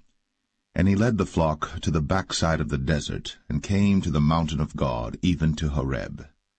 And the angel of the Lord appeared unto him in a flame of fire out of the midst of a bush. And he looked, and behold, the bush burned with fire, and the bush was not consumed. And Moses said, I will now turn aside and see this great sight, why the bush is not burnt. And when the Lord saw that he turned aside to see, God called unto him out of the midst of the bush, and said, Moses, Moses. And he said, Here am I. And he said, Draw not nigh hither. Put off thy shoes from off thy feet, for the place whereon thou standest is holy ground. Moreover, he said, I am the God of thy father, the God of Abraham, the God of Isaac, and the God of Jacob. And Moses hid his face, for he was afraid to look upon God. And the Lord said, I have surely seen the affliction of my people which are in Egypt, and have heard their cry by reason of their taskmasters. For I know their sorrows, and I am come down to deliver them out of the hand of the Egyptians, and to bring them up out of that land unto a good land, and a large, unto a land flowing with milk and honey, unto the place of the Canaanites, and the Hittites, and the Amorites, and the Perizzites, and the Hivites, and the Jebusites. Now therefore, behold, the cry of the children of Israel is come unto me, and I have also seen the oppression wherewith the Egyptians oppress them. Come now therefore, and I will send thee unto Pharaoh, that thou mayest bring forth my people, the children of Israel, out of Egypt. And Moses said unto God, Who am I, that I should go unto Pharaoh, and that I should bring forth the children of Israel out of Egypt? And he said, Certainly I will be with thee, and this shall be a token unto thee, that I have sent thee. When thou hast brought forth the people out of Egypt, ye shall serve God upon this mountain. And Moses said unto God, Behold, when I come unto the children of Israel, and shall say unto them, The God of your fathers has sent me unto you, and they shall say to me, What is his name? What shall I say unto them? And God said unto Moses, I am that I am. And he said, Thus shalt thou say unto the children of Israel, I am hath sent me unto you. And God said moreover unto Moses, Thus shalt thou say unto the children of Israel, The Lord God of your fathers, the God of Abraham, the God of Isaac, and the God of Jacob, hath sent me unto you. This is my name for ever, and this is my memorial unto all generations. Go and gather the elders of Israel together, and say unto them, The Lord God of your fathers, the God of Abraham, of Isaac, and of Jacob, appeared unto me, saying, I have surely visited you, and seen that which is done to you in Egypt. And I have said, I will bring you up out of the affliction of Egypt, unto the land of the Canaanites, and the Hittites, and the Amorites, and the Perizzites, and the Hivites, and the Jebusites, unto a land flowing with milk and honey. And they shall hearken to thy voice, and thou shalt come, thou and the elders of Israel, unto the king of Egypt, and ye shall say unto him, The Lord God of the Hebrews hath met with us. And now let us go, we beseech thee, 3 days' journey into the wilderness, that we may sacrifice to the Lord our God. And I am sure that the king of Egypt will not let you go, no, not by a mighty hand. And I will stretch out my hand, and smite Egypt with all my wonders which I will do in the midst thereof, and after that he will let you go. And I will give this people favor in the sight of the Egyptians, and it shall come to pass that, when ye go, ye shall not go empty.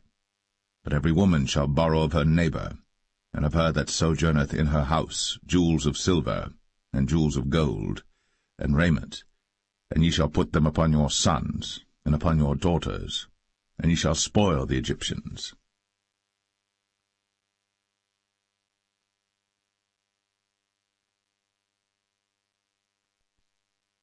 Exodus 4. And Moses answered and said, But behold, they will not believe me, nor hearken unto my voice, for they will say, The Lord hath not appeared unto thee. And the Lord said unto him, What is that in thine hand? And he said, A rod. And he said, Cast it on the ground. And he cast it on the ground, and it became a serpent. And Moses fled from before it. And the Lord said unto Moses, Put forth thine hand, and take it by the tail. And he put forth his hand, and caught it. And it became a rod in his hand, that they may believe that the Lord God of their fathers, the God of Abraham, the God of Isaac, and the God of Jacob, hath appeared unto thee. And the Lord said furthermore unto him, Put now thine hand into thy bosom. And he put his hand into his bosom, and when he took it out, behold, his hand was leprous as snow. And he said, Put thine hand into thy bosom again. And he put his hand into his bosom again, and plucked it out of his bosom, and behold, it was turned again as his other flesh. And it shall come to pass, if they will not believe thee, neither hearken to the voice of the first sign, that they will believe the voice of the latter sign. And it shall come to pass, if they will not believe also these 2 signs, neither hearken unto thy voice, that thou shalt take of the water of the river, and pour it upon the dry land, and the water which thou takest out of the river shall become blood upon the dry land. And Moses said unto the Lord, O my Lord, I am not eloquent, neither heretofore nor since thou hast spoken unto thy servant, but I am slow of speech and of a slow tongue. And the Lord said unto him, Who hath made man's mouth? Or who maketh the dumb, or deaf, or the seeing, or the blind? Have not I the Lord? Now therefore go, and I will be with thy mouth, and teach thee what thou shalt say. And he said, O my Lord, send, I pray thee, by the hand of him whom thou wilt send. And the anger of the Lord was kindled against Moses, and he said, Is not Aaron the Levite thy brother? I know that he can speak well, and also, behold, he cometh forth to meet thee. And when he seeth thee, he will be glad in his heart. And thou shalt speak unto him, and put words in his mouth. And I will be with thy mouth, and with his mouth, and will teach you what ye shall do. And he shall be thy spokesman unto the people, and he shall be, even he, shall be to thee instead of a mouth, and thou shalt be to him instead of God. And thou shalt take this rod in thine hand, wherewith thou shalt do signs. And Moses went, and returned to Jethro his father-in-law, and said unto him, Let me go, I pray thee, and return unto my brethren which are in Egypt, and see whether they be yet alive. And Jethro said to Moses, Go in peace. And the Lord said unto Moses in Midian, Go, return into Egypt, for all the men are dead which sought thy life.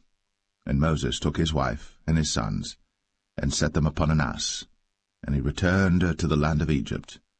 And Moses took the rod of God in his hand. And the Lord said unto Moses, When thou goest to return into Egypt, see that thou do all those wonders before Pharaoh, which I have put in thine hand. But I will harden his heart, that he shall not let the people go. And thou shalt say unto Pharaoh, Thus saith the Lord, Israel is my son, even my firstborn. And I say unto thee, Let my son go, that he may serve me. And if thou refuse to let him go, behold, I will slay thy son, even thy firstborn. And it came to pass by the way in the inn, that the Lord met him, and sought to kill him. Then Zipporah took a sharp stone, and cut off the foreskin of her son, and cast it at his feet, and said, Surely a bloody husband art thou to me. So he let him go. Then she said, A bloody husband thou art, because of the circumcision. And the Lord said to Aaron, Go into the wilderness to meet Moses. And he went, and met him in the mount of God, and kissed him. And Moses told Aaron all the words of the Lord who had sent him, and all the signs which he had commanded him. And Moses and Aaron went and gathered together all the elders of the children of Israel. And Aaron spake all the words which the Lord had spoken unto Moses, and did the signs in the sight of the people. And the people believed. And when they heard that the Lord had visited the children of Israel, and that he had looked upon their affliction, then they bowed their heads and worshipped.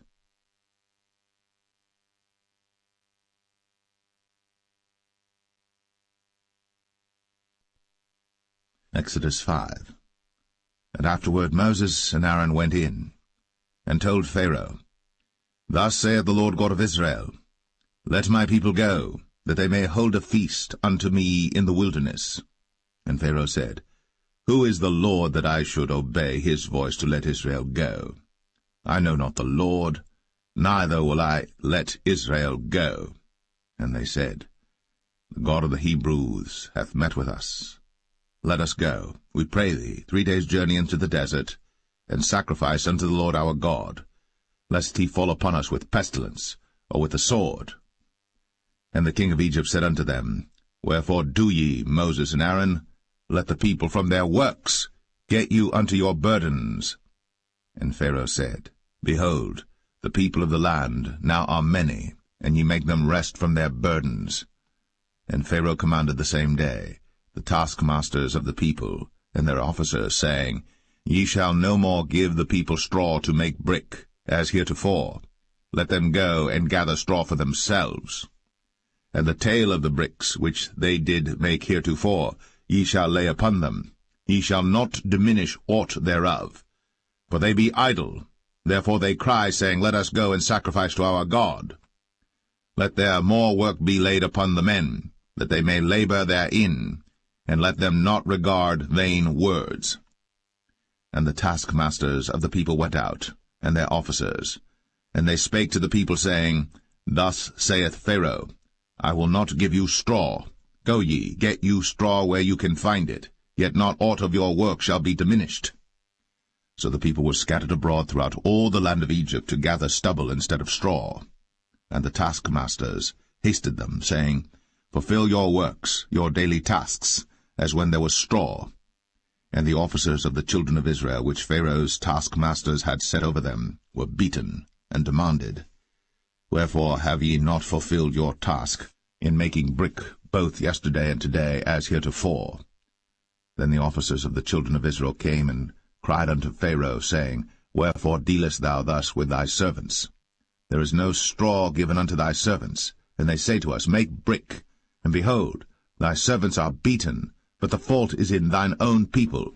But he said, Ye are idle, ye are idle. Therefore ye say, Let us go and do sacrifice to the Lord. Go therefore now and work, for there shall no straw be given you. Yet shall ye deliver the tale of bricks. And the officers of the children of Israel did see that they were in evil case, after it was said, Ye shall not minish aught from your bricks of your daily task. And they met Moses and Aaron, who stood in the way, as they came forth from Pharaoh. And they said unto them, The Lord look upon you and judge, because ye have made our savour to be abhorred in the eyes of Pharaoh, and in the eyes of his servants, to put a sword in their hand to slay us. And Moses returned unto the Lord, and said, Lord, wherefore hast thou so evil entreated this people? Why is it that thou hast sent me? For since I came to Pharaoh to speak in thy name, he hath done evil to this people, neither hast thou delivered thy people at all.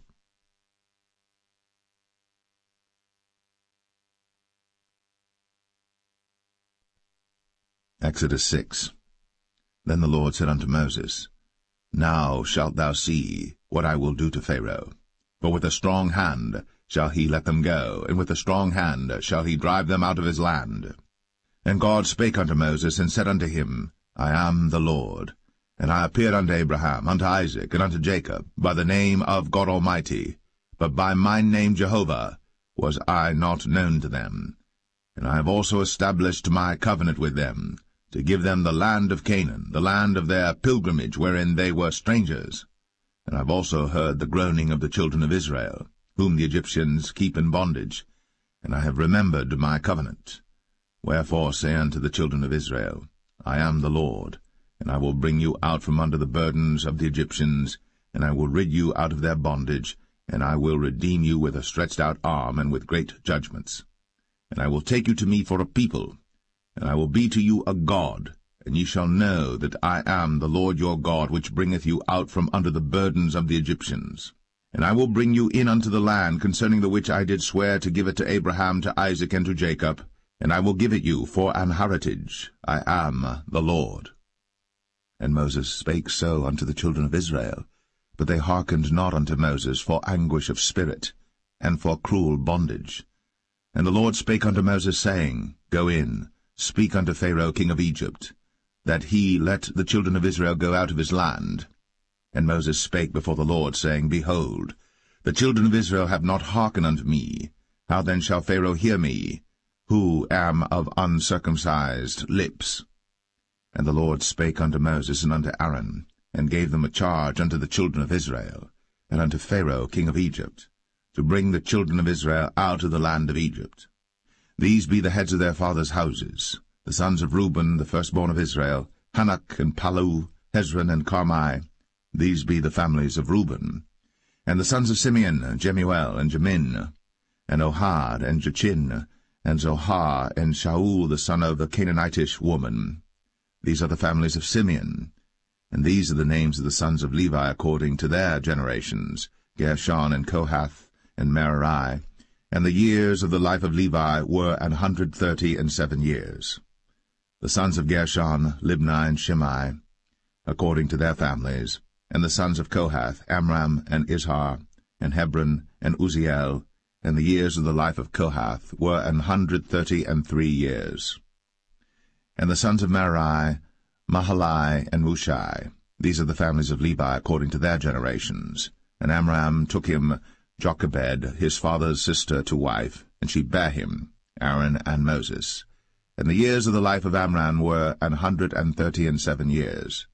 And the sons of Izhar, Korah and Nepheg and Zichri. And the sons of Uzziel, Mishael and Elzaphan and Zithri. And Aaron took him Elisheba, daughter of Aminadab, sister of Nahshon, to wife, and she bare him Nadab and Abihu, Eleazar and Ithamar. And the sons of Korah, Asir and Elkanah and Abiasaph. These are the families of the Korhites. And Eleazar, Aaron's son, took him one of the daughters of Putiel to wife, and she bare him Phinehas. These are the heads of the fathers of the Levites according to their families. These are that Aaron and Moses, to whom the Lord said, Bring out the children of Israel from the land of Egypt, according to their armies. These are they which spake to Pharaoh king of Egypt, to bring out the children of Israel from Egypt. These are that Moses and Aaron. And it came to pass on the day when the Lord spake unto Moses in the land of Egypt, that the Lord spake unto Moses, saying, I am the Lord. Speak thou unto Pharaoh king of Egypt all that I say unto thee. And Moses said before the Lord, Behold, I am of uncircumcised lips, and how shall Pharaoh hearken unto me?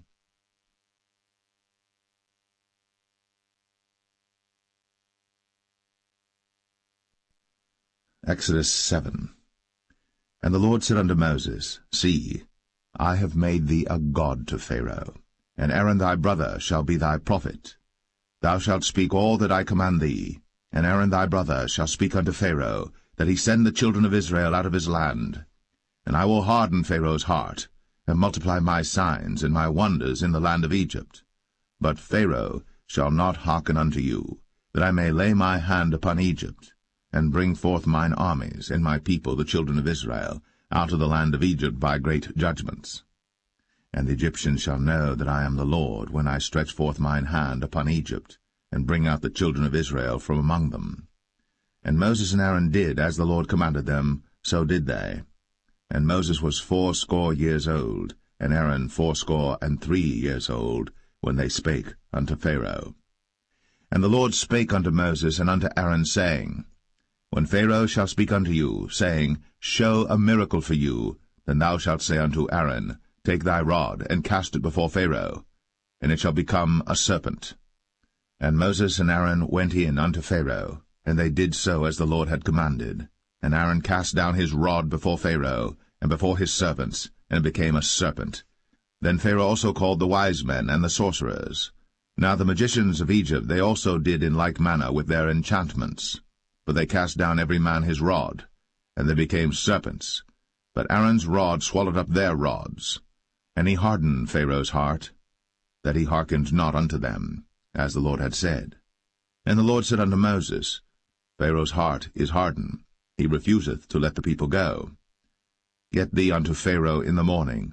Lo, he goeth out unto the water, and thou shalt stand by the river's brink against he come.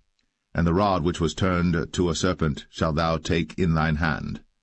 And thou shalt say unto him, The Lord God of the Hebrews hath sent me unto thee, saying, Let my people go, that they may serve me in the wilderness. And behold, hitherto thou wouldest not hear. Thus saith the Lord, In this thou shalt know that I am the Lord. Behold, I will smite with the rod that is in mine hand upon the waters which are in the river, and they shall be turned to blood. And the fish that is in the river shall die, and the river shall stink, and the Egyptians shall loathe to drink of the water of the river.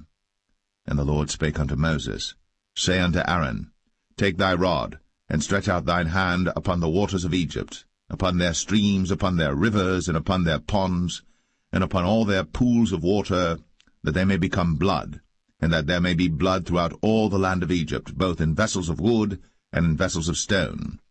And Moses and Aaron did so, as the Lord commanded. And he lifted up the rod, and smote the waters that were in the river, in the sight of Pharaoh, and in the sight of his servants, and all the waters that were in the river were turned to blood. And the fish that was in the river died, and the river stank, and the Egyptians could not drink of the water of the river, and there was blood throughout all the land of Egypt. And the magicians of Egypt did so with their enchantments, and Pharaoh's heart was hardened, neither did he hearken unto them, as the Lord had said. And Pharaoh turned and went into his house, neither did he set his heart to this also. And all the Egyptians digged around about the river for water to drink, for they could not drink of the water of the river. And 7 days were fulfilled. After that the Lord had smitten the river.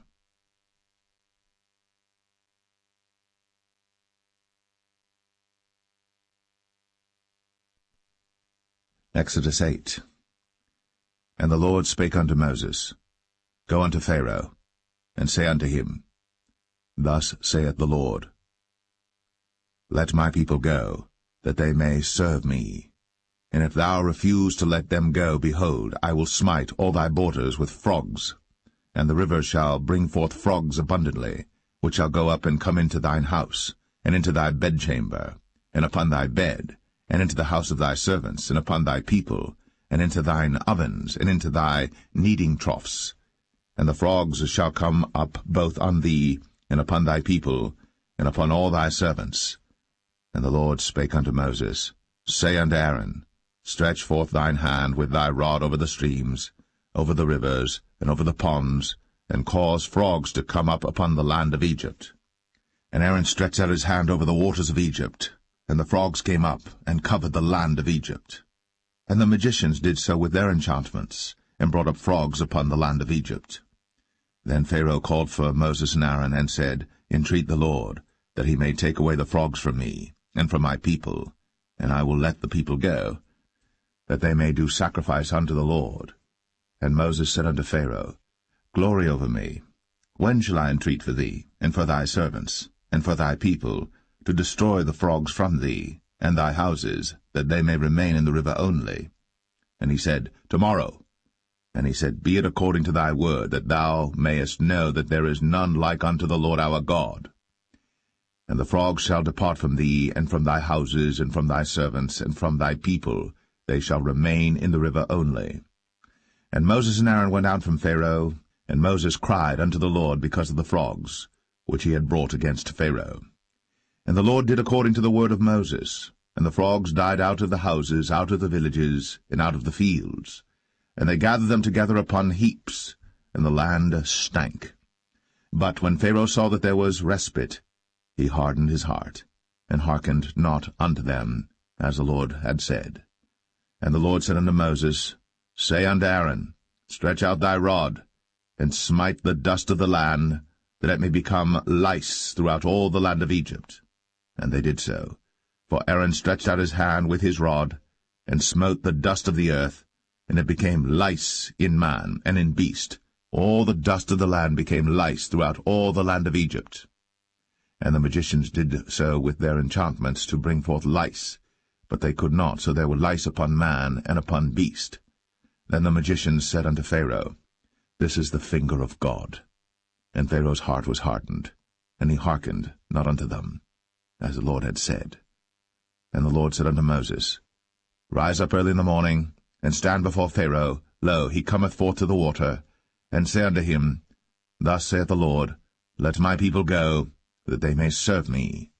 Else, if thou wilt not let my people go, behold, I will send swarms of flies upon thee, and upon thy servants, and upon thy people, and into thy houses, and the houses of the Egyptians shall be full of swarms of flies, and also the ground whereon they are. And I will sever in that day the land of Goshen, in which my people dwell, that no swarms of flies shall be there, to the end thou mayest know that I am the Lord in the midst of the earth. And I will put a division between my people and thy people. Tomorrow shall this sign be. And the Lord did so. And there came a grievous swarm of flies into the house of Pharaoh, and into his servants' houses, and into all the land of Egypt. The land was corrupted by reason of the swarm of flies. And Pharaoh called for Moses and for Aaron, and said, Go ye, sacrifice to your God in the land. And Moses said, It is not meet so to do, for we shall sacrifice the abomination of the Egyptians to the Lord our God. Lo, shall we sacrifice the abomination of the Egyptians before their eyes? And will they not stone us? We will go 3 days' journey into the wilderness, and sacrifice to the Lord our God, as he shall command us. And Pharaoh said, I will let you go, that ye may sacrifice to the Lord your God in the wilderness. Only ye shall not go very far away. Entreat for me. And Moses said, Behold, I go out from thee, and I will entreat the Lord that the swarms of flies may depart from Pharaoh, from his servants, and from his people tomorrow. But let not Pharaoh deal deceitfully any more, not letting the people go to sacrifice to the Lord. And Moses went out from Pharaoh, and entreated the Lord.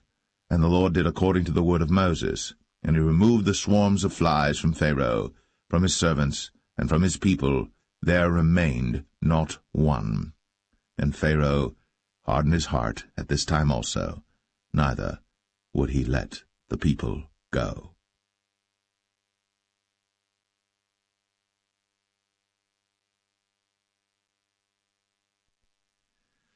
Exodus 9. Then the Lord said unto Moses, Go in unto Pharaoh, and tell him, Thus saith the Lord God of the Hebrews, Let my people go, that they may serve me. For if thou refuse to let them go, and wilt hold them still, behold, the hand of the Lord is upon thy cattle which is in the field, upon the horses, upon the asses, upon the camels, upon the oxen, and upon the sheep. There shall be a very grievous murrain. And the Lord shall sever between the cattle of Israel and the cattle of Egypt, and there shall nothing die of all that is the children's of Israel. And the Lord appointed a set time, saying, Tomorrow the Lord shall do this thing in the land. And the Lord did that thing on the morrow, and all the cattle of Egypt died, but of the cattle of the children of Israel died not one. And Pharaoh sent, and behold, there was not one of the cattle of the Israelites dead, and the heart of Pharaoh was hardened, and he did not let the people go. And the Lord said unto Moses and unto Aaron, Take to you handfuls of ashes of the furnace, and let Moses sprinkle it toward the heaven in the sight of Pharaoh. And it shall become small dust in all the land of Egypt, and shall be a boil breaking forth with blains upon man and upon beast throughout all the land of Egypt. Then they took ashes of the furnace, and stood before Pharaoh. And Moses sprinkled it up toward heaven, and it became a boil, breaking forth with blains upon man and upon beast. And the magicians could not stand before Moses because of the boils, for the boil was upon the magicians and upon all the Egyptians. And the Lord hardened the heart of Pharaoh, and he hearkened not unto them, as the Lord had spoken unto Moses. And the Lord said unto Moses, Rise up early in the morning, and stand before Pharaoh, and say unto him, Thus saith the Lord God of the Hebrews, Let my people go, that they may serve me. For I will at this time send all my plagues upon thine heart, and upon thy servants, and upon thy people, that thou mayest know that there is none like me in all the earth. For now I will stretch out my hand, that I may smite thee and thy people with pestilence, and thou shalt be cut off from the earth. And in very deed for this cause have I raised thee up, for to show in thee my power, and that my name may be declared throughout all the earth. As yet exaltest thou thyself against my people, that thou wilt not let them go. Behold, tomorrow about this time I will cause it to rain a very grievous hail, such as hath not been in Egypt since the foundation thereof even until now. Send therefore now, and gather thy cattle, and all that thou hast in the field. For upon every man and beast which shall be found in the field, and shall not be brought home, the hail shall come down upon them, and they shall die. He that feared the word of the Lord among the servants of Pharaoh made his servants and his cattle flee into the houses. And he that regarded not the word of the Lord left his servants and his cattle in the field. And the Lord said unto Moses, Stretch forth thine hand toward heaven, that there may be hail in all the land of Egypt, upon man, and upon beast, and upon every herb of the field, throughout the land of Egypt. And Moses stretched forth his rod toward heaven, and the Lord sent thunder and hail, and the fire ran along upon the ground, and the Lord rained hail upon the land of Egypt. So there was hail, and fire mingled with the hail, very grievous, such as there was none like it in all the land of Egypt since it became a nation. And the hail smote throughout all the land of Egypt all that was in the field, both man and beast. And the hail smote every herb of the field, and brake every tree of the field. Only in the land of Goshen, where the children of Israel were, was there no hail. And Pharaoh sent and called for Moses and Aaron, and said unto them, I have sinned at this time.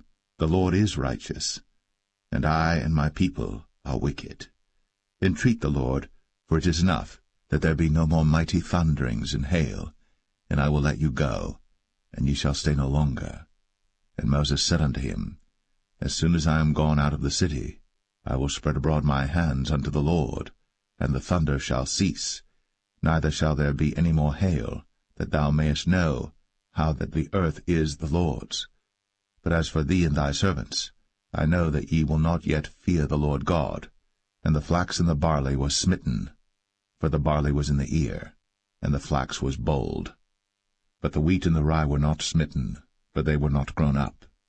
And Moses went out of the city from Pharaoh, and spread abroad his hands unto the Lord, and the thunders and hail ceased, and the rain was not poured upon the earth. And when Pharaoh saw that the rain and the hail and the thunders were ceased, he sinned yet more, and hardened his heart, he and his servants. And the heart of Pharaoh was hardened, neither would he let the children of Israel go, as the Lord had spoken by Moses.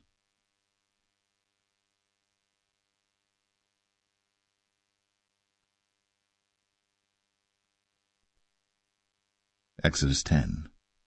And the Lord said unto Moses, Go in unto Pharaoh, for I have hardened his heart, and the heart of his servants, that I might show these my signs before him, and that thou mayest tell in the ears of thy son, and of thy son's son, what things I have wrought in Egypt, and my signs which I have done among them, that ye may know how that I am the Lord.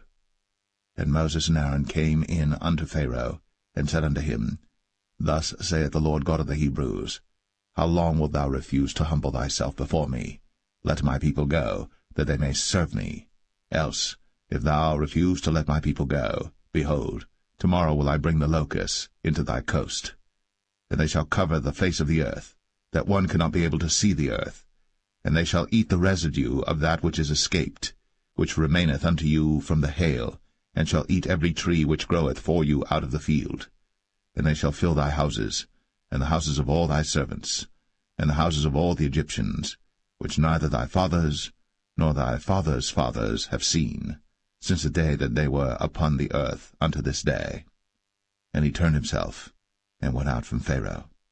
And Pharaoh's servants said unto him, How long shall this man be a snare unto us? Let the men go, that they may serve the Lord their God.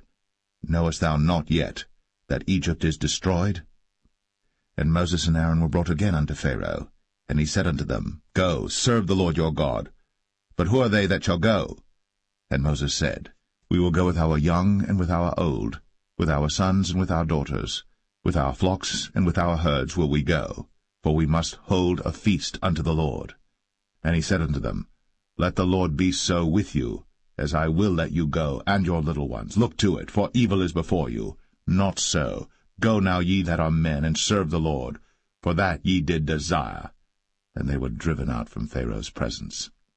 And the Lord said unto Moses, Stretch out thine hand over the land of Egypt for the locusts, that they may come up upon the land of Egypt, and eat every herb of the land, even all that the hail hath left. And Moses stretched forth his rod over the land of Egypt. And the Lord brought an east wind upon the land all that day, and all that night. And when it was morning, the east wind brought the locusts. And the locusts went up over all the land of Egypt, and rested in all the coasts of Egypt. Very grievous were they. Before them there were no such locusts as they, neither after them shall be such. For they covered the face of the whole earth, so that the land was darkened. And they did eat every herb of the land, and all the fruit of the trees which the hail had left. And there remained not any green thing in the trees, or in the herbs of the field, through all the land of Egypt.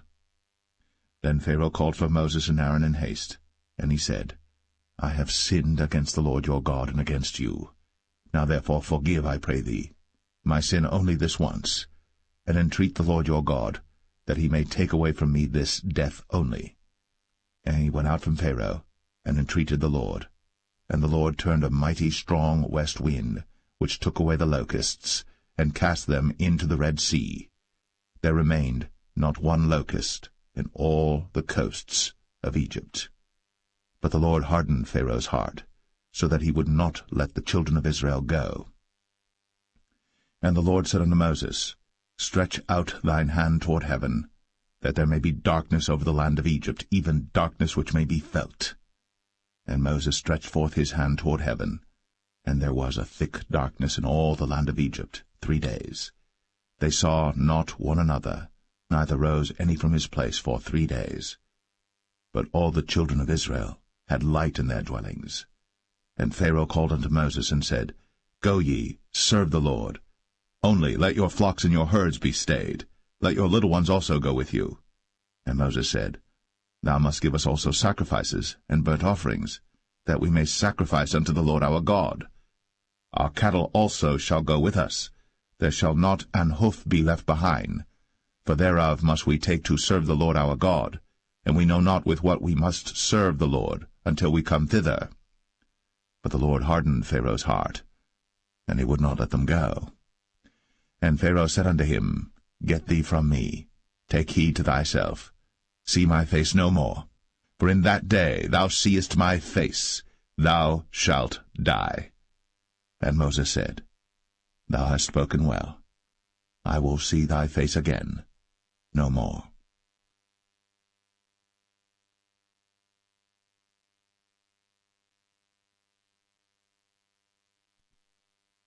Exodus 11.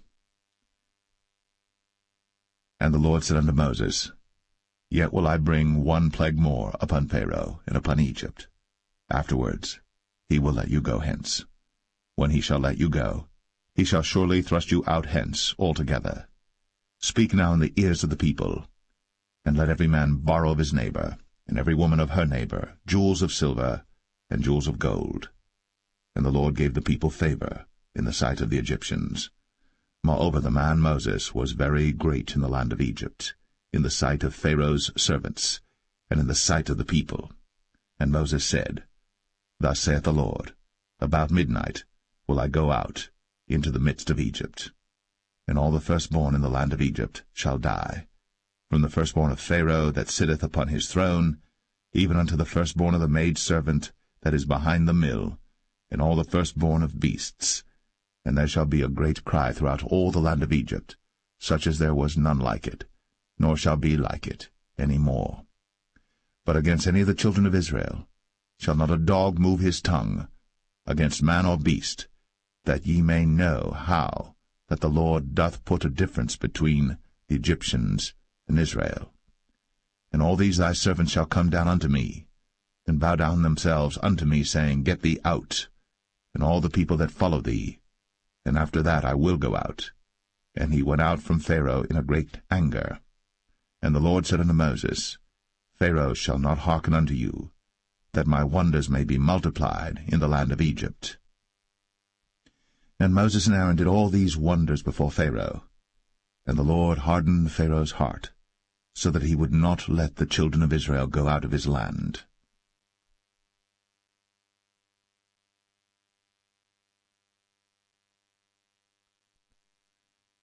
Exodus 12. And the Lord spake unto Moses and Aaron in the land of Egypt, saying, This month shall be unto you the beginning of months. It shall be the first month of the year to you. Speak ye unto all the congregation of Israel, saying, In the 10th day of this month they shall take to them every man a lamb, according to the house of their fathers, a lamb for an house. And if the household be too little for the lamb, let him and his neighbor next unto his house take it according to the number of the souls. Every man according to his eating shall make your count for the lamb. Your lamb shall be without blemish, a male of the first year. Ye shall take it out from the sheep or from the goats. And ye shall keep it up until the 14th day of the same month. And the whole assembly of the congregation of Israel shall kill it in the evening. And they shall take of the blood, and strike it on the 2 side posts, and on the upper door post of the houses, wherein they shall eat it. And they shall eat the flesh in that night, roast with fire, and unleavened bread, and with bitter herbs they shall eat it. Eat not of it raw, nor sodden it all with water, but roast with fire, his head with his legs, and with the purtenance thereof. And ye shall let nothing of it remain until the morning. And that which remaineth of it until the morning ye shall burn with fire. And thus shall ye eat it, with your loins girded, your shoes on your feet, and your staff in your hand, and ye shall eat it in haste. It is the Lord's Passover. For I will pass through the land of Egypt this night, and will smite all the firstborn in the land of Egypt, both man and beast, and against all the gods of Egypt I will execute judgment. I am the Lord. And the blood shall be to you for a token upon the houses where ye are. And when I see the blood, I will pass over you, and the plague shall not be upon you to destroy you, when I smite the land of Egypt. And this day shall be unto you for a memorial, and ye shall keep it a feast to the Lord throughout your generations. Ye shall keep it a feast by an ordinance forever. 7 days shall ye eat unleavened bread.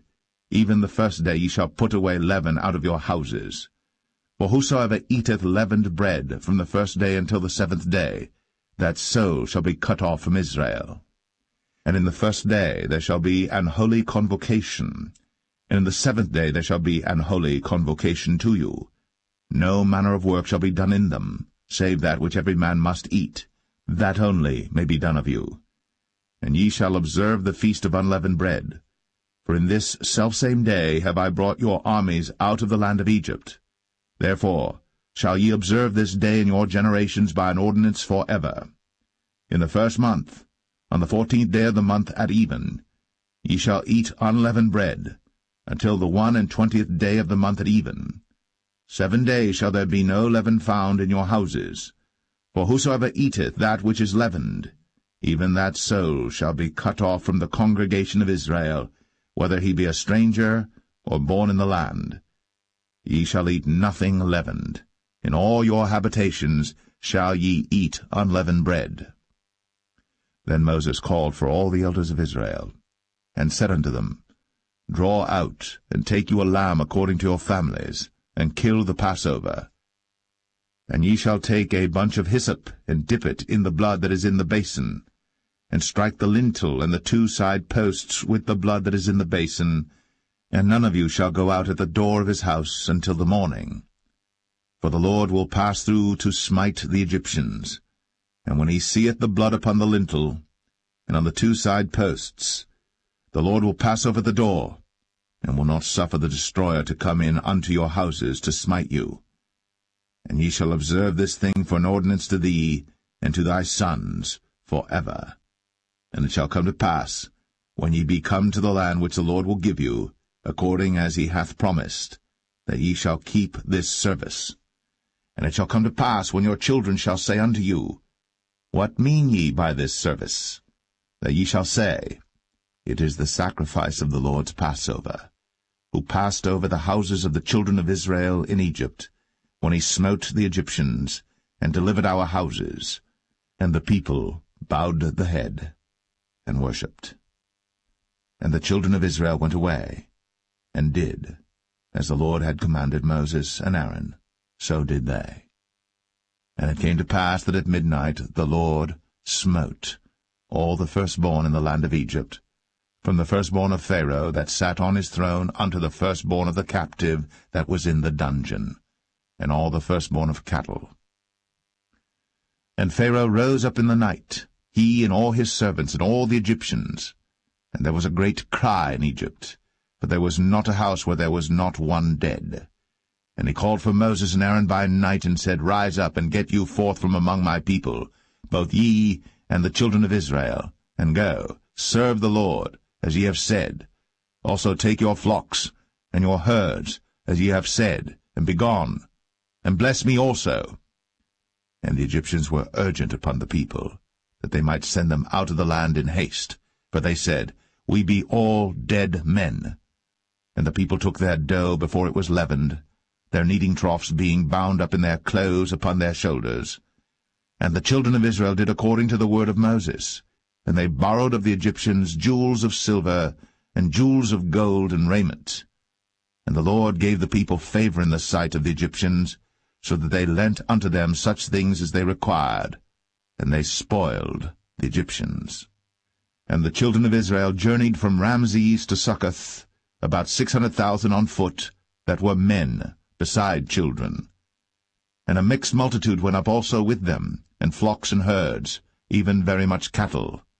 And they baked unleavened cakes of the dough which they brought forth out of Egypt, for it was not leavened, because they were thrust out of Egypt, and could not tarry, neither had they prepared for themselves any victual. Now the sojourning of the children of Israel, who dwelt in Egypt, was 430 years. And it came to pass, at the end of the 430 years, even the selfsame day it came to pass, that all the hosts of the Lord went out from the land of Egypt. It is a night to be much observed unto the Lord for bringing them out from the land of Egypt. This is that night of the Lord to be observed of all the children of Israel in their generations. And the Lord said unto Moses and Aaron, This is the ordinance of the Passover. There shall no stranger eat thereof. But every man's servant that is bought for money, when thou hast circumcised him, then shall he eat thereof. A foreigner and an hired servant shall not eat thereof. In one house shall it be eaten. Thou shalt not carry forth aught of the flesh abroad out of the house, neither shall ye break a bone thereof. All the congregation of Israel shall keep it. And when a stranger shall sojourn with thee, and will keep the Passover to the Lord, let all his males be circumcised, and then let him come near and keep it. And he shall be as one that is born in the land. For no uncircumcised person shall eat thereof. One law shall be to him that is homeborn, and unto the stranger that sojourneth among you. Thus did all the children of Israel. As the Lord commanded Moses and Aaron, so did they.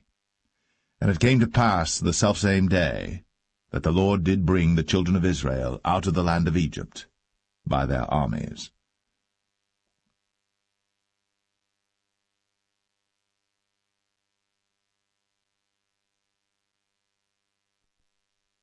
Exodus 13. And the Lord spake unto Moses, saying, Sanctify unto me all the firstborn, whatsoever openeth the womb among the children of Israel, both of man and of beast, it is mine. And Moses said unto the people, Remember this day in which ye came out from Egypt, out of the house of bondage, for by strength of hand the Lord brought you out from this place. There shall no leavened bread be eaten. This day came ye out in the month Abib.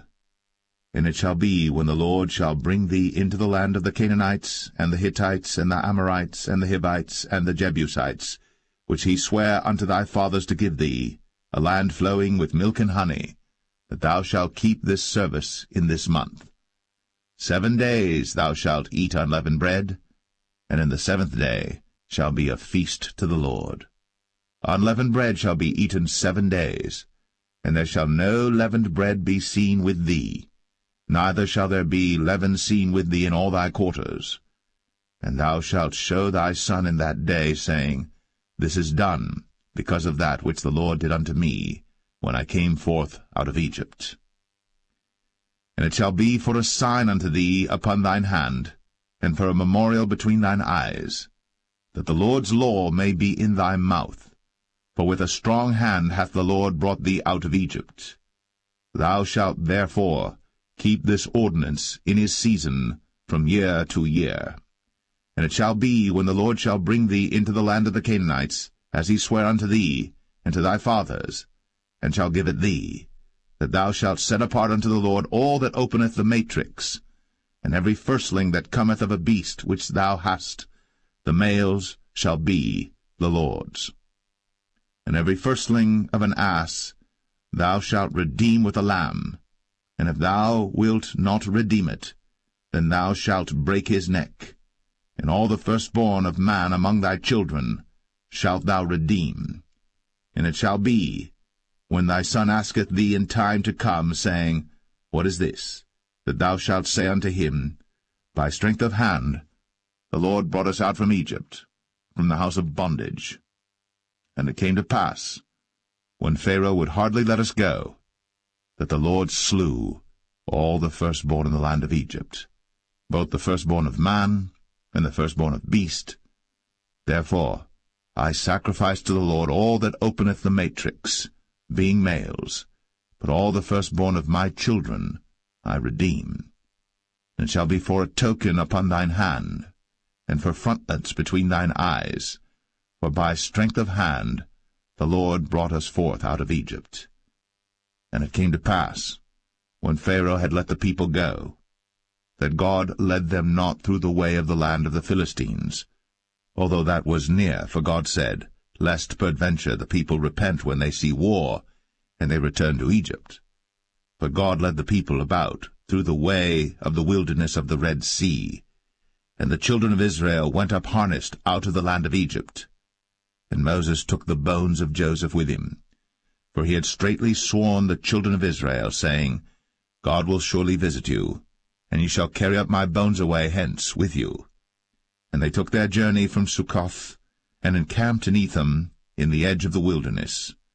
And the Lord went before them by day in a pillar of a cloud, to lead them the way, and by night in a pillar of fire, to give them light, to go by day and night. He took not away the pillar of the cloud by day, nor the pillar of fire by night, from before the people.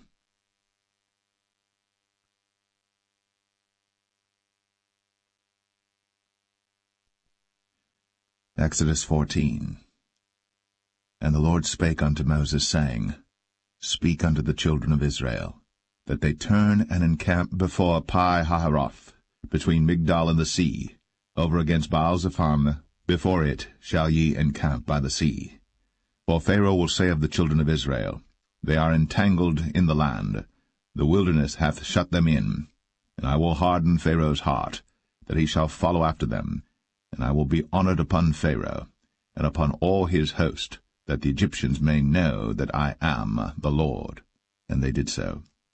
And it was told the king of Egypt that the people fled, and the heart of Pharaoh and of his servants was turned against the people, and they said, Why have we done this, that we have let Israel go from serving us? And he made ready his chariot, and took his people with him. And he took 600 chosen chariots, and all the chariots of Egypt, and captains over every one of them. And the Lord hardened the heart of Pharaoh king of Egypt, and he pursued after the children of Israel. And the children of Israel went out with an high hand. But the Egyptians pursued after them, all the horses and chariots of Pharaoh, and his horsemen and his army, and overtook them encamping by the sea, beside Pi-hahiroth, before Baal-zephon. And when Pharaoh drew nigh, the children of Israel lifted up their eyes, and behold, the Egyptians marched after them, and they were sore afraid. And the children of Israel cried out unto the Lord, and they said unto Moses, Because there were no graves in Egypt, hast thou taken us away to die in the wilderness? Wherefore hast thou dealt thus with us, to carry us forth out of Egypt? Is not this the word that we did tell thee in Egypt, saying, Let us alone, that we may serve the Egyptians? For it had been better for us to serve the Egyptians, than that we should die in the wilderness. And Moses said unto the people, Fear ye not, stand still, and see the salvation of the Lord, which he will show to you today. For the Egyptians whom ye have seen today, ye shall see them again no more for ever. The Lord shall fight for you, and ye shall hold your peace. And the Lord said unto Moses, Wherefore criest thou unto me? Speak unto the children of Israel, that they go forward. But lift thou up thy rod, and stretch out thine hand over the sea, and divide it. And the children of Israel shall go on dry ground through the midst of the sea. And I, behold, I will harden the hearts of the Egyptians, and they shall follow them. And I will get me honor upon Pharaoh, and upon all his host, upon his chariots, and upon his horsemen. And the Egyptians shall know that I am the Lord, when I have gotten me honor upon Pharaoh, upon his chariots, and upon his horsemen. And the angel of God, which went before the camp of Israel, removed, and went behind them. And the pillar of the cloud went from before their face, and stood behind them. And it came between the camp of the Egyptians and the camp of Israel. And it was a cloud and darkness to them, but it gave light by night to these, so that the one came not near the other all the night. And Moses stretched out his hand over the sea, and the Lord caused the sea to go back by a strong east wind all that night, and made the sea dry land, and the waters were divided. And the children of Israel went into the midst of the sea upon the dry ground, and the waters were a wall unto them on their right hand and on their left. And the Egyptians pursued, and went in after them to the midst of the sea, even all Pharaoh's horses, his chariots, and his horsemen. And it came to pass that in the morning watch the Lord looked unto the host of the Egyptians through the pillar of fire and of the cloud, and troubled the host of the Egyptians, and took off their chariot wheels, that they drave them heavily, so that the Egyptians said, Let us flee from the face of Israel, for the Lord fighteth for them against the Egyptians. And the Lord said unto Moses, Stretch out thine hand over the sea, that the waters may come again upon the Egyptians, upon their chariots, and upon their horsemen.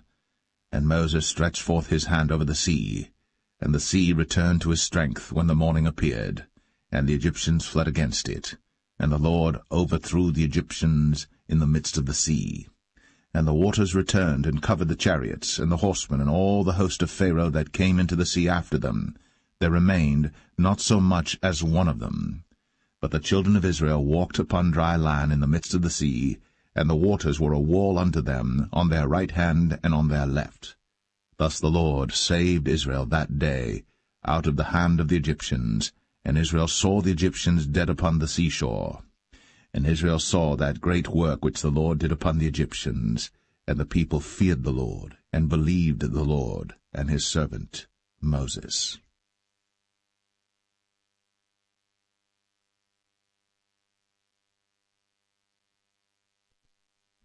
Exodus 15. Then sang Moses and the children of Israel this song unto the Lord, and spake, saying, I will sing unto the Lord, for he hath triumphed gloriously. The horse and his rider hath he thrown into the sea.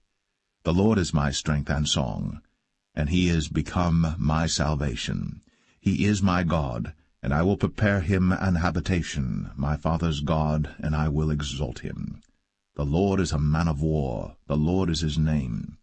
Pharaoh's chariots and his host hath he cast into the sea. His chosen captains also are drowned in the Red Sea. The depths have covered them, they sank into the bottom as a stone. Thy right hand, O Lord, is become glorious in power. Thy right hand, O Lord, hath dashed in pieces the enemy. And in the greatness of thine excellency thou hast overthrown them that rose up against thee. Thou sentest forth thy wrath, which consumed them as stubble. And with the blast of thy nostrils the waters were gathered together. The floods stood upright as an heap, and the depths were congealed in the heart of the sea. The enemy said, I will pursue, I will overtake, I will divide the spoil. My lust shall be satisfied upon them. I will draw my sword, my hand shall destroy them. Thou didst blow with thy wind, the sea covered them. They sank as lead in the mighty waters. Who is like unto thee, O Lord, among the gods? Who is like thee, glorious in holiness, fearful in praises, doing wonders? Thou stretchest out thy right hand, the earth swallowed them. Thou in thy mercy hast led forth the people which thou hast redeemed. Thou hast guided them in thy strength unto thy holy habitation. The people shall hear and be afraid. Sorrow shall take hold on the inhabitants of Palestina. Then the dukes of Edom shall be amazed. The mighty men of Moab, trembling, shall take hold upon them. All the inhabitants of Canaan shall melt away. Fear and dread shall fall upon them. By the greatness of thine arm they shall be as still as a stone, till thy people pass over, O Lord, till the people pass over, which thou hast purchased. Thou shalt bring them in, and plant them in the mountain of thine inheritance, in the place, O Lord, which thou hast made for thee to dwell in the sanctuary, O Lord, which thy hands have established. The Lord shall reign for ever and ever. For the horse of Pharaoh went in with his chariots and with his horsemen into the sea, and the Lord brought again the waters of the sea upon them. But the children of Israel went on dry land in the midst of the sea. And Miriam the prophetess, the sister of Aaron, took a timbrel in her hand, and all the women went out after her with timbrels and with dances. And Miriam answered them, Sing ye to the Lord, for he hath triumphed gloriously. The horse and his rider hath he thrown into the sea. So Moses brought Israel from the Red Sea, and they went out into the wilderness of Shur. And they went 3 days in the wilderness, and found no water. And when they came to Marah, they could not drink of the waters of Marah, for they were bitter. Therefore the name of it was called Marah. And the people murmured against Moses, saying, What shall we drink? And he cried unto the Lord, and the Lord showed him a tree, which when he had cast into the waters were made sweet. There he made for them a statute and an ordinance, and there he proved them, and said, If thou wilt diligently hearken to the voice of the Lord thy God, and wilt do that which is right in his sight, and wilt give ear to his commandments, and keep all his statutes, I will put none of these diseases upon thee, which I have brought upon the Egyptians, for I am the Lord that healeth thee. And they came to Elim, where were 12 wells of water, and 70 palm trees, and they encamped there by the waters.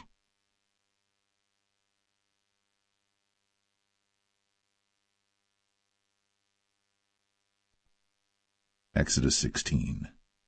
And they took their journey from Elim, and all the congregation of the children of Israel came unto the wilderness of Sin, which is between Elim and Sinai, on the 15th day of the 2nd month, after their departing out of the land of Egypt. And the whole congregation of the children of Israel murmured against Moses and Aaron in the wilderness. And the children of Israel said unto them, Would to God we had died by the hand of the Lord in the land of Egypt, when we sat by the flesh pots, and when we did eat bread to the full. For ye have brought us forth into this wilderness to kill this whole assembly with hunger. Then said the Lord unto Moses, Behold, I will rain bread from heaven for you, and the people shall go out and gather a certain rate every day, that I may prove them, whether they will walk in my law or no. And it shall come to pass that on the 6th day they shall prepare that which they bring in, and it shall be twice as much as they gather daily. And Moses and Aaron said unto all the children of Israel, At even then you shall know that the Lord hath brought you out from the land of Egypt. And in the morning then ye shall see the glory of the Lord, for that he heareth your murmurings against the Lord. And what are we, that ye murmur against us? And Moses said, This shall be when the Lord shall give you in the evening flesh to eat, and in the morning bread to the full, for that the Lord heareth your murmurings, which ye murmur against him. And what are we? Your murmurings are not against us, but against the Lord. And Moses spake unto Aaron, Say unto all the congregation of the children of Israel, Come near before the Lord, for he hath heard your murmurings. And it came to pass, as Aaron spake unto the whole congregation of the children of Israel, that they looked toward the wilderness, and behold, the glory of the Lord appeared in the cloud. And the Lord spake unto Moses, saying, I have heard the murmurings of the children of Israel. Speak unto them, saying, At even ye shall eat flesh, and in the morning ye shall be filled with bread, and ye shall know that I am the Lord your God. And it came to pass, that at even the quails came up, and covered the camp, and in the morning the dew lay round about the host. And when the dew that lay was gone up, behold, upon the face of the wilderness there lay a small round thing, as small as the hoarfrost on the ground. And when the children of Israel saw it, they said one to another, It is manna, for they wist not what it was. And Moses said unto them, This is the bread which the Lord hath given you to eat. This is the thing which the Lord hath commanded. Gather of it every man according to his eating, an omer for every man according to the number of your persons. Take ye every man for them which are in his tents. And the children of Israel did so, and gathered some more, some less. And when they did meet it with an omer, he that gathered much had nothing over, and he that gathered little had no lack. They gathered every man according to his eating. And Moses said, Let no man leave of it till the morning. Notwithstanding they hearkened not unto Moses, but some of them left of it until the morning. And it bred worms, and stank. And Moses was wroth with them. And they gathered it every morning, every man according to his eating. And when the sun waxed hot, it melted. And it came to pass that on the 6th day they gathered twice as much bread, 2 omers for one man. And all the rulers of the congregation came and told Moses. And he said unto them, This is that which the Lord hath said. Tomorrow is the rest of the holy Sabbath unto the Lord. Bake that which ye shall bake today, and seethe that ye will seethe, and that which remaineth over lay up for you to be kept until the morning. And they laid it up till the morning, as Moses bade, and it did not stink, neither was there any worm therein. And Moses said, Eat that today, for today is a Sabbath unto the Lord. Today ye shall not find it in the field. 6 days ye shall gather it, but on the 7th day, which is the Sabbath, in it there shall be none. And it came to pass that there went out some of the people on the 7th day for to gather, and they found none. And the Lord said unto Moses, How long refuse ye to keep my commandments and my laws? See, for that the Lord hath given you the Sabbath. Therefore he giveth you on the 6th day the bread of 2 days. Abide ye every man in his place. Let no man go out of his place on the 7th day. So the people rested on the 7th day. And the house of Israel called the name thereof manna. And it was like coriander seed, white, and the taste of it was like wafers made with honey. And Moses said, This is the thing which the Lord commandeth. Fill an omer of it to be kept for your generations, that they may see the bread wherewith I have fed you in the wilderness, when I brought you forth from the land of Egypt. And Moses said unto Aaron, Take a pot, and put an omer full of manna therein, and lay it up before the Lord, to be kept for your generations. As the Lord commanded Moses, so Aaron laid it up before the testimony to be kept. And the children of Israel did eat manna 40 years, until they came to a land inhabited. They did eat manna until they came unto the borders of the land of Canaan. Now an omer is the 10th part of an ephah.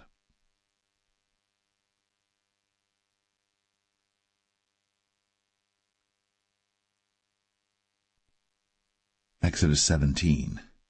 And all the congregation of the children of Israel journeyed from the wilderness of Sin after their journeys, according to the commandment of the Lord, and pitched in Rephidim.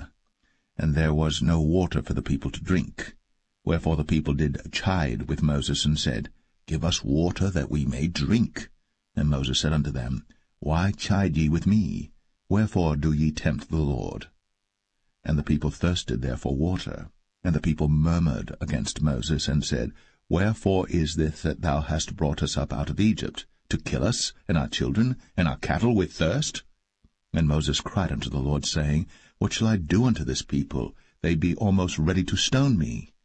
And the Lord said unto Moses, Go on before the people, and take with thee of the elders of Israel, and thy rod wherewith thou smotest the river, take in thine hand, and go. Behold, I will stand before thee there upon the rock in Horeb, and thou shalt smite the rock. And there shall come water out of it, that the people may drink. And Moses did so in the sight of the elders of Israel. And he called the name of the place Massah and Meribah, because of the chiding of the children of Israel, and because they tempted the Lord, saying, Is the Lord among us or not? Then came Amalek and fought with Israel in Rephidim. And Moses said unto Joshua, Choose us out men, and go out, fight with Amalek. Tomorrow I will stand on the top of the hill with the rod of God in mine hand.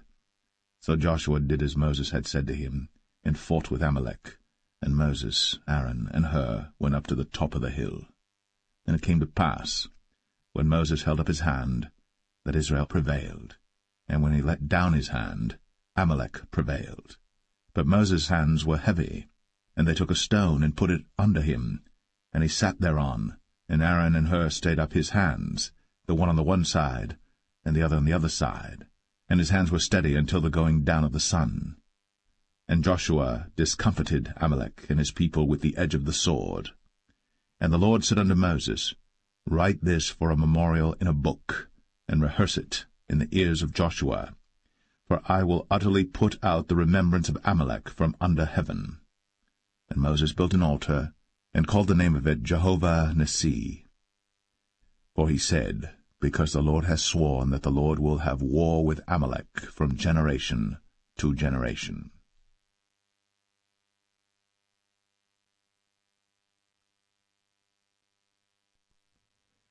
Exodus 18. When Jethro, the priest of Midian, Moses' father-in-law, heard of all that God had done for Moses, and for Israel his people, and that the Lord had brought Israel out of Egypt, then Jethro, Moses' father-in-law, took Zipporah, Moses' wife, after he had sent her back, and her 2 sons, of which the name of the one was Gershom, for he said, I have been an alien in a strange land.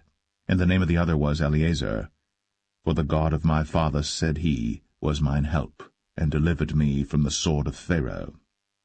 And Jethro, Moses' father-in-law, came with his sons and his wife unto Moses into the wilderness, where he encamped at the mount of God. And he said unto Moses, I thy father-in-law Jethro am come unto thee, and thy wife and her 2 sons with her. And Moses went out to meet his father-in-law, and did obeisance, and kissed him. And they asked each other of their welfare, and they came into the tent. And Moses told his father-in-law all that the Lord had done unto Pharaoh and to the Egyptians for Israel's sake, and all the travail that had come upon them by the way, and how the Lord delivered them.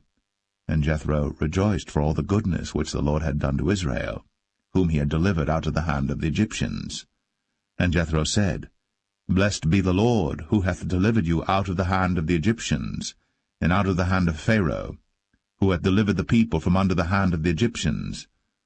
Now I know that the Lord is greater than all gods, for in the thing wherein they dealt proudly he was above them. And Jethro, Moses' father-in-law, took a burnt offering and sacrifices for God. And Aaron came, and all the elders of Israel, to eat bread with Moses' father-in-law before God.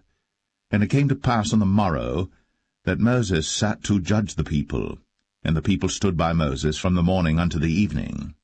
And when Moses' father-in-law saw all that he did to the people, he said, What is this thing that thou doest to the people? Why sittest thou thyself alone, and all the people stand by thee from morning unto even? And Moses said unto his father-in-law, Because the people come unto me to inquire of God. When they have a matter they come unto me, and I judge between one and another, and I do make them know the statutes of God and his laws. And Moses' father-in-law said unto him, The thing that thou doest is not good. Thou wilt surely wear away, both thou and this people that is with thee. For this thing is too heavy for thee. Thou art not able to perform it thyself alone. Hearken now unto my voice. I will give thee counsel, and God shall be with thee. Be thou for the people too Godward, that thou mayest bring the causes unto God. And thou shalt teach them ordinances and laws, and shalt show them the way wherein they must walk, and the work that they must do. Moreover, thou shalt provide out of all the people able men, such as fear God, men of truth, hating covetousness, and place such over them to be rulers of thousands, and rulers of hundreds, rulers of 50s, and rulers of 10s. And let them judge the people at all seasons. And it shall be, that every great matter they shall bring unto thee, but every small matter they shall judge. So shall it be easier for thyself, and they shall bear the burden with thee. If thou shalt do this thing, and God command thee so, then thou shalt be able to endure, and all this people shall also go to their place in peace. So Moses hearkened to the voice of his father-in-law, and did all that he had said. And Moses chose able men out of all Israel, and made them heads over the people, rulers of thousands, rulers of hundreds, rulers of 50s, and rulers of 10s. And they judged the people at all seasons. The hard causes they brought unto Moses, but every small matter they judged themselves. And Moses let his father-in-law depart, and he went his way into his own land.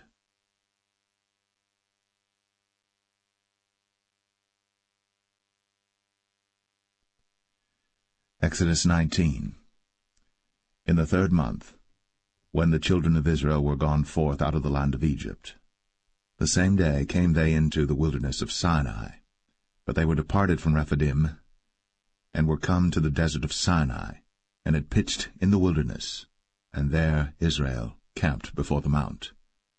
And Moses went up unto God, and the Lord called unto him out of the mountain, saying, Thus shalt thou say to the house of Jacob, and tell the children of Israel, Ye have seen what I did unto the Egyptians, and how I bare you on eagle's wings, and brought you unto myself. Now therefore, if ye will obey my voice indeed, and keep my covenant, then ye shall be a peculiar treasure unto me above all people.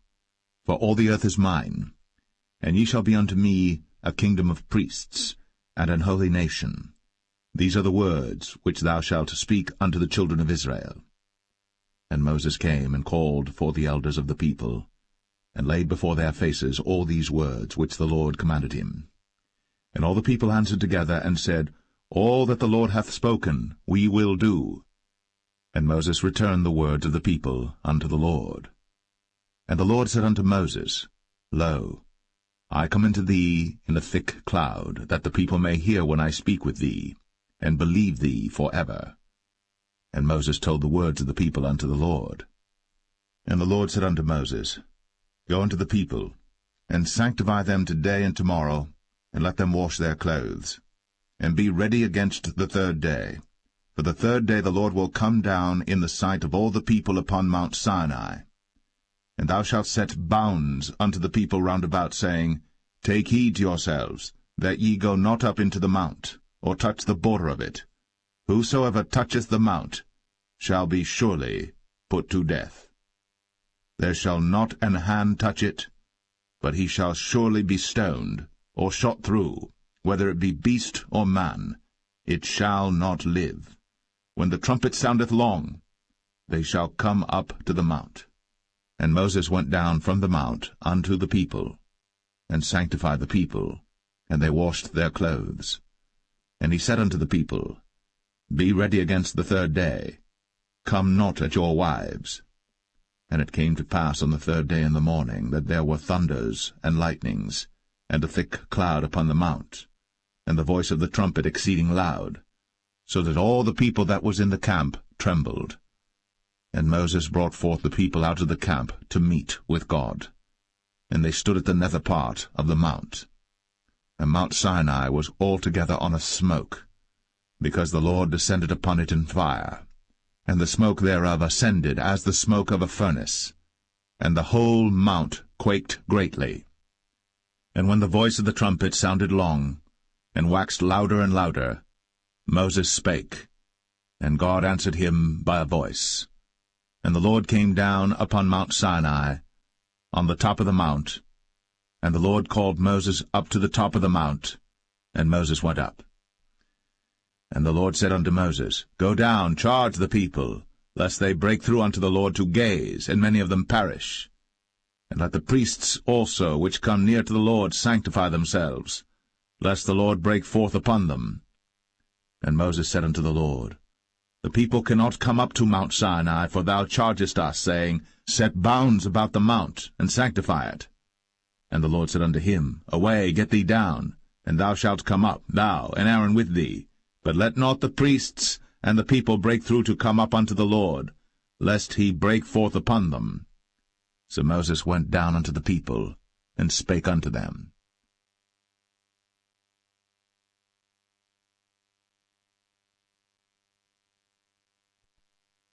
Exodus 20. And God spake all these words, saying, I am the Lord thy God, which have brought thee out of the land of Egypt, out of the house of bondage. Thou shalt have no other gods before me. Thou shalt not make unto thee any graven image, or any likeness of any thing that is in heaven above, or that is in the earth beneath, or that is in the water under the earth. Thou shalt not bow down thyself to them, nor serve them. For I, the Lord thy God, am a jealous God, visiting the iniquity of the fathers upon the children unto the third and fourth generation of them that hate me, and showing mercy unto thousands of them that love me, and keep my commandments. Thou shalt not take the name of the Lord thy God in vain, for the Lord will not hold him guiltless that taketh his name in vain. Remember the Sabbath day, to keep it holy. 6 days shalt thou labor, and do all thy work. But the 7th day is the Sabbath of the Lord thy God. In it thou shalt not do any work, thou, nor thy son, nor thy daughter, thy manservant, nor thy maidservant, nor thy cattle, nor thy stranger that is within thy gates. For in 6 days the Lord made heaven and earth, the sea, and all that in them is, and rested the 7th day. Wherefore the Lord blessed the Sabbath day, and hallowed it. Honor thy father and thy mother, that thy days may be long upon the land which the Lord thy God giveth thee. Thou shalt not kill. Thou shalt not commit adultery. Thou shalt not steal. Thou shalt not bear false witness against thy neighbor. Thou shalt not covet thy neighbor's house. Thou shalt not covet thy neighbor's wife, nor his manservant, nor his maidservant, nor his ox, nor his ass, nor anything that is thy neighbor's. And all the people saw the thunderings, and the lightnings, and the noise of the trumpet, and the mountain smoking. And when the people saw it, they removed, and stood afar off. And they said unto Moses, Speak thou with us, and we will hear. But let not God speak with us, lest we die. And Moses said unto the people, Fear not, for God is come to prove you, and that his fear may be before your faces, that ye sin not. And the people stood afar off. And Moses drew near unto the thick darkness where God was. And the Lord said unto Moses, Thus thou shalt say unto the children of Israel, Ye have seen that I have talked with you from heaven. Ye shall not make with me gods of silver, neither shall ye make unto you gods of gold. An altar of earth thou shalt make unto me, and shalt sacrifice thereon thy burnt offerings, and thy peace offerings, thy sheep and thine oxen. In all places where I record my name I will come unto thee, and I will bless thee. And if thou wilt make me an altar of stone, thou shalt not build it of hewn stone, for if thou lift up thy tool upon it, thou hast polluted it. Neither shalt thou go up by steps unto mine altar, that thy nakedness be not discovered thereon.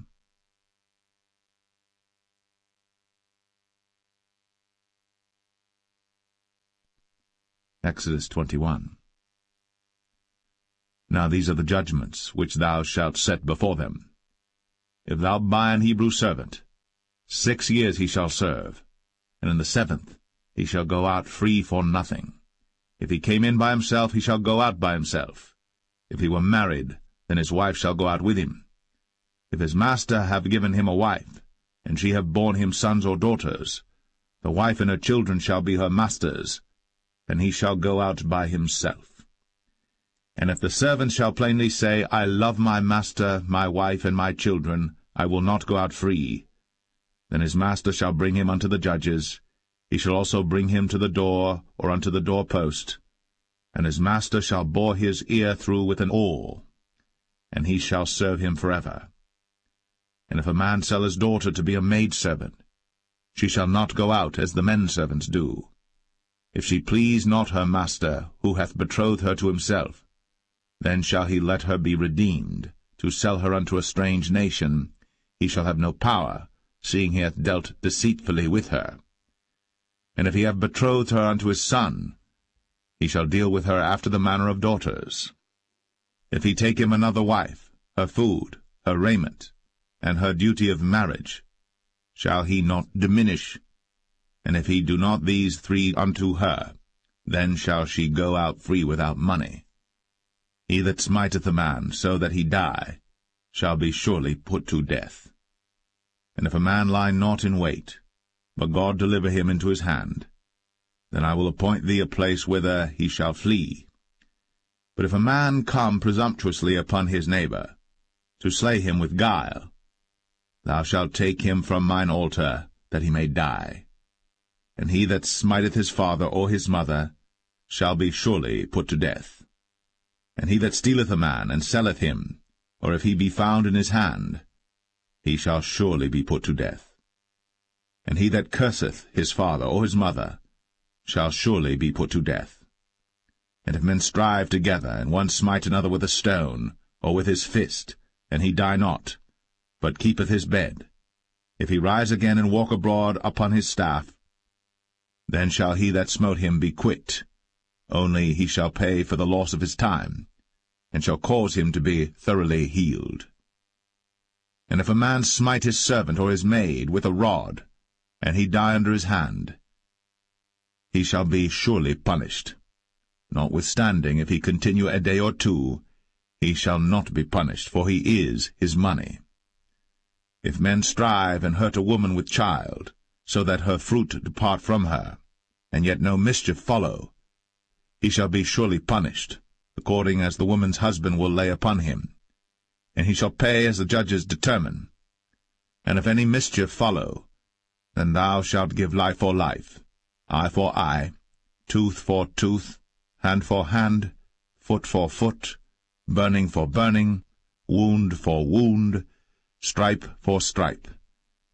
And if a man smite the eye of his servant, or the eye of his maid, that it perish, he shall let him go free for his eye's sake. And if he smite out his manservant's tooth, or his maidservant's tooth, he shall let him go free for his tooth's sake. If an ox gore a man or a woman, that they die, then the ox shall be surely stoned, and his flesh shall not be eaten, but the owner of the ox shall be quit. But if the ox were wont to push with his horn in time past, and hath been testified to his owner, and he hath not kept him in, but that he hath killed a man or a woman, the ox shall be stoned, and his owner also shall be put to death. If there be laid on him a sum of money, then he shall give for the ransom of his life whatsoever is laid upon him. Whether he have gored a son, or have gored a daughter, according to this judgment shall it be done unto him. If the ox shall push a manservant or a maidservant, he shall give unto their master 30 shekels of silver, and the ox shall be stoned. And if a man shall open a pit, or if a man shall dig a pit, and not cover it, and an ox or an ass fall therein, the owner of the pit shall make it good, and give money unto the owner of them, and the dead beast shall be his. And if one man's ox hurt another's, that he die, then they shall sell the live ox, and divide the money of it. and the dead ox also they shall divide. For if it be known that the ox hath used to push in time past, and his owner hath not kept him in, he shall surely pay ox for ox, and the dead shall be his own.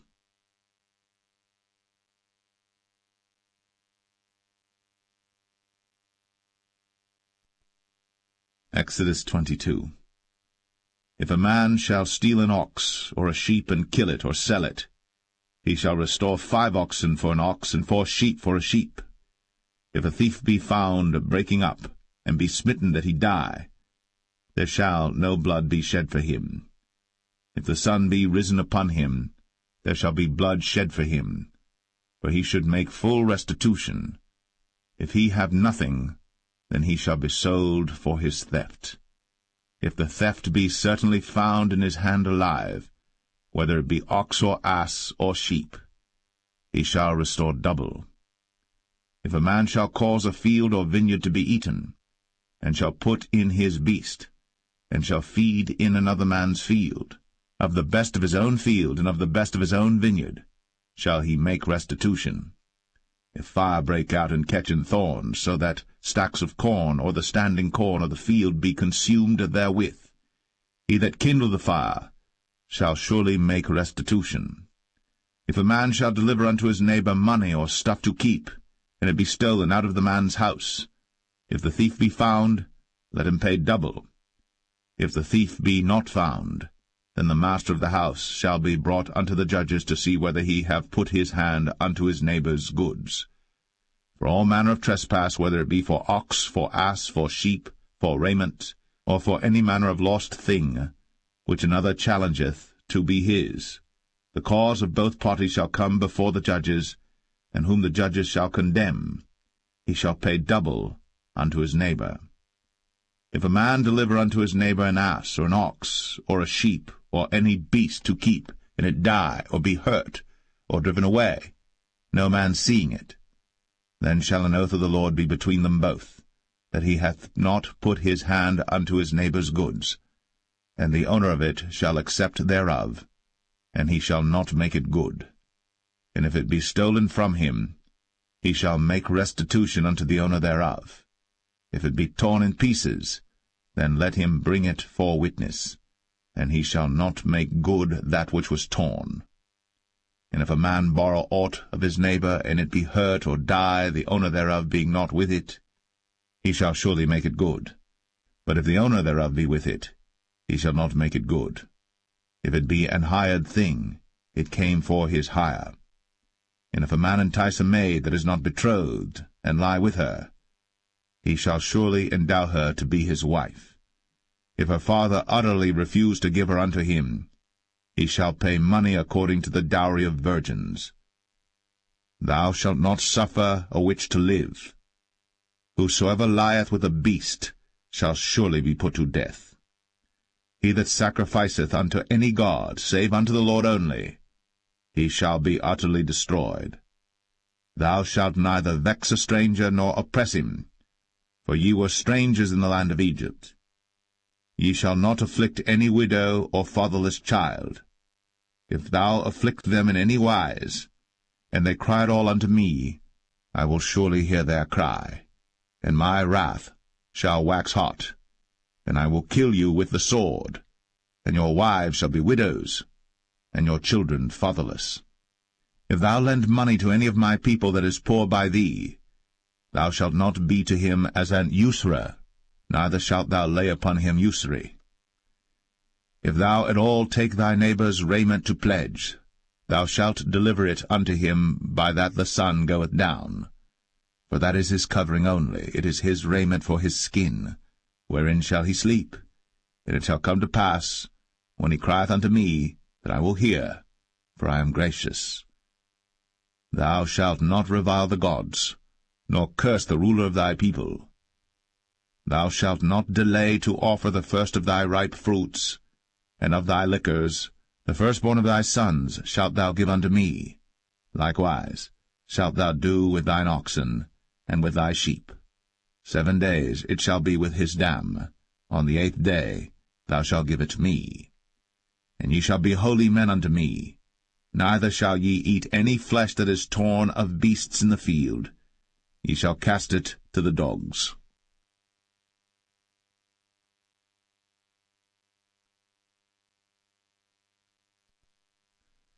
Exodus 23. Thou shalt not raise a false report. Put not thine hand with the wicked to be an unrighteous witness. Thou shalt not follow a multitude to do evil. Neither shalt thou speak in a cause to decline after many to wrest judgment. Neither shalt thou countenance a poor man in his cause. If thou meet thine enemy's ox or his ass going astray, thou shalt surely bring it back to him again. If thou see the ass of him that hateth thee lying under his burden, and wouldest forbear to help him, thou shalt surely help with him. Thou shalt not wrest the judgment of thy poor in his cause. Keep thee far from a false matter, and the innocent and righteous slay thou not, for I will not justify the wicked. And thou shalt take no gift, for the gift blindeth the wise, and perverteth the words of the righteous. Also, thou shalt not oppress a stranger. For ye know the heart of a stranger, seeing ye were strangers in the land of Egypt. And 6 years thou shalt sow thy land, and shalt gather in the fruits thereof. But the 7th year thou shalt let it rest and lie still, that the poor of thy people may eat, and what they leave the beasts of the field shall eat. In like manner thou shalt deal with thy vineyard, and with thy oliveyard. 6 days thou shalt do thy work, and on the 7th day thou shalt rest, that thine ox and thine ass may rest, and the son of thy handmaid, and the stranger may be refreshed. And in all things that I have said unto you be circumspect, and make no mention of the name of other gods, neither let it be heard out of thy mouth. 3 times thou shalt keep a feast unto me in the year. Thou shalt keep the feast of unleavened bread. Thou shalt eat unleavened bread 7 days, as I commanded thee, in the time appointed of the month Abib. For in it thou camest out from Egypt, and none shall appear before me empty. And the feast of harvest, the firstfruits of thy labours, which thou hast sown in the field, and the feast of ingathering, which is in the end of the year, when thou hast gathered in thy labours out of the field. 3 times in the year all thy males shall appear before the Lord God. Thou shalt not offer the blood of my sacrifice with leavened bread, neither shall the fat of my sacrifice remain until the morning. The first of the firstfruits of thy land thou shalt bring into the house of the Lord thy God. Thou shalt not see the kid in his mother's milk. Behold, I send an angel before thee, to keep thee in the way, and to bring thee into the place which I have prepared. Beware of him, and obey his voice. Provoke him not, for he will not pardon your transgressions, for my name is in him. But if thou shalt indeed obey his voice, and do all that I speak, then I will be an enemy unto thine enemies, and an adversary unto thine adversaries. For mine angel shall go before thee, and bring thee in unto the Amorites, and the Hittites, and the Perizzites, and the Canaanites, the Hivites, and the Jebusites, and I will cut them off. Thou shalt not bow down to their gods, nor serve them, nor do after their works, but thou shalt utterly overthrow them, and quite break down their images. And ye shall serve the Lord your God, and he shall bless thy bread and thy water, and I will take sickness away from the midst of thee. There shall nothing cast their young, nor be barren in thy land. The number of thy days I will fulfill. I will send my fear before thee, and will destroy all the people to whom thou shalt come, and I will make all thine enemies turn their backs unto thee. And I will send hornets before thee, which shall drive out the Hivite, the Canaanite, and the Hittite from before thee. I will not drive them out from before thee in 1 year, lest the land become desolate, and the beasts of the field multiply against thee. By little and little I will drive them out from before thee, until thou be increased and inherit the land. And I will set thy bounds from the Red Sea even unto the sea of the Philistines, and from the desert unto the river. For I will deliver the inhabitants of the land into your hand, and thou shalt drive them out before thee. Thou shalt make no covenant with them, nor with their gods. They shall not dwell in thy land, lest they make thee sin against me. For if thou serve their gods, it will surely be a snare unto thee.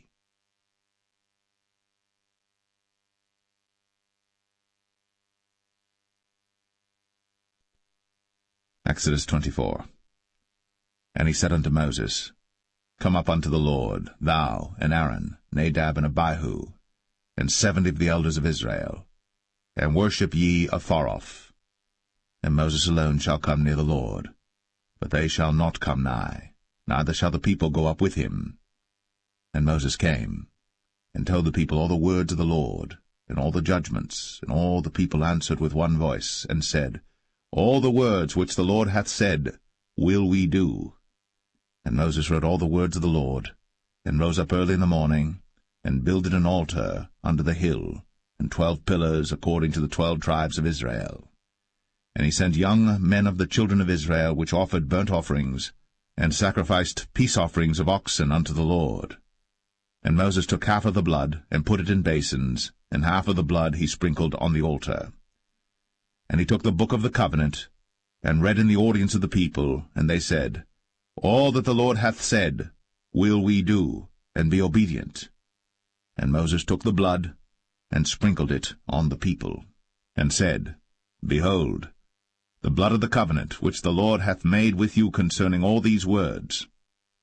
Then went up Moses, and Aaron, Nadab, and Abihu, and 70 of the elders of Israel. And they saw the God of Israel.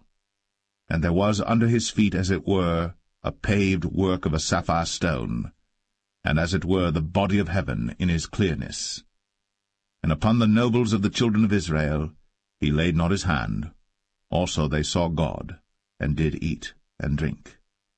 And the Lord said unto Moses, Come up to me into the mount, and be there. And I will give thee tables of stone, and a law and commandments which I have written, that thou mayest teach them. And Moses rose up, and his minister Joshua, and Moses went up into the mount of God. And he said unto the elders, Tarry ye here for us, until we come again unto you. And behold, Aaron and Hur are with you. If any man have any matters to do, let him come unto them. And Moses went up into the mount, and a cloud covered the mount. And the glory of the Lord abode upon Mount Sinai, and the cloud covered it 6 days. And the 7th day he called unto Moses out of the midst of the cloud. And the sight of the glory of the Lord was like devouring fire on the top of the mount in the eyes of the children of Israel. And Moses went into the midst of the cloud, and gat him up into the mount. And Moses was in the mount 40 days and 40 nights.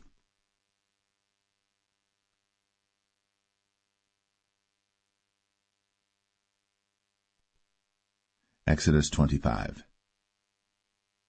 And the Lord spake unto Moses, saying, Speak unto the children of Israel, that they bring me an offering of every man that giveth it willingly with his heart. Ye shall take my offering. And this is the offering which ye shall take of them, gold, and silver, and brass, and blue, and purple, and scarlet, and fine linen, and goat's hair, and rams' skins dyed red, and badgers' skins, and shittim wood, oil for the light, spices for anointing oil, and for sweet incense, onyx stones, and stones to be set in the ephod, and in the breastplate. And let them make me a sanctuary, that I may dwell among them, according to all that I show thee, after the pattern of the tabernacle, and the pattern of all the instruments thereof, even so shall ye make it. And they shall make an ark of shittim wood. 2 cubits and a half shall be the length thereof, and 1 cubit and a half the breadth thereof, and 1 cubit and a half the height thereof. And thou shalt overlay it with pure gold, within and without shalt thou overlay it, and shalt make upon it a crown of gold round about. And thou shalt cast 4 rings of gold for it, and put them in the 4 corners thereof, and 2 rings shall be in the one side of it, and 2 rings in the other side of it. And thou shalt make staves of shittim wood, and overlay them with gold. And thou shalt put the staves into the rings by the sides of the ark, that the ark may be borne with them. The staves shall be in the rings of the ark, they shall not be taken from it.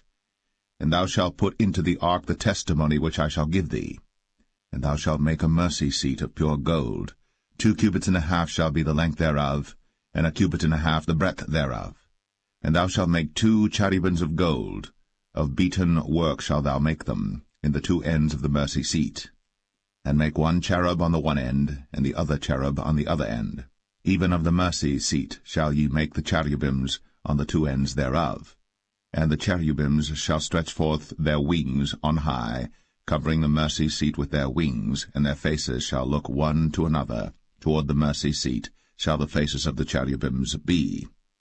And thou shalt put the mercy seat above upon the ark, and in the ark thou shalt put the testimony that I shall give thee. And there I will meet with thee, and I will commune with thee from above the mercy seat, from between the 2 cherubims which are upon the ark of the testimony, of all things which I will give thee in commandment unto the children of Israel. Thou shalt also make a table of shittim wood. 2 cubits shall be the length thereof, and 1 cubit the breadth thereof, and 1 cubit and a half the height thereof. And thou shalt overlay it with pure gold, and make thereto a crown of gold round about. And thou shalt make unto it a border of an handbreadth round about, and thou shalt make a golden crown to the border thereof round about. And thou shalt make for it 4 rings of gold, and put the rings in the 4 corners that are on the 4 feet thereof. Over against the border shall the rings be for places of the staves to bear the table. And thou shalt make the staves of shittim wood, and overlay them with gold, that the table may be borne with them. And thou shalt make the dishes thereof, and spoons thereof, and covers thereof, and bowls thereof, to cover withal. Of pure gold shalt thou make them. And thou shalt set upon the table shewbread before me always. And thou shalt make a candlestick of pure gold. Of beaten work shall the candlestick be made. His shaft, and his branches, his bowls, his knobs and his flowers shall be of the same. And 6 branches shall come out of the sides of it, 3 branches of the candlestick out of the one side, and 3 branches of the candlestick out of the other side. 3 bowls made like unto almonds, with a knob and a flower in one branch, and 3 bowls made like almonds in the other branch, with a knob and a flower. So in the 6 branches that come out of the candlestick. And in the candlestick shall be 4 bowls made like unto almonds, with their knobs and their flowers. And there shall be a knob under 2 branches of the same, and a knob under 2 branches of the same, and a knob under 2 branches of the same, according to the 6 branches that proceed out of the candlestick. Their knobs and their branches shall be of the same. All it shall be one beaten work of pure gold. And thou shalt make the 7 lamps thereof, and they shall light the lamps thereof, that they may give light over against it. And the tongs thereof, and the snuff dishes thereof, shall be of pure gold. Of a talent of pure gold shall he make it with all these vessels. And look that thou make them after their pattern, which was shown thee in the mount.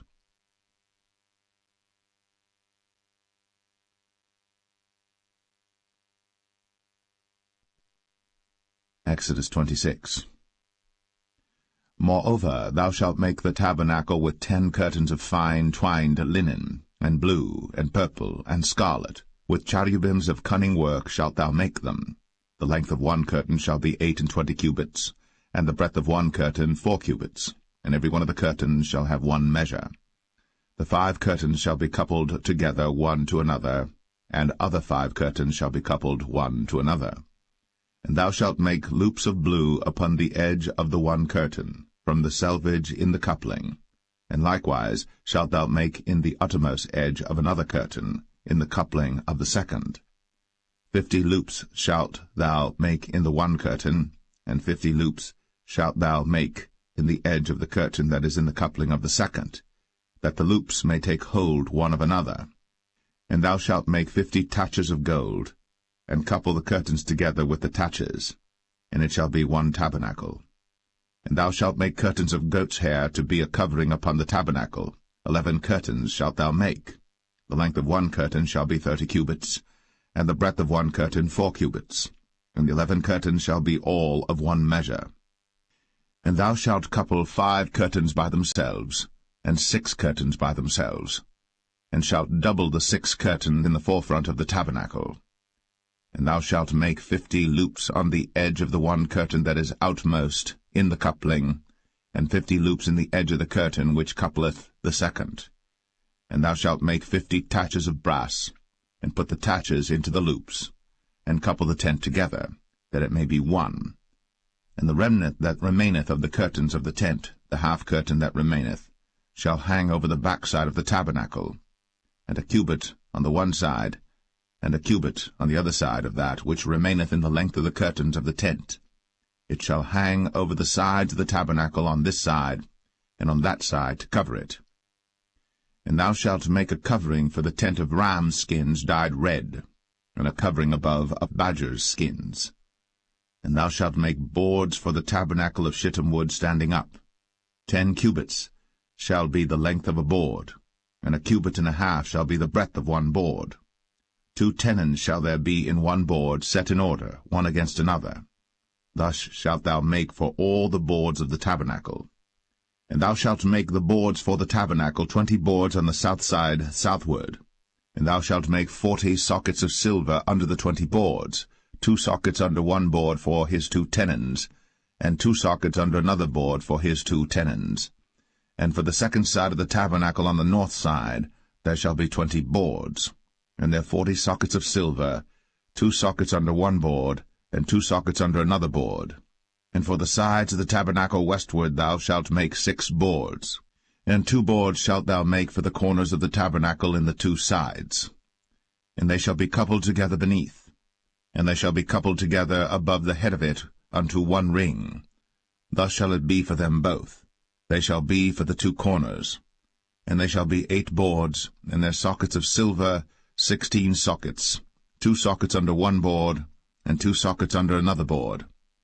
And thou shalt make bars of shittim wood, 5 for the boards of the one side of the tabernacle, and 5 bars for the boards of the other side of the tabernacle, and 5 bars for the boards of the side of the tabernacle for the 2 sides westward. And the middle bar in the midst of the boards shall reach from end to end. And thou shalt overlay the boards with gold, and make their rings of gold, for places for the bars, and thou shalt overlay the bars with gold. And thou shalt rear up the tabernacle according to the fashion thereof which was shown thee in the mount. And thou shalt make a veil of blue, and purple, and scarlet, and fine twined linen of cunning work. With cherubims shall it be made. And thou shalt hang it upon 4 pillars of shittim wood overlaid with gold. Their hooks shall be of gold, upon the 4 sockets of silver. And thou shalt hang up the veil under the taches, that thou mayest bring in thither within the veil the ark of the testimony. And the veil shall divide unto you between the holy place and the most holy. And thou shalt put the mercy seat upon the ark of the testimony in the most holy place. And thou shalt set the table without the veil, and the candlestick over against the table on the side of the tabernacle toward the south. And thou shalt put the table on the north side. And thou shalt make an hanging for the door of the tent, of blue and purple and scarlet, and fine twined linen, wrought with needlework. And thou shalt make for the hanging 5 pillars of shittim wood, and overlay them with gold, and their hooks shall be of gold, and thou shalt cast 5 sockets of brass for them.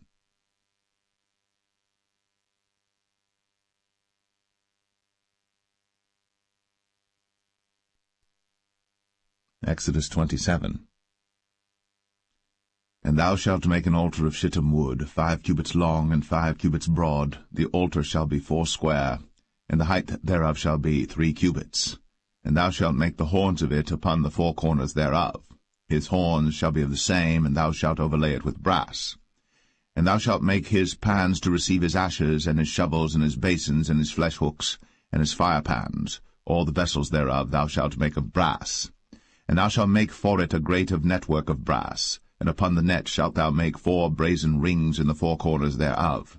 And thou shalt put it under the compass of the altar beneath, that the net may be even to the midst of the altar.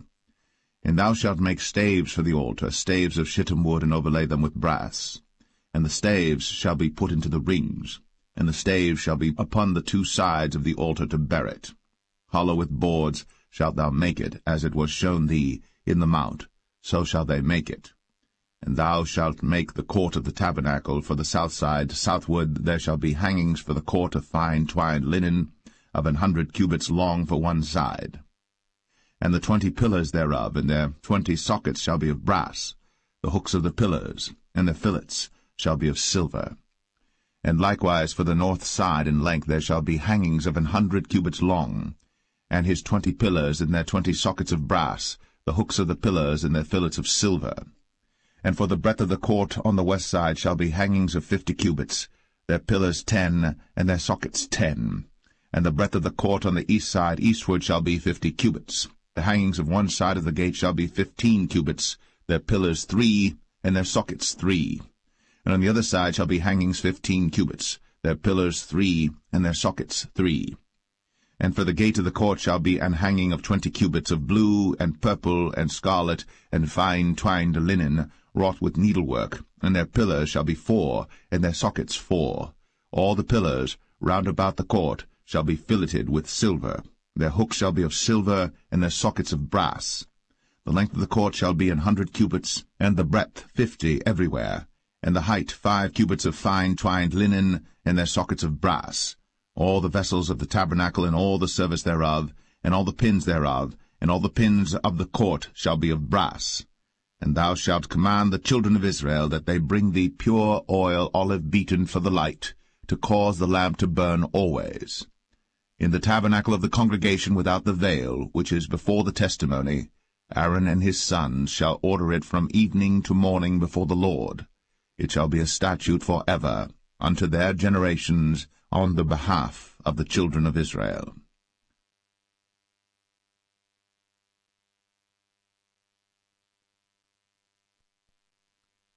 Exodus 28.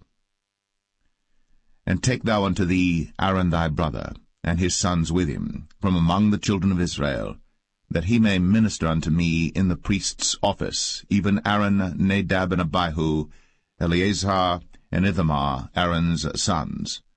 And thou shalt make holy garments for Aaron thy brother, for glory and for beauty. And thou shalt speak unto all that are wise-hearted, whom I have filled with the spirit of wisdom, that they may make Aaron's garments to consecrate him, that he may minister unto me in the priest's office. And these are the garments which they shall make, a breastplate, and an ephod, and a robe, and a broidered coat, a mitre, and a girdle. And they shall make holy garments for Aaron thy brother, and his sons, that he may minister unto me in the priest's office. And they shall take gold, and blue, and purple, and scarlet, and fine linen. And they shall make the ephod of gold, of blue, and of purple, of scarlet, and fine twined linen with cunning work. It shall have the 2 shoulder pieces thereof joined at the 2 edges thereof, and so it shall be joined together. And the curious girdle of the ephod which is upon it shall be of the same, according to the work thereof, even of gold, of blue, and purple, and scarlet, and fine twined linen. And thou shalt take 2 onyx stones, and grave on them the names of the children of Israel, 6 of their names on one stone, and the other 6 names of the rest on the other stone, according to their birth. With the work of an engraver in stone, like the engravings of a signet, shalt thou engrave the 2 stones with the names of the children of Israel. Thou shalt make them to be set in ouches of gold. And thou shalt put the 2 stones upon the shoulders of the ephod for stones of memorial unto the children of Israel. And Aaron shall bear their names before the Lord upon his 2 shoulders for a memorial. And thou shalt make ouches of gold, and 2 chains of pure gold at the ends. Of wreathen work shalt thou make them, and fasten the wreathen chains to the ouches. And thou shalt make the breastplate of judgment with cunning work. After the work of the ephod thou shalt make it, of gold, of blue, and of purple, and of scarlet, and of fine twined linen shalt thou make it. 4 square it shall be, being doubled. A span shall be the length thereof, and a span shall be the breadth thereof. And thou shalt set in it settings of stones, even 4 rows of stones. The first row shall be a sardius, a topaz, and a carbuncle. This shall be the first row. And the second row shall be an emerald, a sapphire, and a diamond.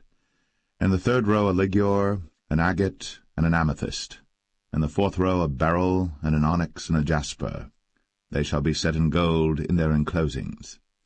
And the stone shall be with the names of the children of Israel, 12 according to their names, like the engravings of a signet. Every one with his name shall they be according to the 12 tribes.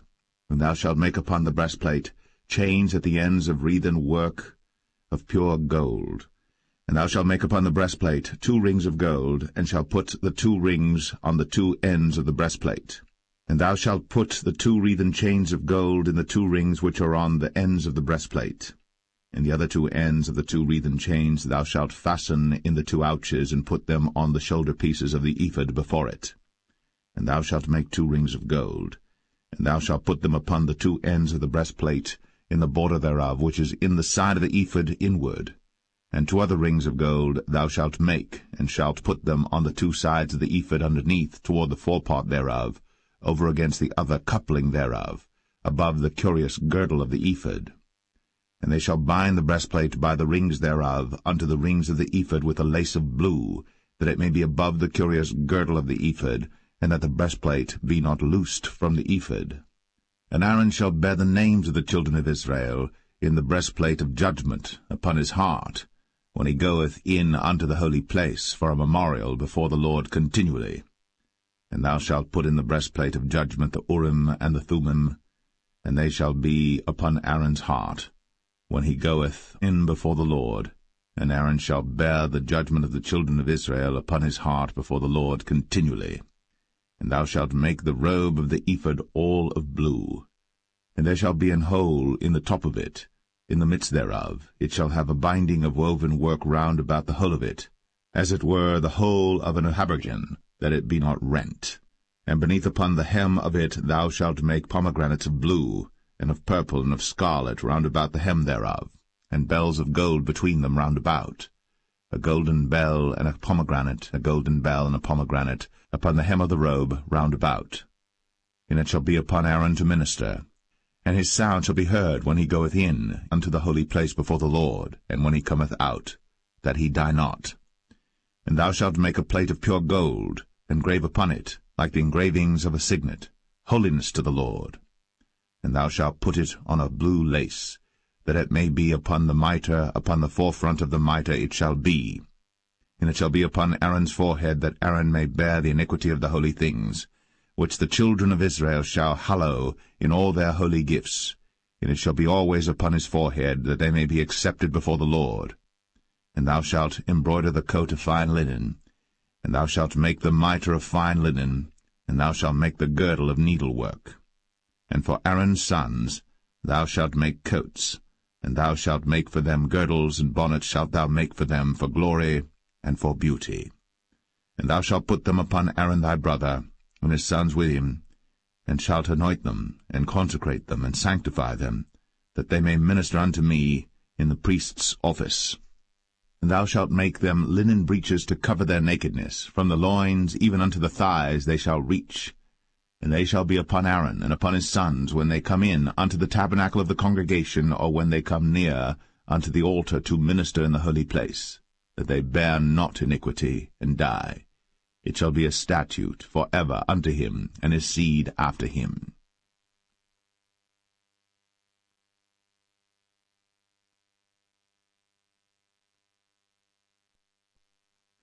Exodus 29.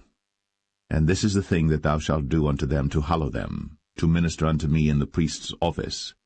Take 1 young bullock, and 2 rams without blemish, and unleavened bread, and cakes unleavened tempered with oil, and wafers unleavened anointed with oil, of wheaten flour shalt thou make them. And thou shalt put them into 1 basket, and bring them in the basket, with the bullock and the 2 rams. And Aaron and his sons thou shalt bring unto the door of the tabernacle of the congregation, and shalt wash them with water. And thou shalt take the garments, and put upon Aaron the coat, and the robe of the ephod, and the ephod, and the breastplate, and gird him with the curious girdle of the ephod. And thou shalt put the mitre upon his head, and put the holy crown upon the mitre. Then shalt thou take the anointing oil, and pour it upon his head, and anoint him. And thou shalt bring his sons, and put coats upon them. And thou shalt gird them with girdles, Aaron and his sons, and put the bonnets on them, and the priest's office shall be theirs for a perpetual statute. And thou shalt consecrate Aaron and his sons. And thou shalt cause a bullock to be brought before the tabernacle of the congregation, and Aaron and his sons shall put their hands upon the head of the bullock. And thou shalt kill the bullock before the Lord, by the door of the tabernacle of the congregation. And thou shalt take of the blood of the bullock, and put it upon the horns of the altar with thy finger, and pour all the blood beside the bottom of the altar. And thou shalt take all the fat that covereth the inwards, and the caul that is above the liver, and the 2 kidneys, and the fat that is upon them, and burn them upon the altar. But the flesh of the bullock, and his skin, and his dung, shalt thou burn with fire without the camp. It is a sin offering. Thou shalt also take 1 ram, and Aaron and his sons shall put their hands upon the head of the ram. And thou shalt slay the ram, and thou shalt take his blood, and sprinkle it round about upon the altar. And thou shalt cut the ram in pieces, and wash the inwards of him and his legs, and put them unto his pieces and unto his head. And thou shalt burn the whole ram upon the altar. It is a burnt offering unto the Lord. It is a sweet savour, an offering made by fire unto the Lord. And thou shalt take the other ram, and Aaron and his sons shall put their hands upon the head of the ram. Then shalt thou kill the ram, and take of his blood, and put it upon the tip of the right ear of Aaron, and upon the tip of the right ear of his sons, and upon the thumb of their right hand, and upon the great toe of their right foot, and sprinkle the blood upon the altar round about. And thou shalt take of the blood that is upon the altar, and of the anointing oil, and sprinkle it upon Aaron, and upon his garments, and upon his sons, and upon the garments of his sons with him. And he shall be hallowed, and his garments, and his sons' garments with him.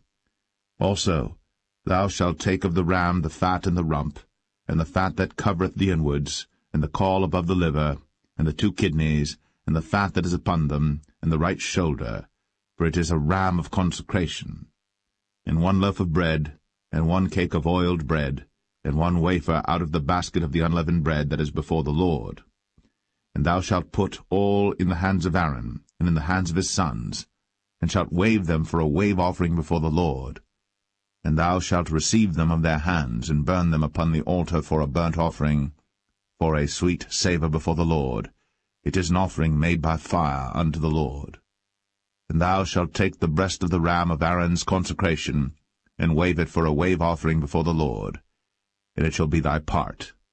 And thou shalt sanctify the breast of the wave offering, and the shoulder of the heave offering, which is waved, and which is heaved up, of the ram of the consecration, even of that which is for Aaron, and of that which is for his sons.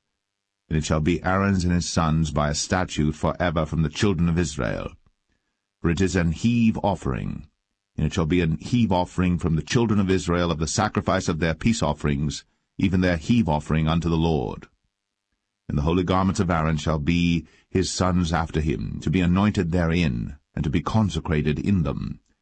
And that son that is priest in his stead shall put them on 7 days, when he cometh into the tabernacle of the congregation to minister in the holy place.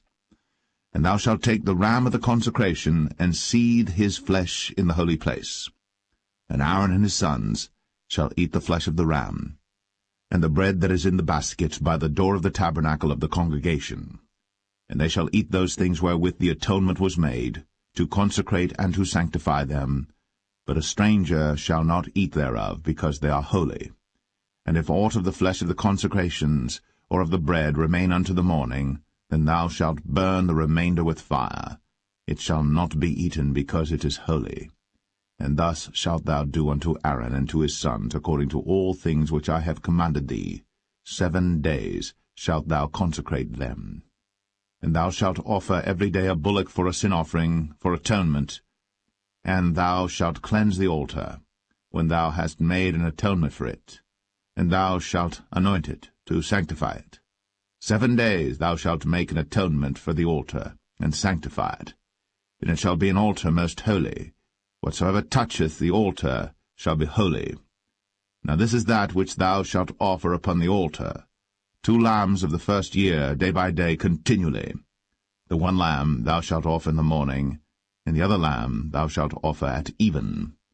And with the 1 lamb 1/10 deal of flour mingled with the 4th part of an hin of beaten oil, and the 4th part of an hin of wine for a drink offering. and the other lamb thou shalt offer at even, and shalt do thereto according to the meat offering of the morning, and according to the drink offering thereof, for a sweet savour, an offering made by fire unto the Lord. This shall be a continual burnt offering throughout your generations at the door of the tabernacle of the congregation before the Lord, where I will meet you, to speak there unto thee. And there I will meet with the children of Israel, and the tabernacle shall be sanctified by my glory. And I will sanctify the tabernacle of the congregation and the altar. I will sanctify also both Aaron and his sons to minister to me in the priest's office. And I will dwell among the children of Israel, and will be their God. And they shall know that I am the Lord their God, that brought them forth out of the land of Egypt, that I may dwell among them. I am the Lord their God.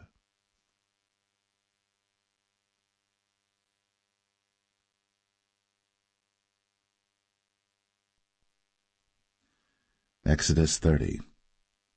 And thou shalt make an altar to burn incense upon.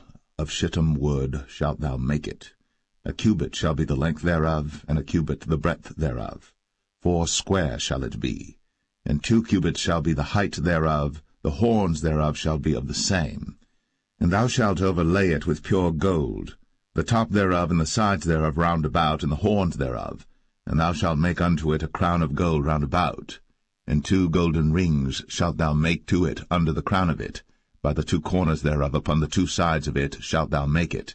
And they shall be for places for the staves to bear it withal. And thou shalt make the staves of shittim wood, and overlay them with gold. And thou shalt put it before the veil that is by the ark of the testimony, before the mercy seat that is over the testimony, where I will meet with thee. And Aaron shall burn thereon sweet incense every morning. When he dresseth the lamps, he shall burn incense upon it. And when Aaron lighteth the lamps at even, he shall burn incense upon it, a perpetual incense before the Lord throughout your generations. Ye shall offer no strange incense thereon, nor burnt sacrifice, nor meat offering, neither shall ye pour drink offering thereon. And Aaron shall make an atonement upon the horns of it once in a year with the blood of the sin offering of atonements. Once in the year shall he make atonement upon it throughout your generations. It is most holy unto the Lord. And the Lord spake unto Moses, saying, When thou takest the sum of the children of Israel after their number, then shall they give every man a ransom for his soul unto the Lord, when thou numberest them, that there be no plague among them, when thou numberest them. This they shall give every one that passeth among them that are numbered, 1/2 shekel after the shekel of the sanctuary. A shekel is 20 gerahs, and 1/2 shekel shall be the offering of the Lord. Every one that passeth among them that are numbered, from 20 years old and above, shall give an offering unto the Lord.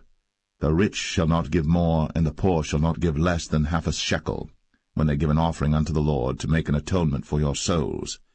And thou shalt take the atonement money of the children of Israel, and shalt appoint it for the service of the tabernacle of the congregation, that it may be a memorial unto the children of Israel before the Lord, to make an atonement for your souls. And the Lord spake unto Moses, saying, Thou shalt also make a laver of brass, and his foot also of brass, to wash withal. And thou shalt put it between the tabernacle of the congregation and the altar, and thou shalt put water therein. For Aaron and his sons shall wash their hands and their feet thereat. When they go into the tabernacle of the congregation, they shall wash with water, that they die not, or when they come near to the altar to minister, to burn offering made by fire unto the Lord. So they shall wash their hands and their feet, that they die not. And it shall be a statute forever to them, even to him and to his seed throughout their generations. Moreover the Lord spake unto Moses, saying, Take thou also unto thee principal spices, of pure myrrh 500 shekels, and of sweet cinnamon half so much, even 250 shekels, and of sweet calamus 250 shekels, and of cassia 500 shekels after the shekel of the sanctuary, and of oil olive and hin. And thou shalt make it an oil of holy ointment, an ointment compound after the art of the apothecary. It shall be an holy anointing oil. And thou shalt anoint the tabernacle of the congregation therewith, and the ark of the testimony, and the table and all his vessels, and the candlestick and his vessels, and the altar of incense, and the altar of burnt offering with all his vessels, and the laver and his foot. And thou shalt sanctify them, that they may be most holy. Whatsoever toucheth them shall be holy. And thou shalt anoint Aaron and his sons, and consecrate them, that they may minister unto me in the priest's office. And thou shalt speak unto the children of Israel, saying, This shall be an holy anointing oil unto me throughout your generations. Upon man's flesh shall it not be poured, neither shall ye make any other like it, after the composition of it. It is holy, and it shall be holy unto you. Whosoever compoundeth any like it, or whosoever putteth any of it upon a stranger, shall even be cut off from his people. And the Lord said unto Moses, Take unto thee sweet spices, stacte, and onycha, and galbanum, these sweet spices with pure frankincense, of each shall there be a like weight. And thou shalt make it a perfume, a confection after the art of the apothecary, tempered together, pure and holy. And thou shalt beat some of it very small, and put of it before the testimony in the tabernacle of the congregation, where I will meet with thee. It shall be unto you most holy. And as for the perfume which thou shalt make, ye shall not make to yourselves according to the composition thereof. It shall be unto thee holy for the Lord. Whosoever shall make like unto that, to smell thereto, shall even be cut off from his people.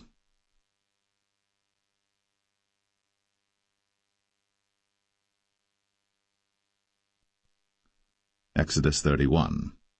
And the Lord spake unto Moses, saying, See, I have called by name Bezalel the son of Uri, the son of Hur, of the tribe of Judah, and I have filled him with the Spirit of God, in wisdom, and in understanding, and in knowledge, and in all manner of workmanship, to devise cunning works, to work in gold, and in silver, and in brass, and in cutting of stones, to set them, and in carving of timber, to work in all manner of workmanship. And I, behold, I have given with him Aholiab, the son of Ahisamach, of the tribe of Dan.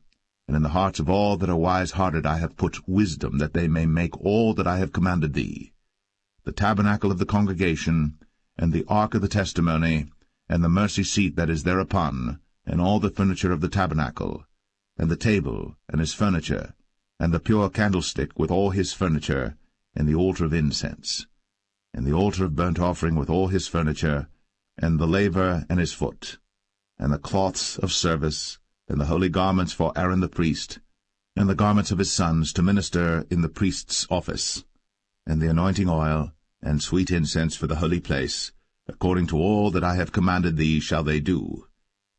And the Lord spake unto Moses, saying, Speak thou also unto the children of Israel, saying, Verily, my Sabbaths ye shall keep, for it is a sign between me and you throughout your generations, that ye may know that I am the Lord that doth sanctify you. Ye shall keep the Sabbath therefore, for it is holy unto you. Every one that defileth it shall surely be put to death. For whosoever doeth any work therein, that soul shall be cut off from among his people. 6 days may work be done, but in the 7th is the Sabbath of rest, holy to the Lord. Whosoever doeth any work in the Sabbath day, he shall surely be put to death. Wherefore the children of Israel shall keep the Sabbath, to observe the Sabbath throughout their generations, for a perpetual covenant. It is a sign between me and the children of Israel forever. For in 6 days the Lord made heaven and earth, and on the 7th day he rested and was refreshed. And he gave unto Moses, when he had made an end of communing with him upon Mount Sinai, 2 tables of testimony, tables of stone, written with the finger of God.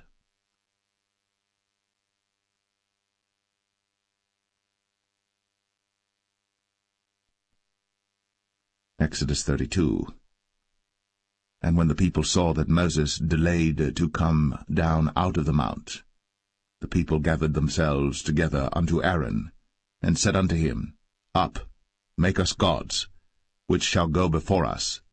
For as for this Moses, the man that brought us up out of the land of Egypt, we wot not what is become of him. And Aaron said unto them, Break off the golden earrings which are in the ears of your wives, of your sons, and of your daughters, and bring them unto me. And all the people brake off the golden earrings which were in their ears, and brought them unto Aaron. And he received them at their hand, and fashioned it with a graving tool, after he had made it, a molten calf. And they said, These be thy gods, O Israel, which brought thee up out of the land of Egypt.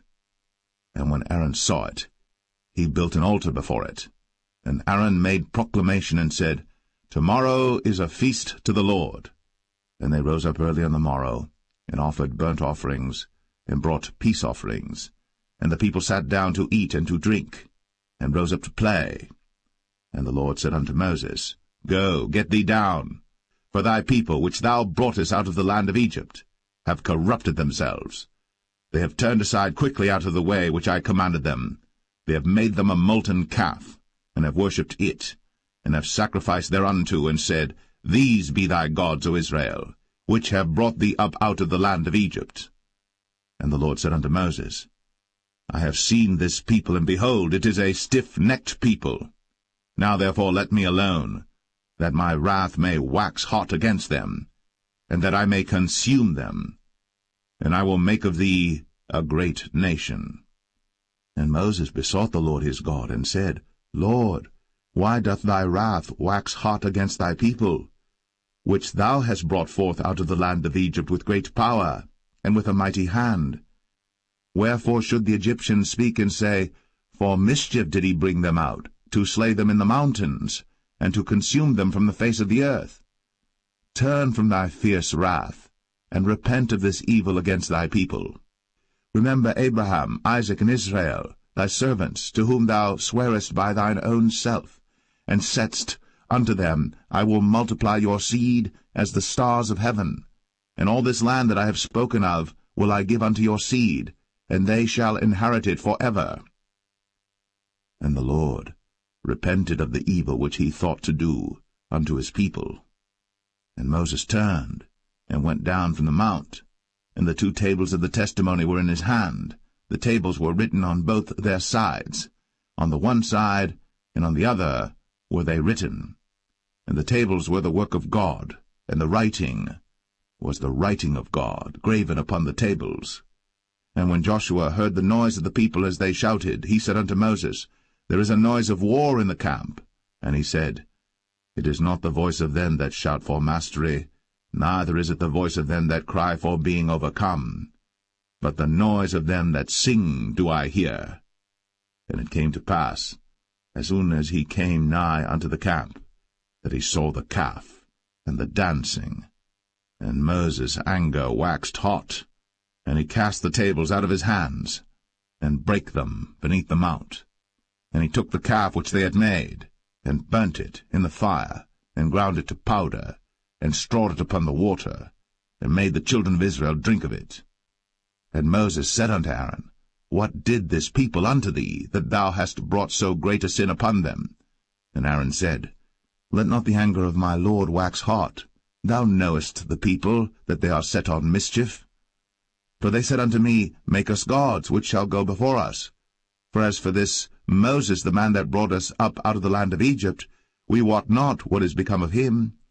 And I said unto them, Whosoever hath any gold, let them break it off. So they gave it to me. Then I cast it into the fire, and there came out this calf.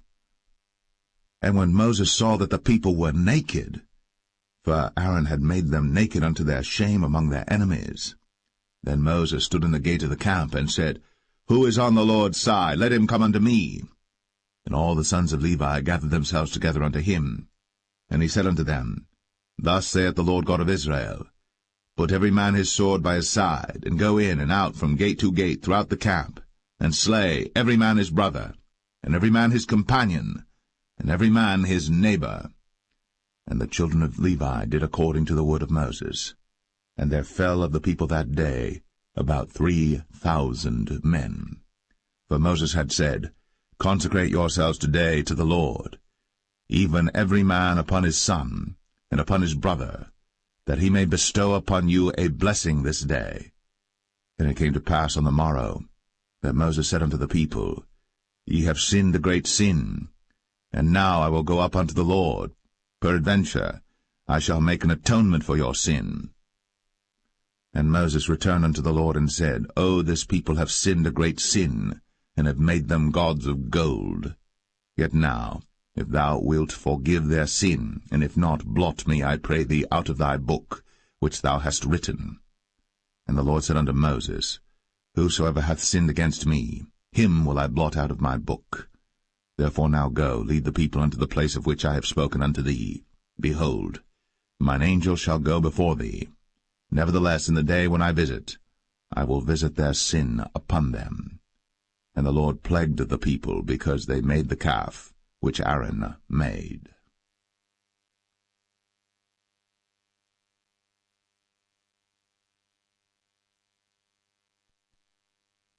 Exodus 33. And the Lord said unto Moses, Depart, and go up hence, thou and the people which thou hast brought up out of the land of Egypt, unto the land which I sware unto Abraham, to Isaac, and to Jacob, saying, Unto thy seed will I give it.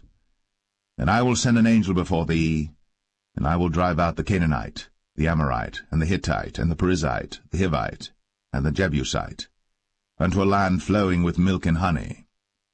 For I will